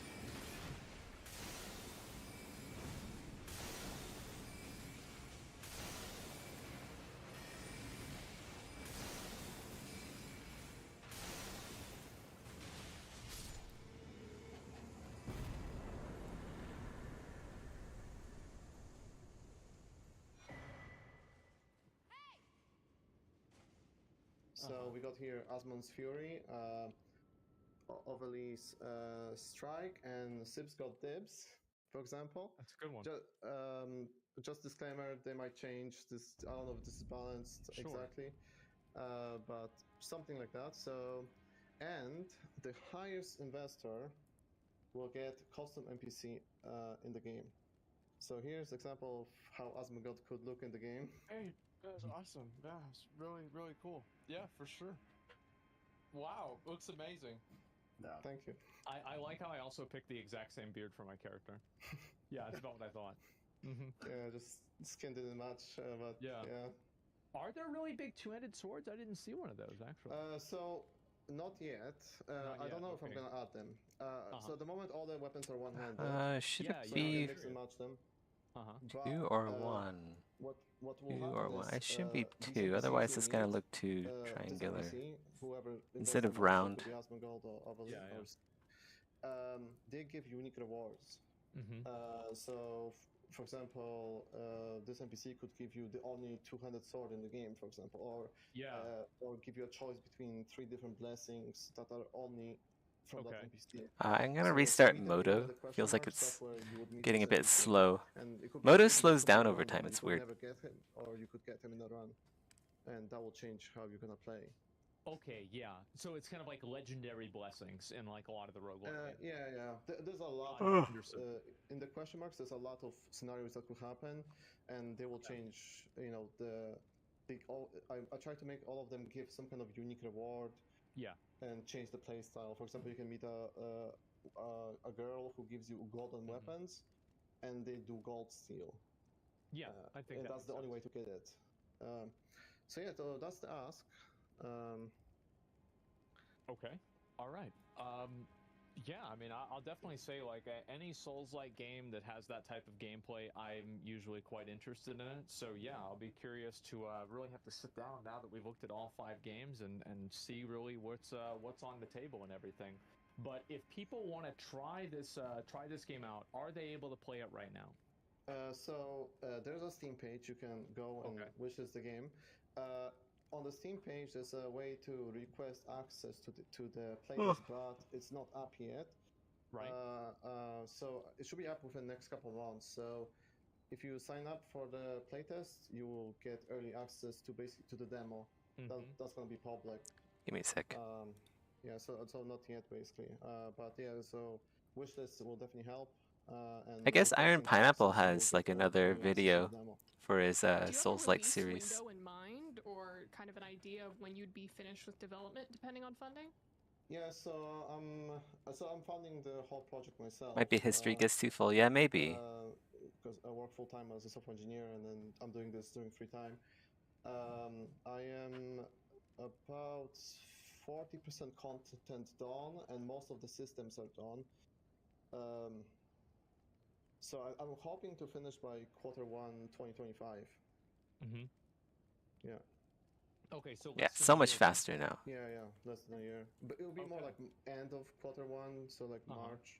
But Like yeah. before, it was like working in molasses, great. working Again, guys, in quicksand. The game is Rogue Blight, and you can wishlist it on Steam, and there will hopefully be a playtest quite soon. And so, yeah, thank you very much, Conrad from Code Red Games. Appreciate it. And yeah, we've got a lot to think about here. Yeah, thank you guys so much for showing my game. Mm-hmm. Okay. Oh man. All 5 of the games now. What do y'all think? They were My all gosh, really this is gonna be super tough.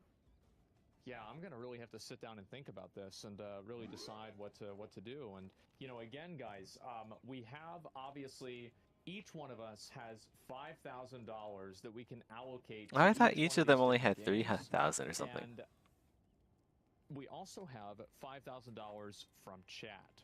Now, the way that chat's going to work is we will probably do some form of a poll, and then after we do the poll, we're going to be able to try out and see who's actually going to end up winning. And yeah, the poll in chat? Okay. Yeah, so you just type the message in chat and which game you want to have in chat. And so again, the 5 games. Imagine if you won anybody who nothing. That would might be have forgotten is that would be coming a little sad. late. The 5 games are Bean Beasts, Drake, IAH, Internet War. Like even if you didn't need the money, it'd still be like, oh man, Those are the 5 games, and I no really one gotta voted sit for my down and game. think about what I'm interested in and like what I want to put the money into, because I got to think about this a lot. You guys have any ideas?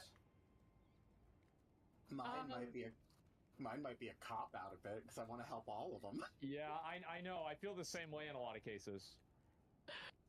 Man, for me, the first my first instinct is I would like to contribute to Bean Beasts. I'm just trying to figure out at what capacity, because I do think that with that type of game, tower defense, especially with kind of like the cutish type of sprites and animals that you have that you're fighting with, I feel like that does translate really well to a Switch game. So a port like that would be fantastic. And exactly to what Josh was saying before, Japan and China will go absolutely crazy for this, so you need to have translations. So for them, I'm thinking of I'm probably going to drop at least 1,500 with Bean.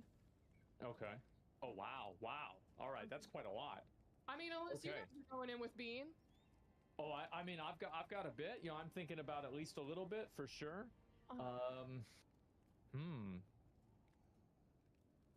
Yeah, I'm just trying to think and figure out. Last entries always get the advantage because they're fresh in the memory. Specifically, That is true, but there's also not. There wasn't a whole lot of games showcased here. Like how many games were there? There are like 6, 7, I think. Yeah, I think so too. Not a whole lot.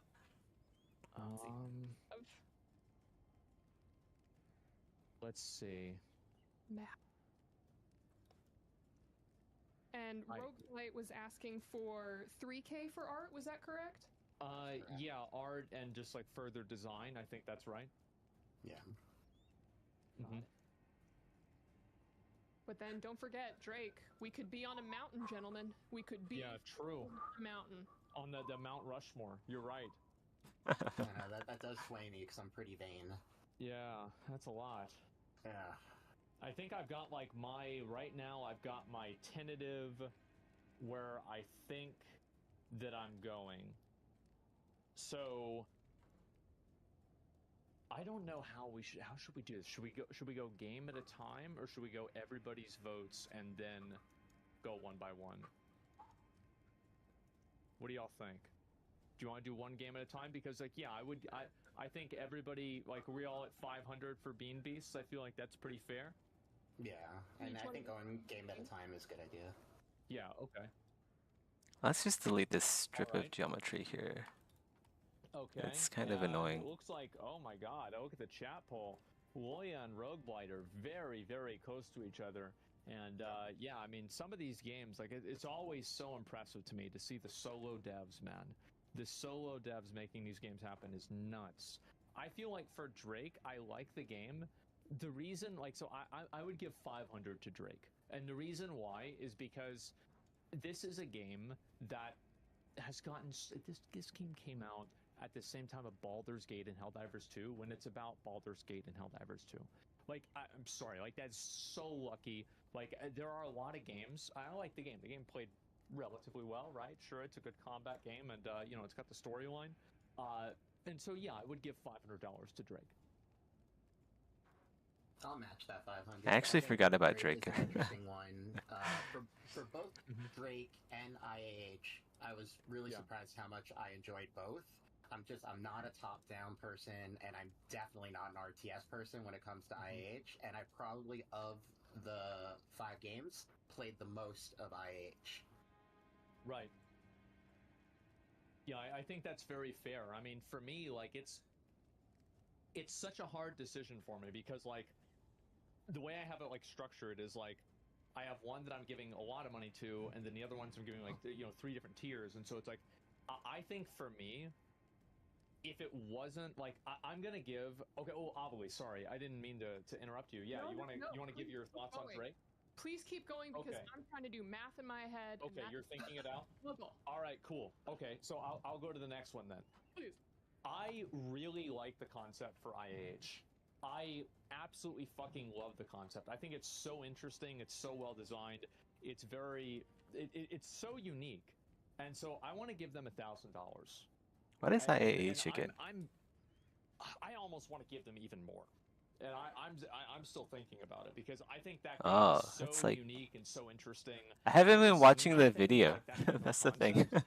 I've just been listening to I it. just think it's really cool. Like, anytime I see something that's totally new like that, I want to give it, you know, a pat on the back. Like, hey, this is really good. I agree. I'm torn right now between with the last 4,000 and the last 3 games. Yeah. I know. I will easily give IH $1,000. There it is. And then I don't know, should I be jumping around the games or no? I can wait. You can go to the next one if you want, or Avali, you want to go? I can jump in. I'm gonna alter mine just a little bit. I know that I said I was gonna do 500 towards Bean Beasts, but I really like that game and I want to support the dev. So can I bump mine to? I want to drop 1,500 with Bean Beasts. Holy shit! Yeah. Jesus. This is a fantastic game. Like I said, this is a game that I would play. So I know that It's the tower defense one. I think. Asking. I thought the tower defense one actually looked pretty good. I really like the game. I want to support Like, it. it looked decently polished. When it comes to Drake, gentlemen, that mountain will be ours. I'm gonna drop 2 to get us to that 3K to get us to Drake. Are you kidding me? Okay, Yeah. All right. Sip says he wants to be on a mountain, Asman.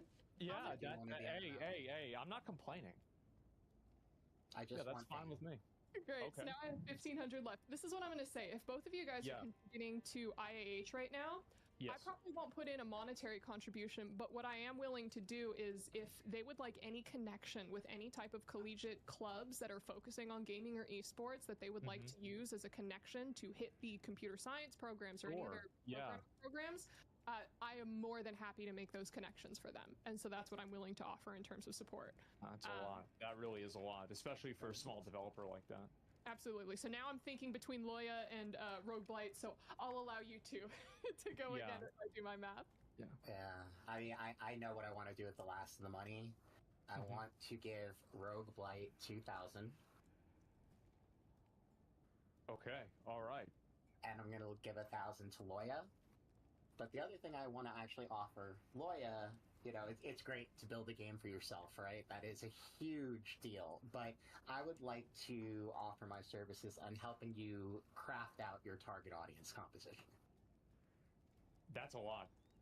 Yeah. Yeah. Okay. Wow. Yeah, I mean, because like I think the question with that, like, I feel like that's very insightful for a game like this, because it's like, you know, you make a crafting game that's survival, that has jumping puzzles, it also has like pet collection. Like, how do you lock that in and really kind of go after a target audience? And I feel like, yeah, like being able to narrow that down would probably be incredibly helpful. So that's extremely generous.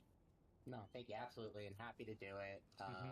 Yeah, I would love to see, you know, a game like Loya that's being. Loya is the game that's similar to what I'm thinking about making.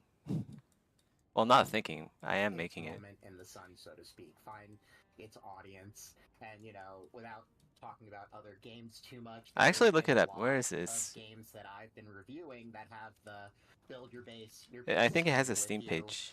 It's a great mechanic, but it is a mechanic that is going to be heavy in the marketplace come 2025 and beyond. So I want to give. Here you go. Loya that Here's the game that looks similar to what I'm making, like that, especially with the success of games but with like the Fortnite, Fortnite like, graphics. Everybody's trying to come in there, and you know, I've even seen like there's Azure Lane, a gacha game, is like trying to go in there and do the same thing, right? Combine that with Genshin Impact, so there's a lot of competition in there. So they're gonna need all the help they can get. And for me, with Loya, I think I would also do 1,000.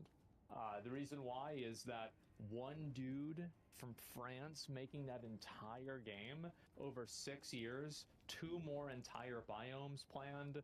Like, the fact that a lot of the ways that the game is designed is not extremely frustrating, except for that one ladder jump.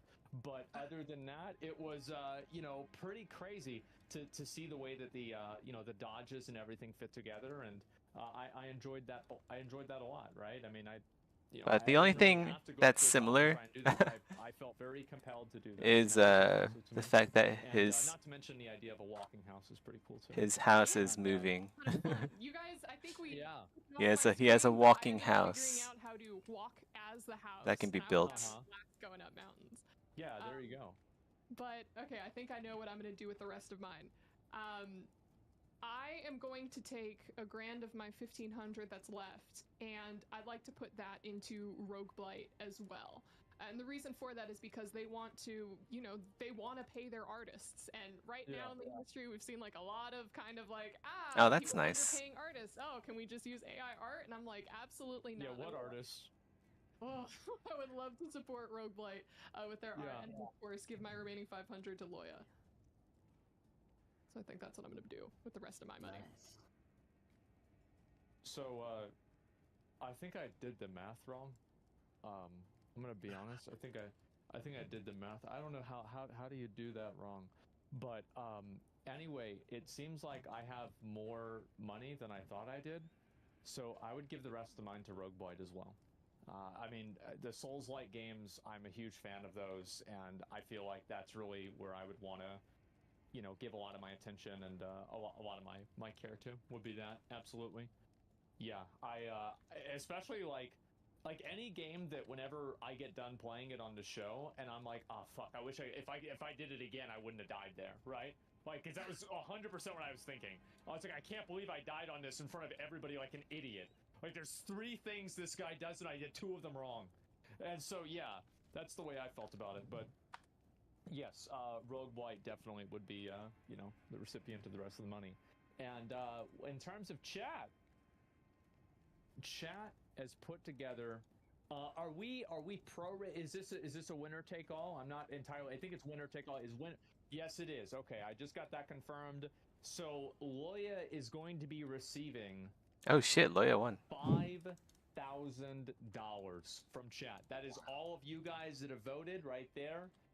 We have Loya going all the way Well up done, to Loya. a grand total of $7,500 awarded to them for finishing their game. So congratulations, Loya, as well. Actually, would it be possible for us to talk to old Julian and see what he's about? Oh, great.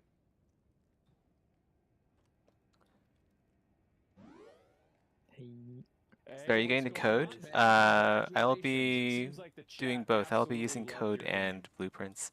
Initially, I'll be using blueprints. But then like once I run into issues of like performance or it's like stuff that blueprints can't solve, I'll have to eventually code. I'm super thankful. As I said before, I'm gonna do my best to try and do the greatest product I can. I'm gonna take the time to do it, and I don't want to disappoint people. So yeah, that means a lot. Also, I want to say like every game here really deserved the money, right? So yeah. Even if they didn't win, like you should definitely look at their game and wishes them as well, because that means a lot for us, right? For us indies. But yeah, I really appreciate that, guys. Thank you so much. Absolutely, it's our pleasure, and I'm very excited to see where this game goes. I mean, the fact that you've made this much progress, and you know, Make I Maddock think that proud. I don't need the money. Definitely, I don't send it to know. them. I might You know, disappoint they were him. happy about We'll that. have to So, see. Congratulations, man, and I'm looking forward to see what the game's going to look like whenever you actually get it finished up. Thank you so much. Absolutely. And yeah, we can talk to some of the other devs as well. And I feel like the next one that I would want to talk to, it's gonna have to be Josh from Bean Beast. And Oliver, you're gonna have to explain to him like how you were feeling about this game, because you really went all in with that game. I mean, yeah, as soon as we pulled Josh in here, I just really loved the appeal of it. Like I said, I love tower defense games, and I feel like one with the environment kind of playing into a factor is being able to push people back, or using it as, hey Josh, welcome back, or be able to use it as armor, kind of like as he had shown us before in some of our demos. Like, I really want to make sure that you have the total proper funding, one, to hire your translators so that you could properly port the game, as well as securing that Switch developer kit. So I want to make sure that, you know, you don't run out of cash when you have to pay for the Japanese translator or the Chinese translator, or making sure that if there's another language that's really standing out to you on your Steam wish list kind of demographics, for you to be able to fulfill that as well. So again, congratulations. Thank you so much for sharing your game with us. I really liked Bean Beasts, and I really want to see what you come up with at the end of it. Oh, thank you so much as well. That's blown me away. I wasn't expecting that at all. So, yeah, I'm just over the moon with that. Thank you so much. Of course, I can't wait to see, what was it, Asmon B? Oh god. Yeah, little B, little bomber. Oh god. Yeah. Asmon B. And yeah, I'll be excited to see what it's gonna be too. That's gonna be fun. And yeah, Josh, I mean, I feel like the guy on the giant chicken was so fucking funny to me. And so yeah, I'm gonna be excited to see kind of what the game turns into. Cheers. Absolutely, man.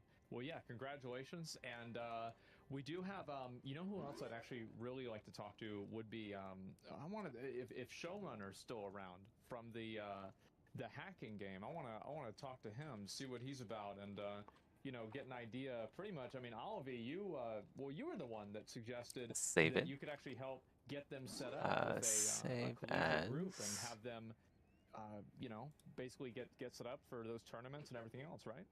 Jimmy, that's not Showrunner. Yeah, showrunner is sleeping. He's in Finland, and I'm in Sweden. Jeez. You missed him.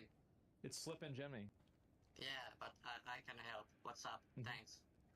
Hey Jimmy, well listen, I enjoyed playing your game. We were also discussing, we love the student tournament aspect of things, so if you're interested, as soon as this game is, or as soon as this show is over, I should say, please ping me on Discord, because I would love to connect you with a lot of collegiate and high school organizations, groups, and basically people who can essentially potentially use your game to help teach programming, or work it into any of their curriculums, general extracurricular programming, or anything there, because I'd love to make that connection. I'd love to see how far your game can go with it.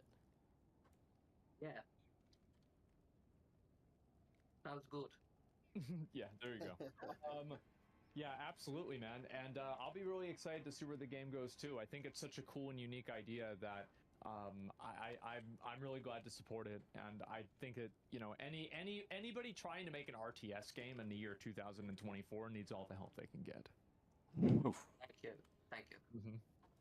Absolutely, man. Well, yeah, congratulations. And also, I mean, especially considering we got the Mount Rushmore, why don't we talk to Dimitri as well and see kind of how he's feeling about everything and if that's going to unlock some of the new narrative plot points and everything else. Dimitri, how you doing, man? Yeah, thanks a lot. Thanks a lot. I want to say thanks to my team, to my wife and parents for supporting me these my endeavors. So yeah, yeah, and thanks for all people in chat. We write down all your questions and ideas. They were very crazy. Like, does this game have a horse? Is there fishing? Can you pet animals? Can you romance a snake? Yeah.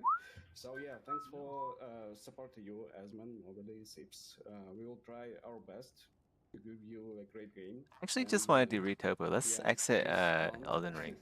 Yeah. I feel like it's burning resources in the background now. It's not really conducive. Oh my god.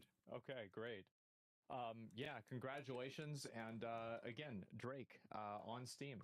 You guys can check it out. Thank you very much for coming on the show and congratulations. Thank you. I just really wish Elden Ring had less laggy multiplayer. At least like around the time when I stream, it just it's so bad. the connection talk to them a little bit more about Roguelite as well. And, between other as I said, players. that was pretty much one of the games that I was very, very focused on playing. And it's one of those things where anytime I play a game like that and I don't beat it, I like have to think about it, and I either go back and play it again or I think about it for 5 hours. That's about it. So Conrad, congratulations, man. Thank you so much. I noticed you both gave $2,000, so I guess I'll have to make 2 NPCs. But that's fine, It's a good problem to have. Yeah. Yeah. Let's gonna make these 4 instead of 6. Well, maybe the ones on the front could be 6. Well, absolutely, man. And, nah, they're small enough that 4 will work. And everything, letting us try and play it on stream. And I played a new video game and I didn't immediately get confused or mess anything up. So it's pretty easy to learn. I wonder when Asmongold's gonna play Xanima. Did actually really well in the game. Like a lot of pretty high-profile streamers have played Xanima. I feel like I could have done way better, but definitely you're right. And thank you, I appreciate it. Thank you so much. Of course. Although it might not be his kind of game. I think Asmongold would be frustrated by Xanima. Definitely get us access for everyone. Asmon already seems to enjoy it, but definitely want to get the rest of the creators in. And I'll take this time to, shout out to the audience. If you have a great indie game, please go to madmushroom.gg and submit it. Just like I still can't believe Prod played Xanima. Have your game reviewed. It's so. I review literally every. It's weird. You're like, I play like Dark Souls and stuff, and I watch Prod and I watch all the other Souls YouTubers when I'm working. It's like so. It's so weird seeing Xanima pop up from one of these guys. It's like they actually exist in real life, and they're not just some voice out in the ether playing Dark Souls. Submission we get, and of course the content creators then throughout the process also are a big part of this. If he plays Path of Exile, he might survive Xanima. I'm sure he'd be able to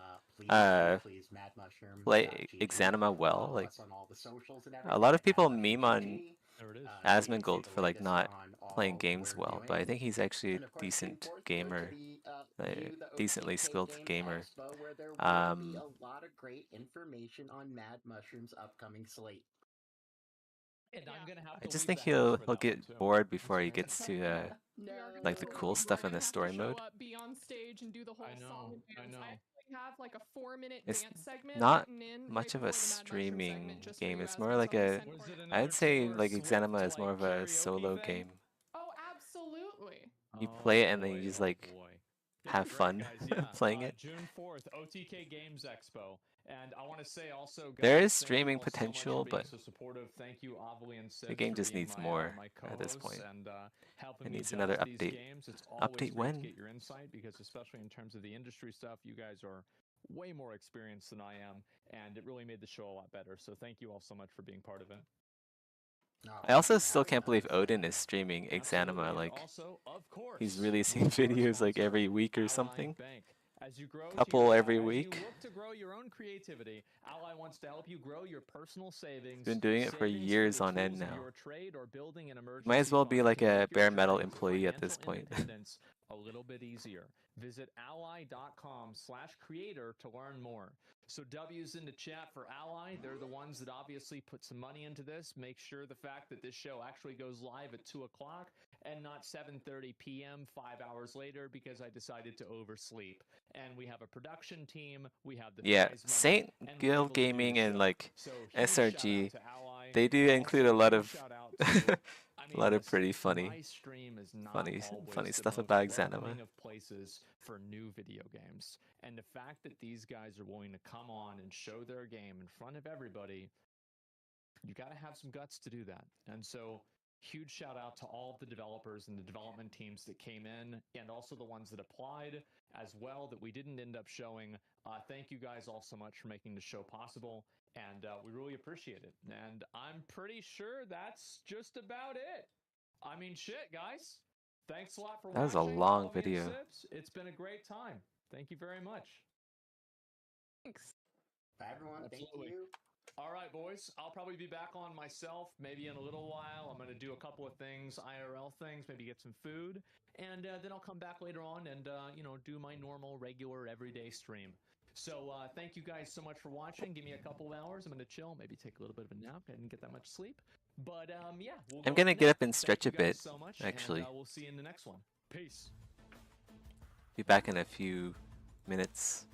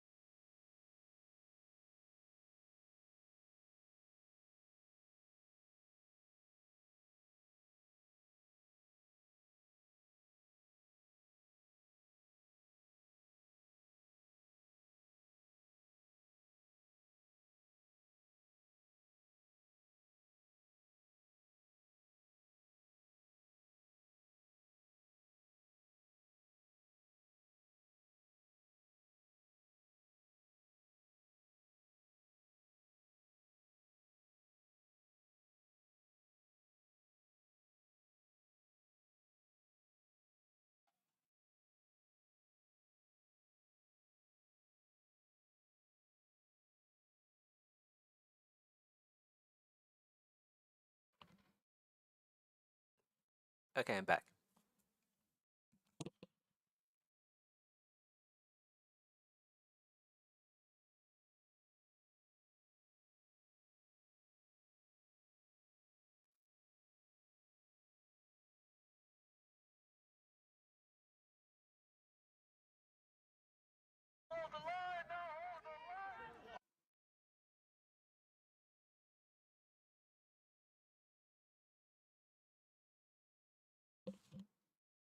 Sorry, I'm eating. uh, we're gonna watch another video or listen to another one. UCLA protesters. Half a round and find out.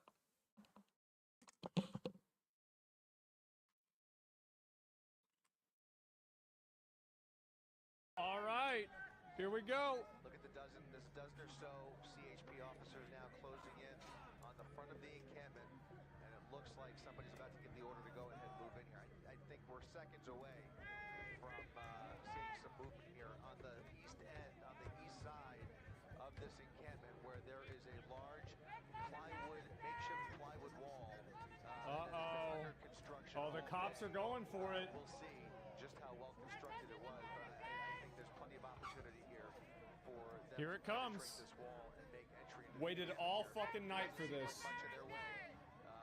They're starting to make their God way damn. There's another group of officers And to already think I was gonna go to bed.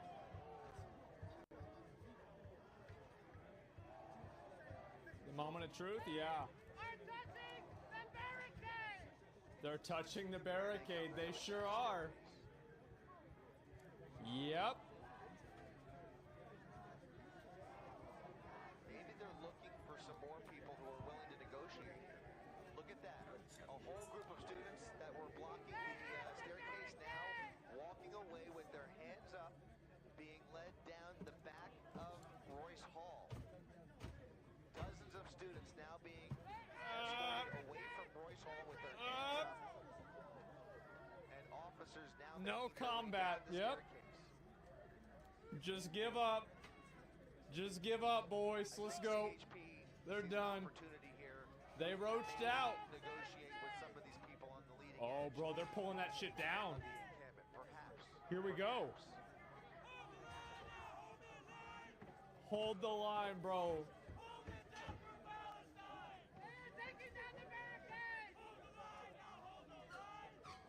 Oh, man. Oh, man. Here we go. Let's throw shit out of there. Yeah.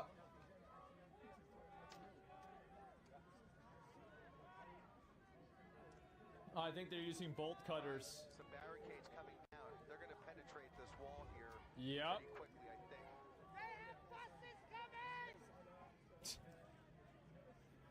I bet they do.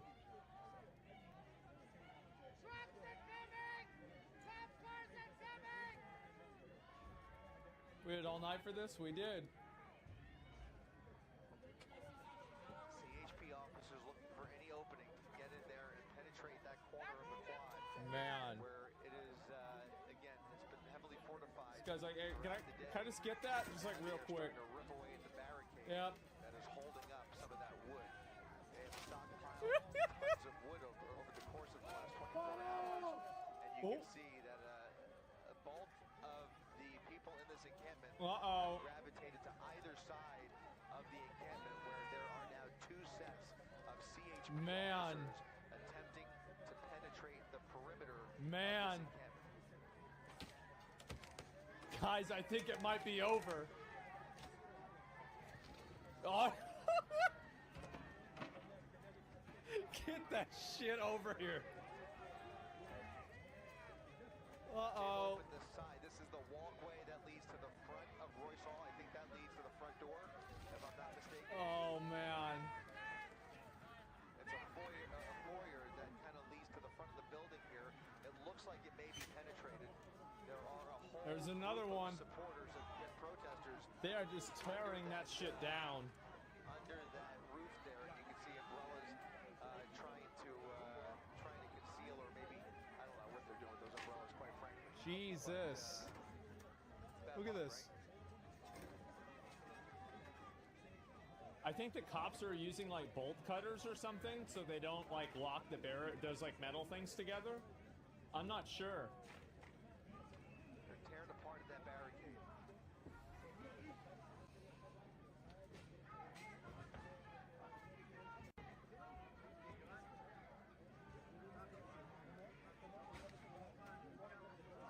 Barricade with plywood, that'll work. Pallets being pulled away here. Well, I mean, let's be honest, nothing was gonna work. If the police tried to, oh.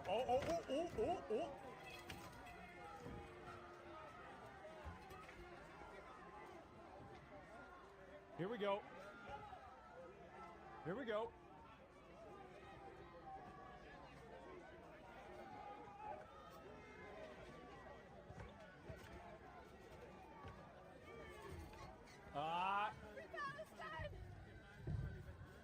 Yeah, for sure.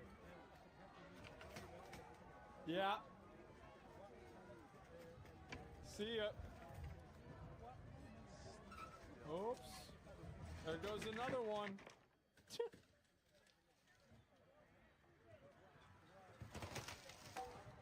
Uh-oh.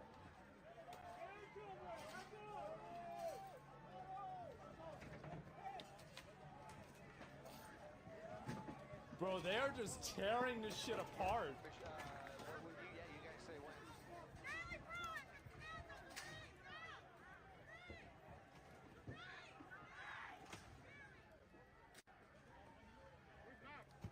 Uh-oh.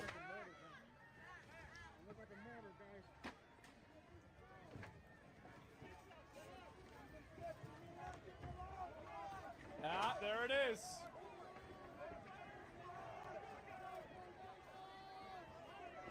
Uh-oh. Really difficult to see what's happening in here. They about to scatter? We'll see what happens.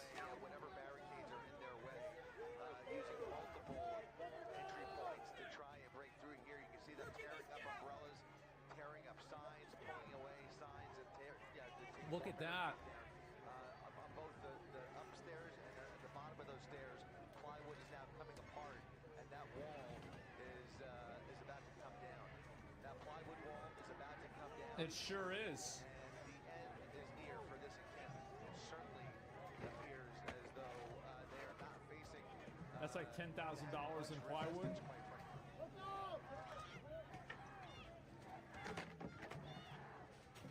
They're working very methodically, but they don't seem to be putting up with much fight.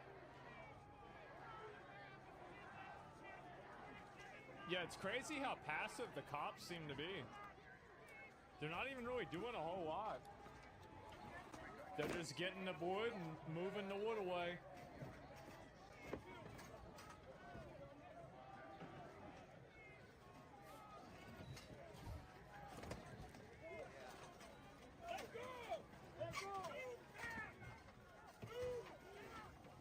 Uh-oh, uh-oh.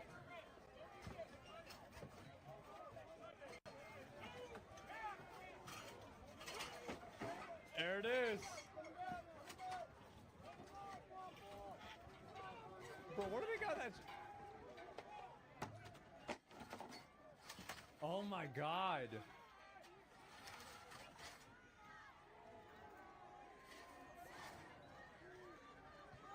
Not the tent, bro. The tent is gone. Down piece by piece.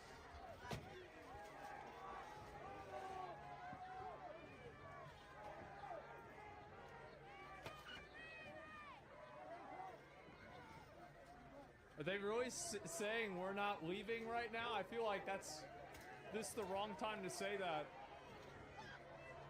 Yeah, it's the wrong time, bro.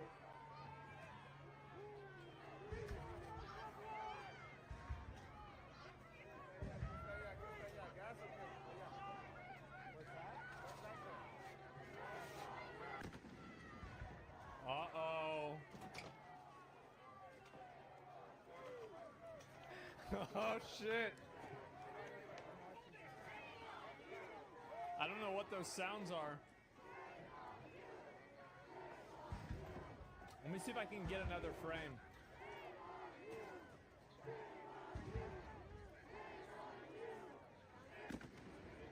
Hey, how are you? Jesus. This is the best one. It is. Okay.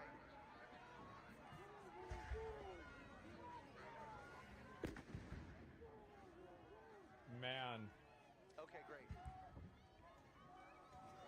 The umbrellas represent hope.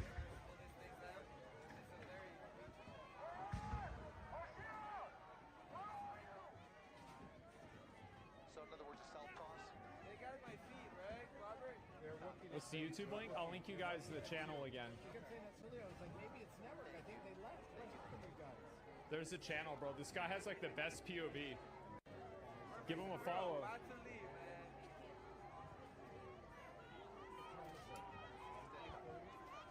First Responders Media.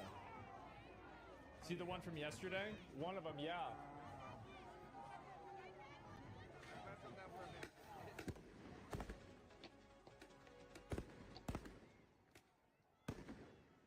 This news, Chris Christie up in Air 7 HD with breaking news over the UCLA campus, where hundreds of CHP officers are now in the process of penetrating this week-long encampment here in front of Royce Hall. This encampment, which has been Oh my God. over the last 24 hours, is now disintegrating at the edges as CHP starts to tear away. Yeah, it at the sure plywood. is. There are hundreds of people inside this encampment. However, at this point, the resistance Oh, has shit. been minimal. They've been faced with lots of flashlights and lasers, some other garbage thrown in their direction. But for the most part, they are managing Tear to gas? take down Yeah. this barricade and take down the plywood, which has been blocking law enforcement from entering this encampment. This encampment has basically been under protester control completely for Yep. the past couple of days. It's an occupied zone in front of Royce Hall that now has a wall built on the east side as well as the west side, and now there are hundreds of CHP officers on both sides of the encampment as they tear away at this side of the encampment wall. We'll go Oh ahead and my pan God. over The cops to are just chilling? opposite Yeah. side of Royce Hall, where there are again 100 or two more Oh, another one. officers still trying to talk some sense He's trying to aim it. into these protesters who are preventing them from making their way up a Yeah, narrow he's trying to talk him out of it. into the quad here. Something is going off on the side. I don't know if it's fireworks or what, but something is going off. And what is that? What is that? Is that bottle? Yeah, there's like some bottle rockets going off that are almost blinding up here, and it's coming from the edge there. So somebody's launching bottle rockets. Oh, there's one right there. I can't tell exactly where they're coming from. Anyway, you can see about 100 or so. Another destroyed umbrella. I'm sorry? Less lethal round being shot into the encampment. There are less lethal rounds being shot into the encampment. Oh my God. Yeah, it looks like they're using a grenade launcher to launch something into the protesters. So it's like either tear gas or flash grenades. I would say something along those lines. Very, very bright. You can see something being used to launch into this encampment. They have penetrated the corner here, but they have not quite made entry into all of those. Was that a bookshelf? The nice sound. I like the grenade launching sound. It's got a nice sound, right? I'll have to see if I can find one for my game.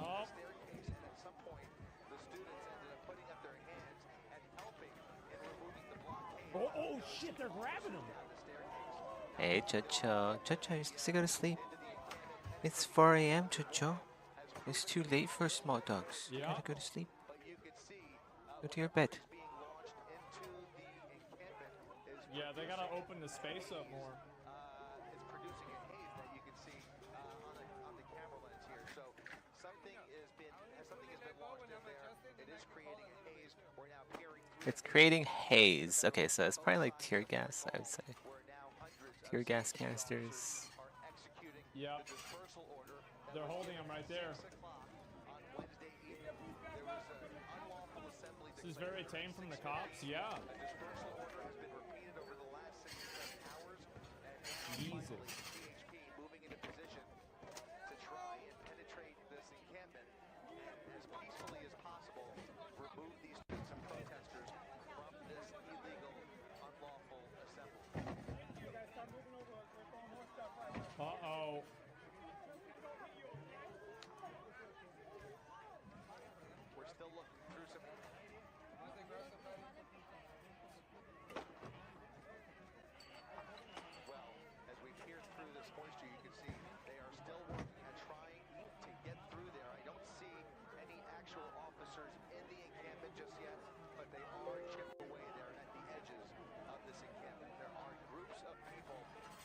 Pretty sure they don't want to mass hysteria. Yeah, you're probably right about that.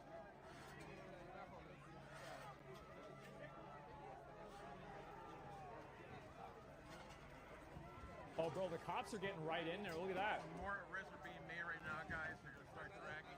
Yep. Start dragging more people out. They have regular CHP officers, guys, not in Yep. riot gear, waiting for them to escort them out to the buses. Or these guys are getting fucked up. They need to create a corridor for the students to run after they scatter. Yeah, you're right. Making their way through these tents, through that wall, and finally they will figure out who's going to put up a fight here and who will be placed under arrest. There are dozens of LA County Sheriff's buses at the ready and waiting. Yeah, they're using fire extinguishers, probably for like the Oh, this guy with the shotgun? just to be safe. Uh-oh. Like gas canisters can, I don't know, maybe produce fire. They're asking for it? They are. 100%. Marshaling their forces all day long for the better part of the last Shoot a fire extinguisher at people? What do you mean? position as we've been waiting for this One moment shot? Yeah. where they are finally executing that I mean, that fire extinguisher, like, that guy stopped the moment that guy shot that shotgun. So he probably hit him. Oh, it's the protesters that had a fire extinguisher. Yeah, bro, he one-tapped him.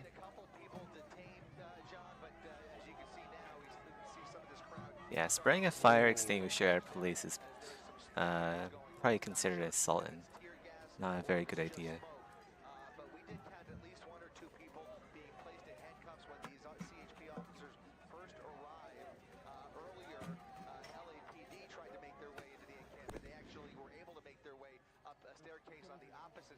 This is Biden's America. Yeah, because they were surrounded by protesters. There was some pushing and shoving, and one of the officers was hurt, minor injuries. He was okay, but they did detain somebody temporarily at that point and eventually let him go. LAPD now holding that skirmish line. Again, that's all happening on the opposite side of the quad here, but now you can see these tents are starting to be moved and taken down as CHP is now within the perimeter of this encampment.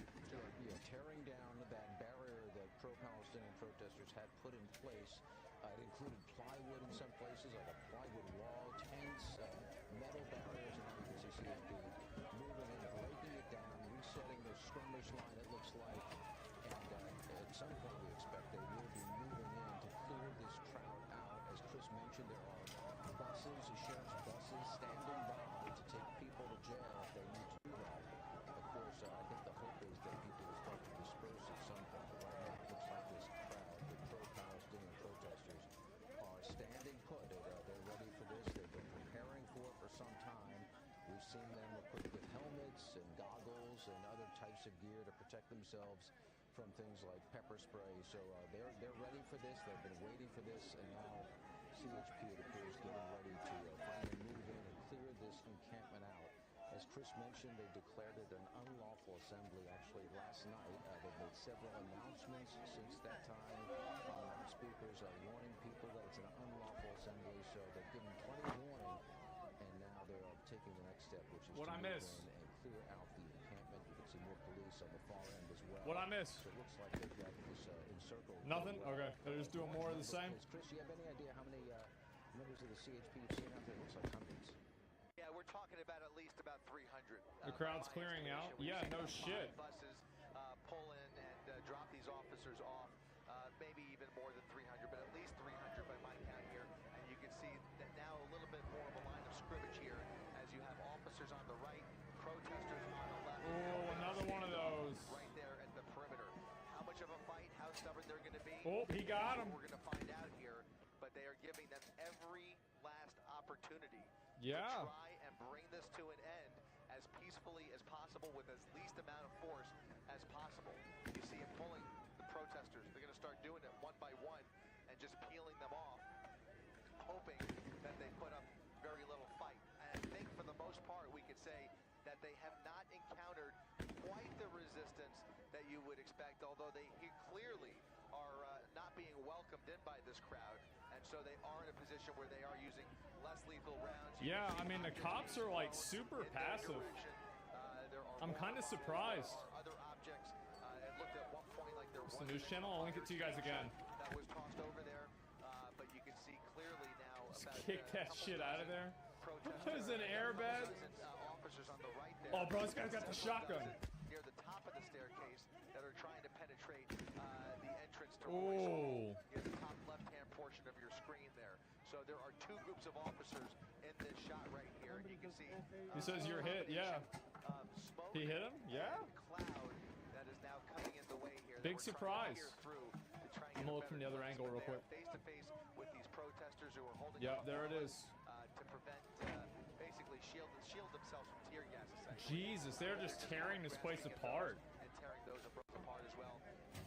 Here's a fire extinguisher being used in the direction of those officers. They still have the fire extinguisher. They probably have a few, maybe taken from the building. Here, I'll pin it in chat. Oh, it's not working. Fuck, it says unable to pin. For them to disperse.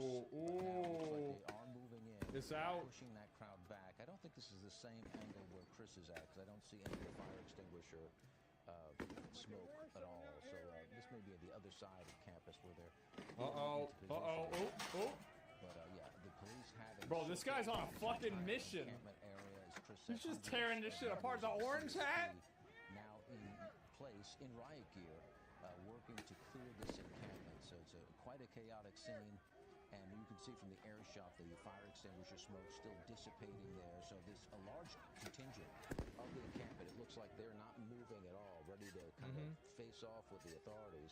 But others we are seeing kind of slowly filtering out, so breaking up. So we end up with just a core group of hardcore supporters or protesters that are ending up still in place when this is all said and done. It looks like a lot of people are kind of filtering out towards the back of that crowd there. Chris, is that your impression? Do you see some people filtering off?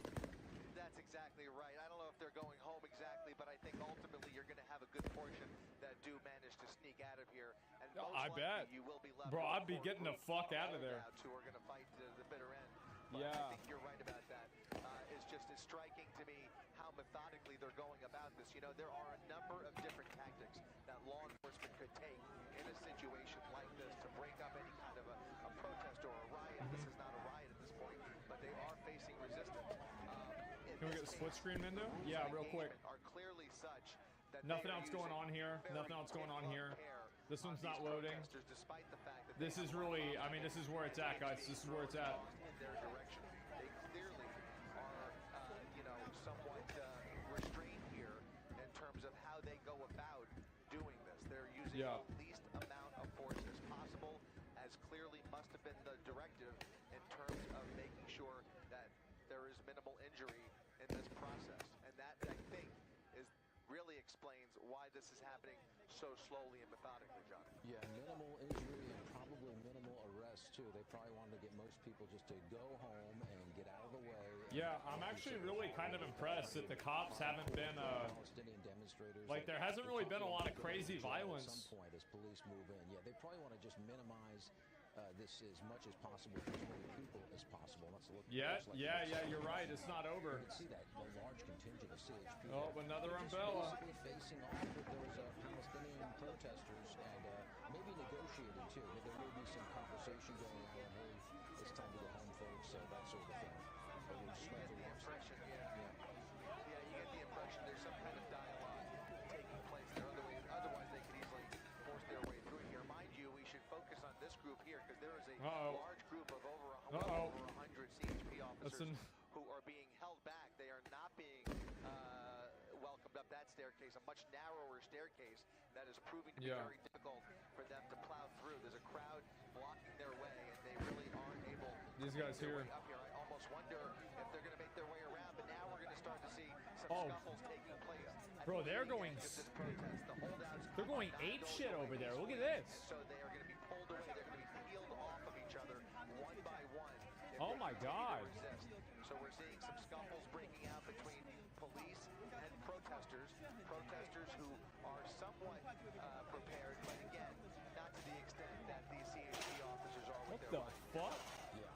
some point the party's over. Aren't those from Home Depot? We want to go to Jaysha. So these guys went and bought plywood and just took the cart with them? Jaysha, what are you saying?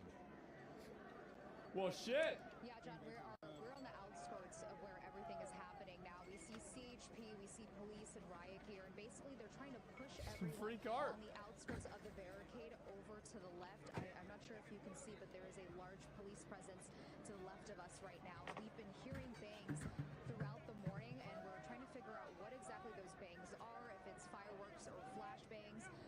But law enforcement were focusing their attention over near Royce Hall on the stairs. CHP officers and riot gear were lined up there, and they've been trying to push the protesters away from the encampment. Like you and Chris said, I think they're just trying to disperse everyone. Earlier, protesters were able to actually push law enforcement away. They're using the fucking shotguns whenever they use the fire extinguishers. Yep, they got them. Some of those protesters even using fire extinguishers. Ooh, that's a big one. Retreat from the encampment earlier this morning, but as you can see, they're back out here in full force trying to push people away. Lots of yelling, chanting. Jesus. Another dispersal order was given earlier, and as we were coming in, we actually saw a truck full of. Ooh, someone got shot. Wonder if they're using rock salt or rubber bullets. I think rock salt. I don't think they use that anymore because it's a little. It's pretty nasty. But like rubber bullets are also pretty nasty too. So who knows?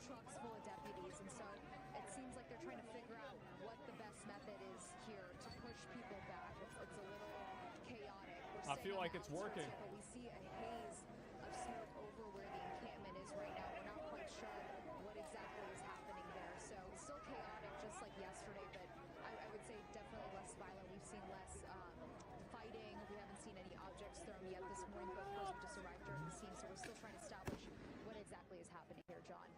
Jaysha, have you seen anybody get arrested? There's a few people that got arrested, but not a lot. So far, we have not seen anyone get arrested. Police are really just trying to push people to the side. They're telling people. Yeah, there's like 2 or 3 people that got arrested. People seem to be listening, so we haven't seen anyone get detained yet. And have you seen police trying to negotiate with the crowd, explaining to them that it's time to go home? Yeah, time to calm down. So far, a little bit, yes. I think right now their focus is to just push them off campus right now. I can see more officers are going over to assist the group over here to the left. It seems like they were successful. Ooh, he's going in. Look at that. When we first got here, there were a lot of that's another umbrella. onto campus. We saw people biking in here, and so people are just trying to kind of show up on campus and kind of be a part of the action here, I guess. We've seen people filming. Tensions are definitely high here, and so they're really just trying to push people away from the encampment so there's not a huge crowd. Threw that shit out of there. Right. Jaysha, thank you. I want to go back to Chris Christie's shot because okay, Jaysha, we're going to stay with you. We've heard a number of large bangs. Do you have any idea what that is? Is it fireworks? Is it flashbangs? That's what we're trying to figure out. When we first got here, we assumed it was flashbangs, but we see that things were being launched into the air, so they may actually be fireworks. And you may remember yesterday when we were doing our team coverage out here, overnight there were actually fireworks being launched into the encampment by counter-protesters. And so I wouldn't be surprised if they are fireworks. It seems like protesters today are better equipped than they were yesterday. They have masks. Some of them have shields, like Chris had mentioned. I'm trying to see if anybody's getting dragged out. So they are better equipped than they were yesterday, but there's also less fighting. Bro, look at all that zip tie. Oh my god. Oh, bro, look at that guy.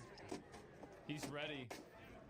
All right, Jaysha, thank you. I want to show you some other video we're getting from ABC News and CNN. It did show several people being taken into custody, so authorities are making some arrests. We don't have a number at this point, but it looks like some people are being taken away, and the negotiations appear to be... Well, the barricades are moving forward.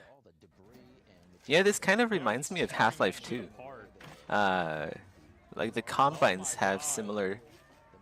They have a technology. They have like a moving wall that acts in a similar way. It's pretty cool.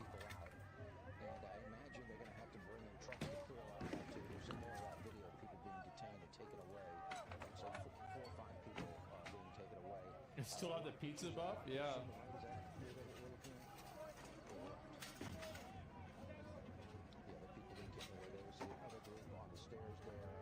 dragging him out on the helicopter cam? Wait, really? Oh shit!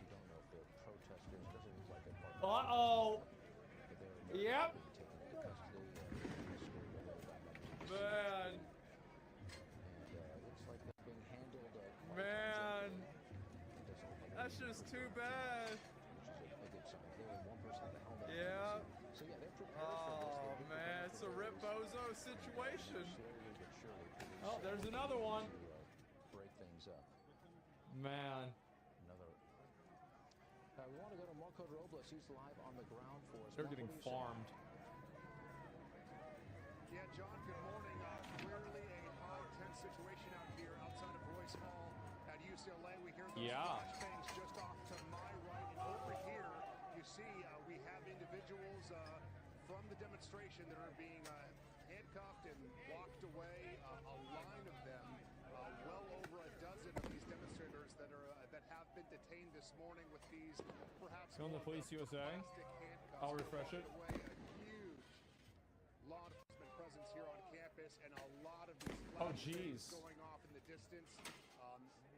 Yesterday at this time, it was really more of a focused concentration on where all of the energy was going, and right now it's kind of coming from two different locations here on campus, both from the original encampment. Okay, let's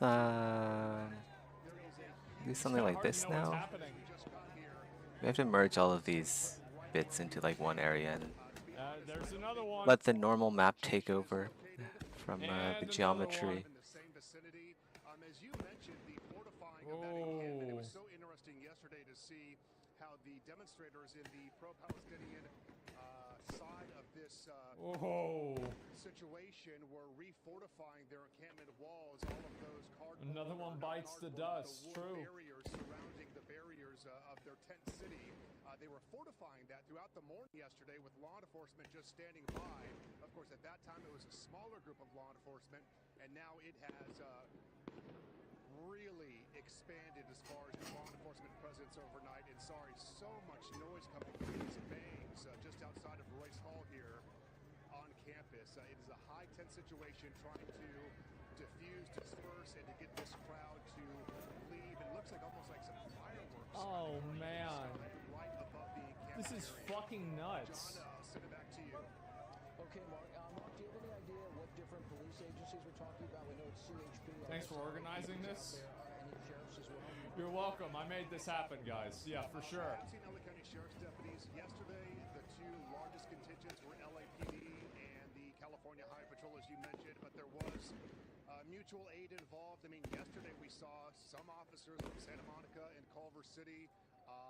So it's hard to tell exactly all of the different agencies. They're just dragging them out, man. But certainly LAPD and CHP, I think, are making up the huge majority of the officers on site. Now, the group that's off to our left, they are being pushed back just a bit. I want to say that the group that's off to our left was maybe Deport 50 Mossad. yards closer to us, and so they're being moved away in a direction that's further away. Oh, that's another one right there. Squad in Royce Hall here on campus. It's another So that's bad boy. away from the encampment. Unclear if those are some members No of the more mask. Palestinian group that were outside of the encampment, or if these are Israel supporters here who also arrived overnight. There is a lot to kind of sort out about who's on which side of this situation, and more of these bangs going off. Yeah, people are just getting arrested like crazy now. Jaysha Patel, she just saw somebody getting arrested. Jaysha, what are you saying? Yeah, Brian, right now someone just John. Someone just got detained over here. Earlier I said that the police were actually trying to push people over here to the left. Now you can actually get a closer look at what exactly they're doing. You can see that they're slowly trying to push them off campus, and a couple of people seem to have been detained. It seems like police have lined up. They're trying to be in uniform, move forward together. Am I a so they can Zionist? move everyone at once. But of course, protesters are very upset. Tensions are high here, so For sure, man. happy about the fact that they're being pushed For away. sure. But I will say law enforcement has Everybody made who a lot of disagrees with you is a Zionist. in the last 30 minutes. When we first got here, there was a That's huge right. crowd surrounding the barricades near Which the side are you encampment. on? Now that they're I slowly think the pushing police are making the these right call. protesters away, I support the area is police. starting to clear around the encampment. Over where the actual encampment is, and where the stairs are. It seems like law enforcement Completely actually support the trying police. to tear down the encampment. And so right now it Yep. seems like basically they're just trying You're to on the wrong clear side of the history. area. I guess we'll know in Protesters 50 do not years, wanna right? stay down. They definitely don't want to go home. And so right now, this is basically what we're seeing. And we're still hearing those possible flashbangs or those fireworks. Aiming the They're gun at still the top going guy. off. Yeah. Behind me, you can hear that they're telling people to move forward. They're chanting. They're telling people to move. They're making very slow progress. Is low-key the police's fault? It is. They should have shut it down way earlier. If they had shut this down 2 days ago, it wouldn't have happened. Currently, but they really are trying to make some progress out here, John, trying to push these protesters off the campus. Hey, Jason, Like, that's the part truth. of, where are you located on the campus? Are you on the Powell Library side or on the Royce Hall side? No gas mask on the cops is crazy. Yeah, I know. It's not base. It's common sense. Yeah. Just trying to get our bearings straightened out. Okay, so Jason, we'll check back. Oh, bro, people are getting arrested like crazy. Holy shit! Look at them all. So police using flashbangs trying to disrupt. Oh this my crowd. god. All right, Jisha, thank you. We'll check back with you. Meanwhile, It's another. Yeah, there we go. Boom. And, You guys see that? Is live at that scene. Martha looks like more Another fire extinguisher. Yeah, more people being walked away as we speak. Oh, it's gonna be another one. Steady flow of individuals who are being walked away. The individuals you're seeing who are cuffed being walked past us. Yeah. They're coming from the area where Jasha was reporting from, and Yeah, that's about right. they're kind of being walked away Yeah. without incident. There's no struggle at this point with these individuals. There is just a huge number of people here compared to yesterday. I know Chris Christie earlier during our overnight coverage from Air 7 was speaking about the huge. Why do the police need to remove this? Because they're breaking the law, and the university wants them removed. Pretty simple, really. Yep, real simple. Direct our attention now back over to our left. Yep, there it is. The encampment. There is more smoke now coming up. Just don't break the law. Encampment border. I see some of the media. Uh-oh, someone's about to get shot again. There's been these flashbangs going off. Yep. People just don't get kids. They don't get it. Certainly a developing situation here as people are being detained. Law enforcement now moving closer to the encampment. We shouldn't breathe that in. Yeah, I know. There's some weird info about what the university wants. Yeah, I don't know. It's official. They want the protesters removed. My understanding is that it is. That's what I read. But, I mean, I could be wrong. Closer to this encampment, this tent city, from the pro-Palestinian side, they of course have Actions of consequences? Yeah.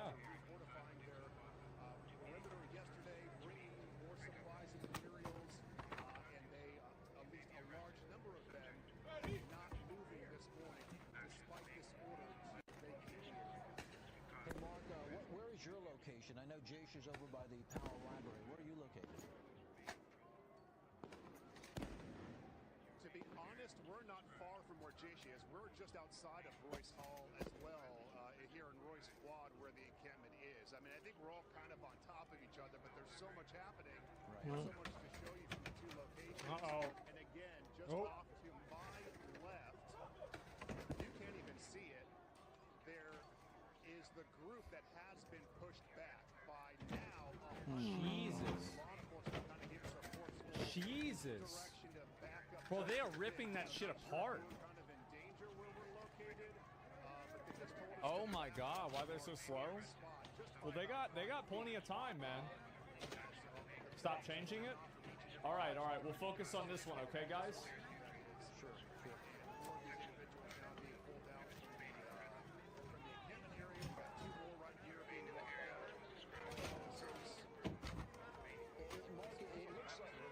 They're locked in? Yeah, they are. Mark, it looks like authorities are being fairly gentle with people. Is that Yeah. fair to say? I haven't seen anybody getting pushed around too much. at least from our standpoint. Yeah, I haven't seen anybody really get grabbed or hurt. I mean, except for the guys that got shot by that shotgun. I bet they're probably not doing so well. They're slow to avoid a riot. Yeah. I think that these guys are only supposed to just push them to the other side. Because, like, they haven't really pulled out anybody except for, like, one person. Demonstrators out there as well. Where it's like on the other side, they're bringing out a bunch of people. That's what I'm trying to decipher, John. I Yeah, they're funneling them to the other side. Because, like, remember, that's where they had most of the cops. Because, like, this area, like, if you go more this way to the right, that's where all those people are in the stairs. So it's like they probably don't have that locked down. Take down the wall? Yeah, exactly. They have a plan? Yeah. He's like cutting the zip ties right down there. Okay. You guys can't see it, but it's like a guy like right below my mouse here. Some chanting there. Any idea what those folks were saying? It's mentally wearing them out as well? Yeah, I bet. Right now, so you can kind of see exactly what's happening. Those protesters are very angry that they're being slowly pushed off campus. I bet they are. I bet they're upset. To the police here and yeah. Here.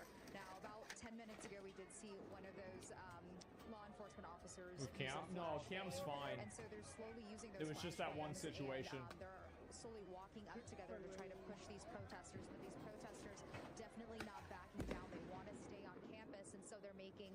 Okay, I think the ear is in a good spot, if not done. Where the actual encampment is, where law enforcement are actually trying to tear down that encampment slowly. So things are very tense. Earlier this morning, there was another dispersal order. The steps are on the opposite side. Truckloads of law enforcement arrive here. I don't know about that. I don't think so. Truckloads on standby in case more CHP deputies, LAPD, they need to move in. They also have these. Maybe I'm thinking of it the wrong way. On campus in case they need to also bring the main steps. Yeah, I'm not sure. But earlier the focus really seemed to be around the stairs at Royce Hall, but now the attention seems to be off to the left near the library where they're trying to slowly push these protests. We can probably optimize a little bit. I'm not sure how much. We'll see. And Jay, to clarify, are these people we're seeing on camera, are they part of the encampment, or are they people who just showed up to try and support the people in the encampment? See, and that's what we're not sure about, because, as you imagine, over the course of the week... Is this all from Texas? No. If this was in Texas, this would have been over yesterday. Well, actually, that's not true. It would have never happened. Onto campus earlier this morning, I saw people still biking and scootering onto campus to try to film what's going on here. So that's also something law enforcement has to deal with, is people who just kind of want to come on campus to see what's happening. And then you have people who are part of the encampment, and you have people here that why don't they cut the zip ties? What are y'all doing? With the pro-Palestinian protesters here, and so it seems like it's just a mix of people here on campus right now, John. Right, and Jay, I asked Mark. Cops are tired? Yeah, I bet. Like, I bet they're probably wearing like 30 pounds of gear. Remember when they protested in Austin? It was done in 4 hours? Yeah, exactly. Protester right now. I haven't seen. Well, the Austin protest was fine. At this time, like people. Protesters. Do the forehead now. How many forehead fire spikes. extinguishers do they have? Jesus. It's like 50, 65 pounds? God damn.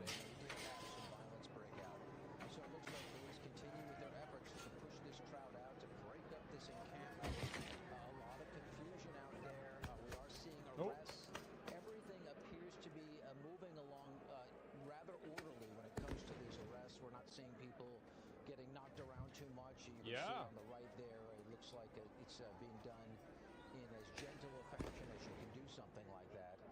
And police have been talking to the people in custody as they take them off. So it looks like so far that part of the process. They would have spent ages getting all this stuff there to make the barricades. Feels like could have been stopped heaps earlier. Yeah, I mean, the cops really fucked up by... Actually, it's not really the cops. It's the university that really fucked up by not... what do you call it? By not stopping this earlier. Because, yeah, like, they allowed this to escalate in, like, a huge way. And, like, this never needed to happen. University encouraged this? Yeah. It's like watching a Rust raid.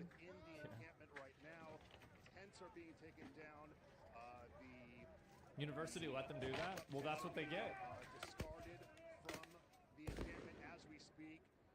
There were more of the wood boards. Those are being broken down right now by law enforcement. So within that encampment, there's currently a mix of those. This is what you call guys FAFO. And law enforcement all within that area right now. But things are being tossed out as as we speak. The screaming, the shouting, the Fuck around and find out. Right here at the encampment that's been in place now for several days after yesterday. Yep. More and more of these Palestinian supporters arrived on. Yeah, they're finding out. Campus, I'll tell you that. Bringing in more materials, more PPE, and refortified their walls. Those walls, the perimeter of this encampment now being broken down by law enforcement as they. Oh, they're getting one of them. Oh, they got one of them. Oh shit! Leave the area. I say all by large. A large number of the law enforcement left the area, and for the early morning hours, there was a reduced number of law enforcement that was just on standby, watching the refortification happen at the perimeter of this encampment. Just behind us, we don't need to show you, but just behind us, we have. Oh my God! Now heading in this from the river. Where we are, but perhaps they're going to come to the encampment as well to assist the officers that are moving through to discard this material. They are really making a push right now. Yeah. There's a lot of look at this. More of these flashbangs and fireworks. Oh, they got one right there. I'm pretty sure. Yep. Lots of commotion there right now within the encampment.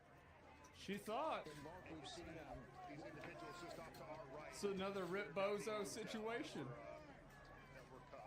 Okay. She should have had an umbrella. Mark, we've been seeing a lot of smoke out there, and we think it's fire extinguishers being used by the pro-Palestinian demonstrators. Is that your take? Yeah, they are just dragging this shit down.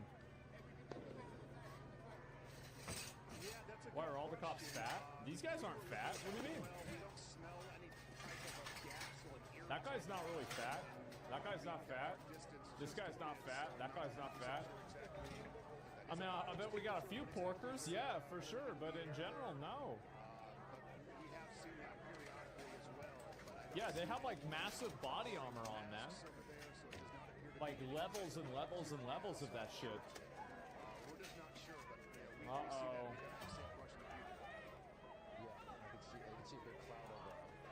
Are they really? We are students. Thank you. More arrests happening, and police standing off with those hardliners. We mentioned this.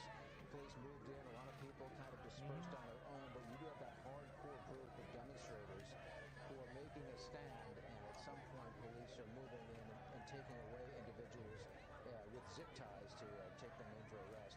Let's check back in with Jason Patel.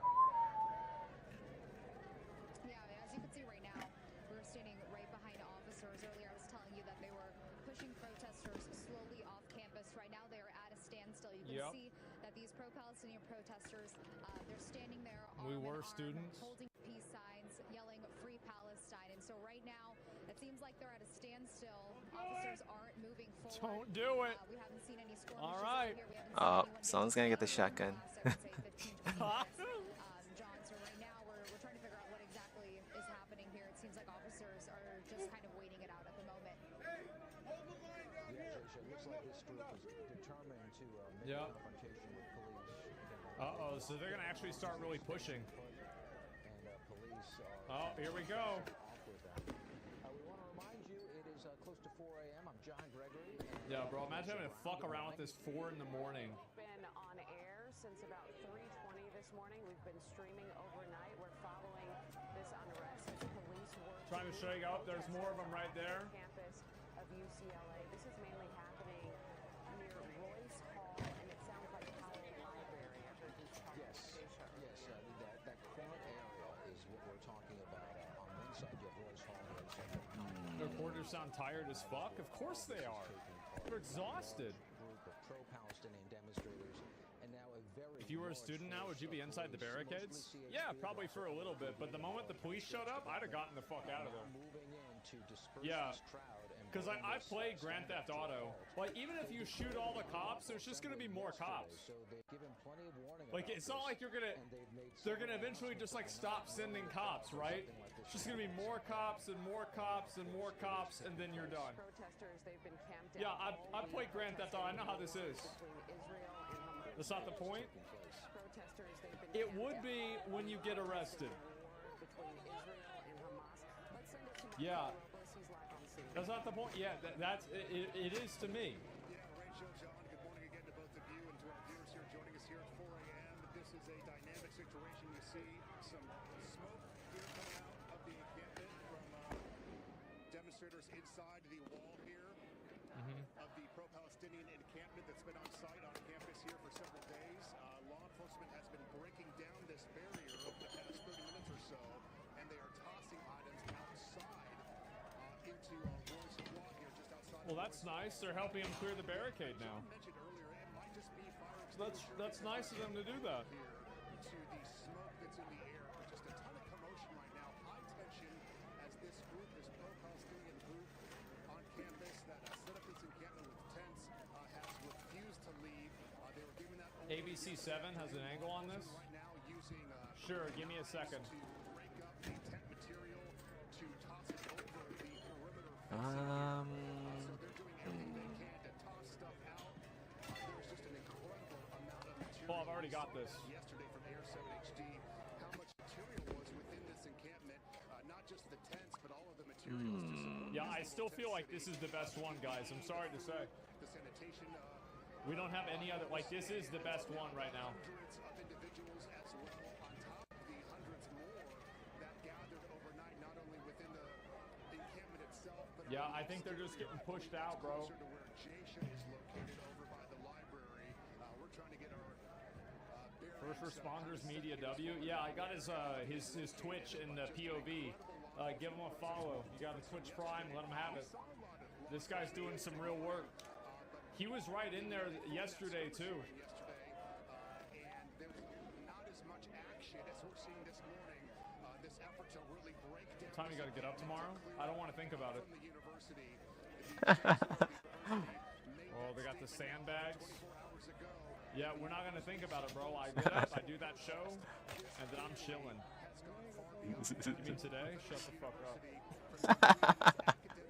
It's 6 in the morning for me right now. For the club, There's no way I'd miss this, man. No way. Yeah, they had to like shut down classes and shit too.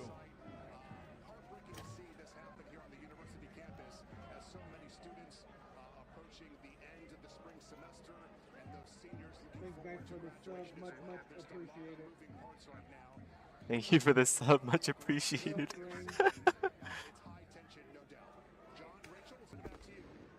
Farms are now standing off with police. Yeah, John and Rachel, they're still standing arm in arm. Oh shit. You hear them chanting. They've been yelling Jesus. Palestine. They've been holding up peace signs. And just recently, I heard them also shout, "Where were you yesterday?" Probably gonna end the stream Bro, soonish. We're approaching the 6-hour mark. fuck up. Got a lot The done. only time that the Israeli guys stopped attacking them is whenever the cops showed up. The cops saved them.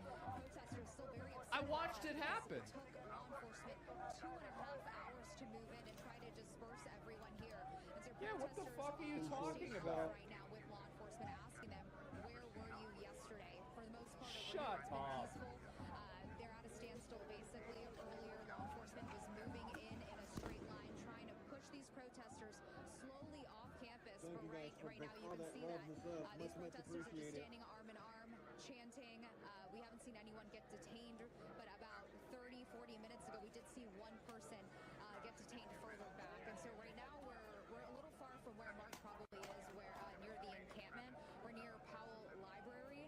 It seems like no progress currently is being made to push these protesters off campus. They're definitely upset that the law enforcement is trying to... Did they arrest any of the attackers? They're not back in Oh town. yeah. So, John and Rachel, Oh yeah. situation here, but you can Like, definitely hear those flashbangs. well, these guys are getting farmed. Brown asked for here. Like even there's less of them even. Like these, yo, they're going home. Let's go back to Marco Robles, where we see a lot of officers moving in. Are they making any headway in terms of moving those protesters? This off wave campus? too? Yeah. Yeah, there it is. Oh my god. Oh my god. Okay, we're trying to get a hold of Mark. Get a hold of Mark. Force already. Yeah, what did they think was gonna happen? He's on the Royce Hall side Look at them all. of this demonstration. We believe Jasha is on the Powell Library side, so we have reporters on either side of the scene as it unfolds. Can't they just get a bulldozer? Well, they don't want to hurt anybody. In an effort to break down those barriers and get in there and break up the You can just bring out the tanks that's the like truth. like I in mean, they really China. haven't hurt anybody. Why It's not? like Because it's it's like just gonna make them look bad. Tiananmen Square. It'll make them look bad like way later Electric Boogaloo #2. They already have? Yeah, but like, I mean, imagine like if you used a bulldozer or some sort of like vehicle, you know? Absolutely, Rachel's asking that question about headway being made. They moved in a hurry here. This looks like Inland CHP. Yeah, I'm gonna be honest, like bro. These are members of the Inland CHP that are on site this morning, working to break down kind of the second half. God damn. This perimeter that was Jesus. yesterday with Look at that. these wood boards. There are dozens and dozens of officers, and here we go. Some of these boards that are going to be tossed right here over the. They're just tearing this shit apart. Media being told to get back just a bit. I mean, we're just 10 feet back. Yeah. Oh my god. Yeah, to say so. And consider this: these law enforcement officers are face to face with the protesters. Look, They sure are. If you could see, as they move these wood boards. Bro, these guys are just firing off. Look at them all. And now we got projectiles. Okay, I was just Jesus. going to ask that for our viewers who are just joining us. What are these bangs that you're hearing out there?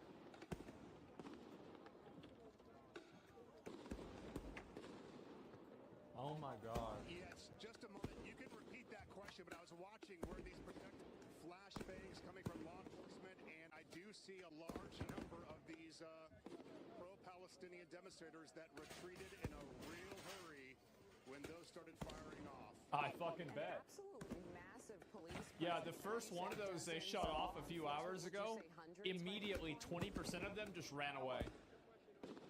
Oh, for sure. I mean, there's no question. No question. I mean, I don't have an exact figure for you, but certainly hundreds. I mean, I'd have gotten the fuck out of there. For sure. Like, I'd have been that 20%. I said, fuck this. Like, this is not worth fucking up my life for. Perhaps the loudest.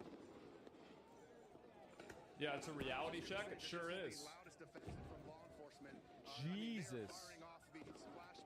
Bro, they're just walking in there. In their effort to push back these pro-Palestinian demonstrators, and look at this, within a minute, they took down the entire perimeter wall. Oh my god. Wow. Wow, and I believe so that your camera. They're using a launch rocket, I'm told. Okay. Once we get the VCR, Those barriers coming down piece by piece as police continue to break this encampment and move it. I know from the air earlier this morning. So many cops? Yeah. What did you guys think was going to happen? Members of law enforcement deployed. Can you imagine the guy that works? Yeah, the janitor. Like, he shows up at like 8 in the morning. Oh. Oh, jeez. Room POV? No, he'll be fine. We'll just reposition. Been very large, individuals, 2 or 3 at a time. So I think the hope is by law enforcement that most police people at some point will disperse on their own. But yeah, they will. There's always that hardcore group of demonstrators that they really. I just arrest them. We're seeing that as well. Let's go back to Jaysha Patel. Her camera is on the left side of your screen. Jaysha, what are you seeing? Another umbrella. Yeah, John or Rachel, protesters still here. I wish we could get an aerial view of this. Law enforcement, you can see they're chanting things like "Free Palestine." They're also I would have never very upset guessed. at law enforcement for their response yesterday when they didn't arrive on campus or didn't move in, for 2.5 hours when there was physical altercations and things being thrown into the encampment by counter protesters. And so they've been yelling things about the LAPD. No drone view? Not yet. Comparing police to the KKK here. I bet they won't be here to clean up the trash they left. Well, how could they? They're going to be in jail. Right now they're at a standstill, but you could see that the amount of protesters has significantly decreased. Yeah, I bet it has. There were tons of people on campus, and I think the issue Bulldozer? Nah, roller's a better option. All these people, they should bring these fucks back out there like 5 hours later. All right, guys, y'all got to clean all this up now. law enforcement was trying to move everyone away. Yeah, a little bit of community service. It's unfortunate that they're protesting in this manner because, yeah, Palestine really is getting their shit kicked in. Yeah, if you want to protest this, this is not the way to go about doing it. Right now, where we're standing, this is basically, I would say, less than 100 protesters Helicopter? standing here, not ready to leave. They're very upset that Real they're quick. trying to be pushed off of Oh campus. shit. Down. No idea how long that Oh my god, bro, that shit is gone. Look at that. Oh wow. Look at them all. It's way smaller, yeah. Also, a lot of flashbangs from authorities that probably is contributing to a lot of that smoke you're seeing there. We don't believe there's a fire.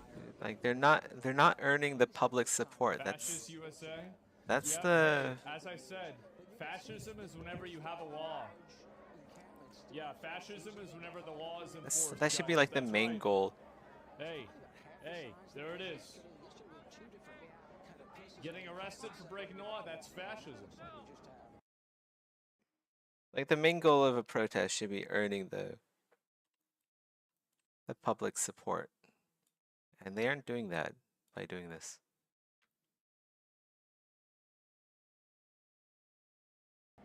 Obviously. It's super fascism. And this is what police are trying to remove this morning. Basement dweller take? Hey, it's better than being a jail dweller, isn't it? over this encampment.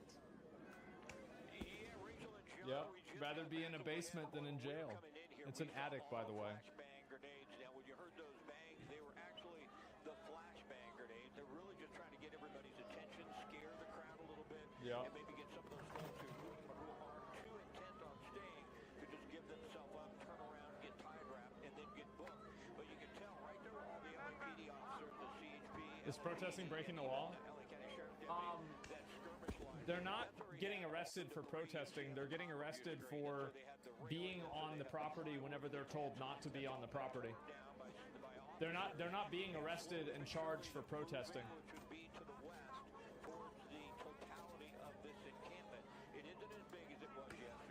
It's public property. Well, they can argue that in court. Yeah. I'm sure they'll go ahead and do that. Yeah. I don't need to argue. Like, I mean, I'm telling you. Like, you want to figure it out? Go do it. See what happens.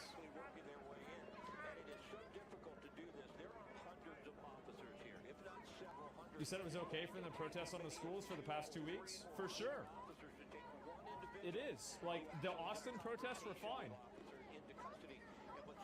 Yeah. This isn't. It's simple, man. I think that's for all the subs that support. Yeah, it's real simple. I can't imagine not understanding this. I can't.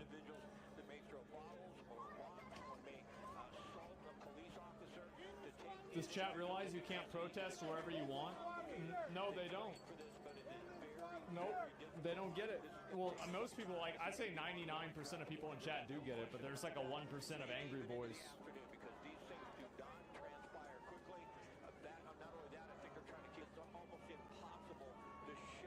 You seem to like lawfulness? What about funding war crimes? Oh, I don't like that at all. I don't think we should do that. I don't.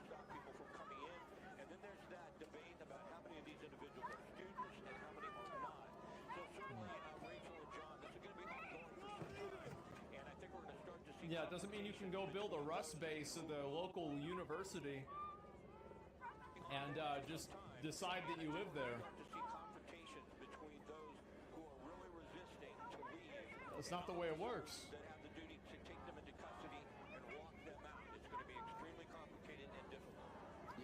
Certainly will be. It's going to be a long day, let's put it that way. Okay, Scott, thank you.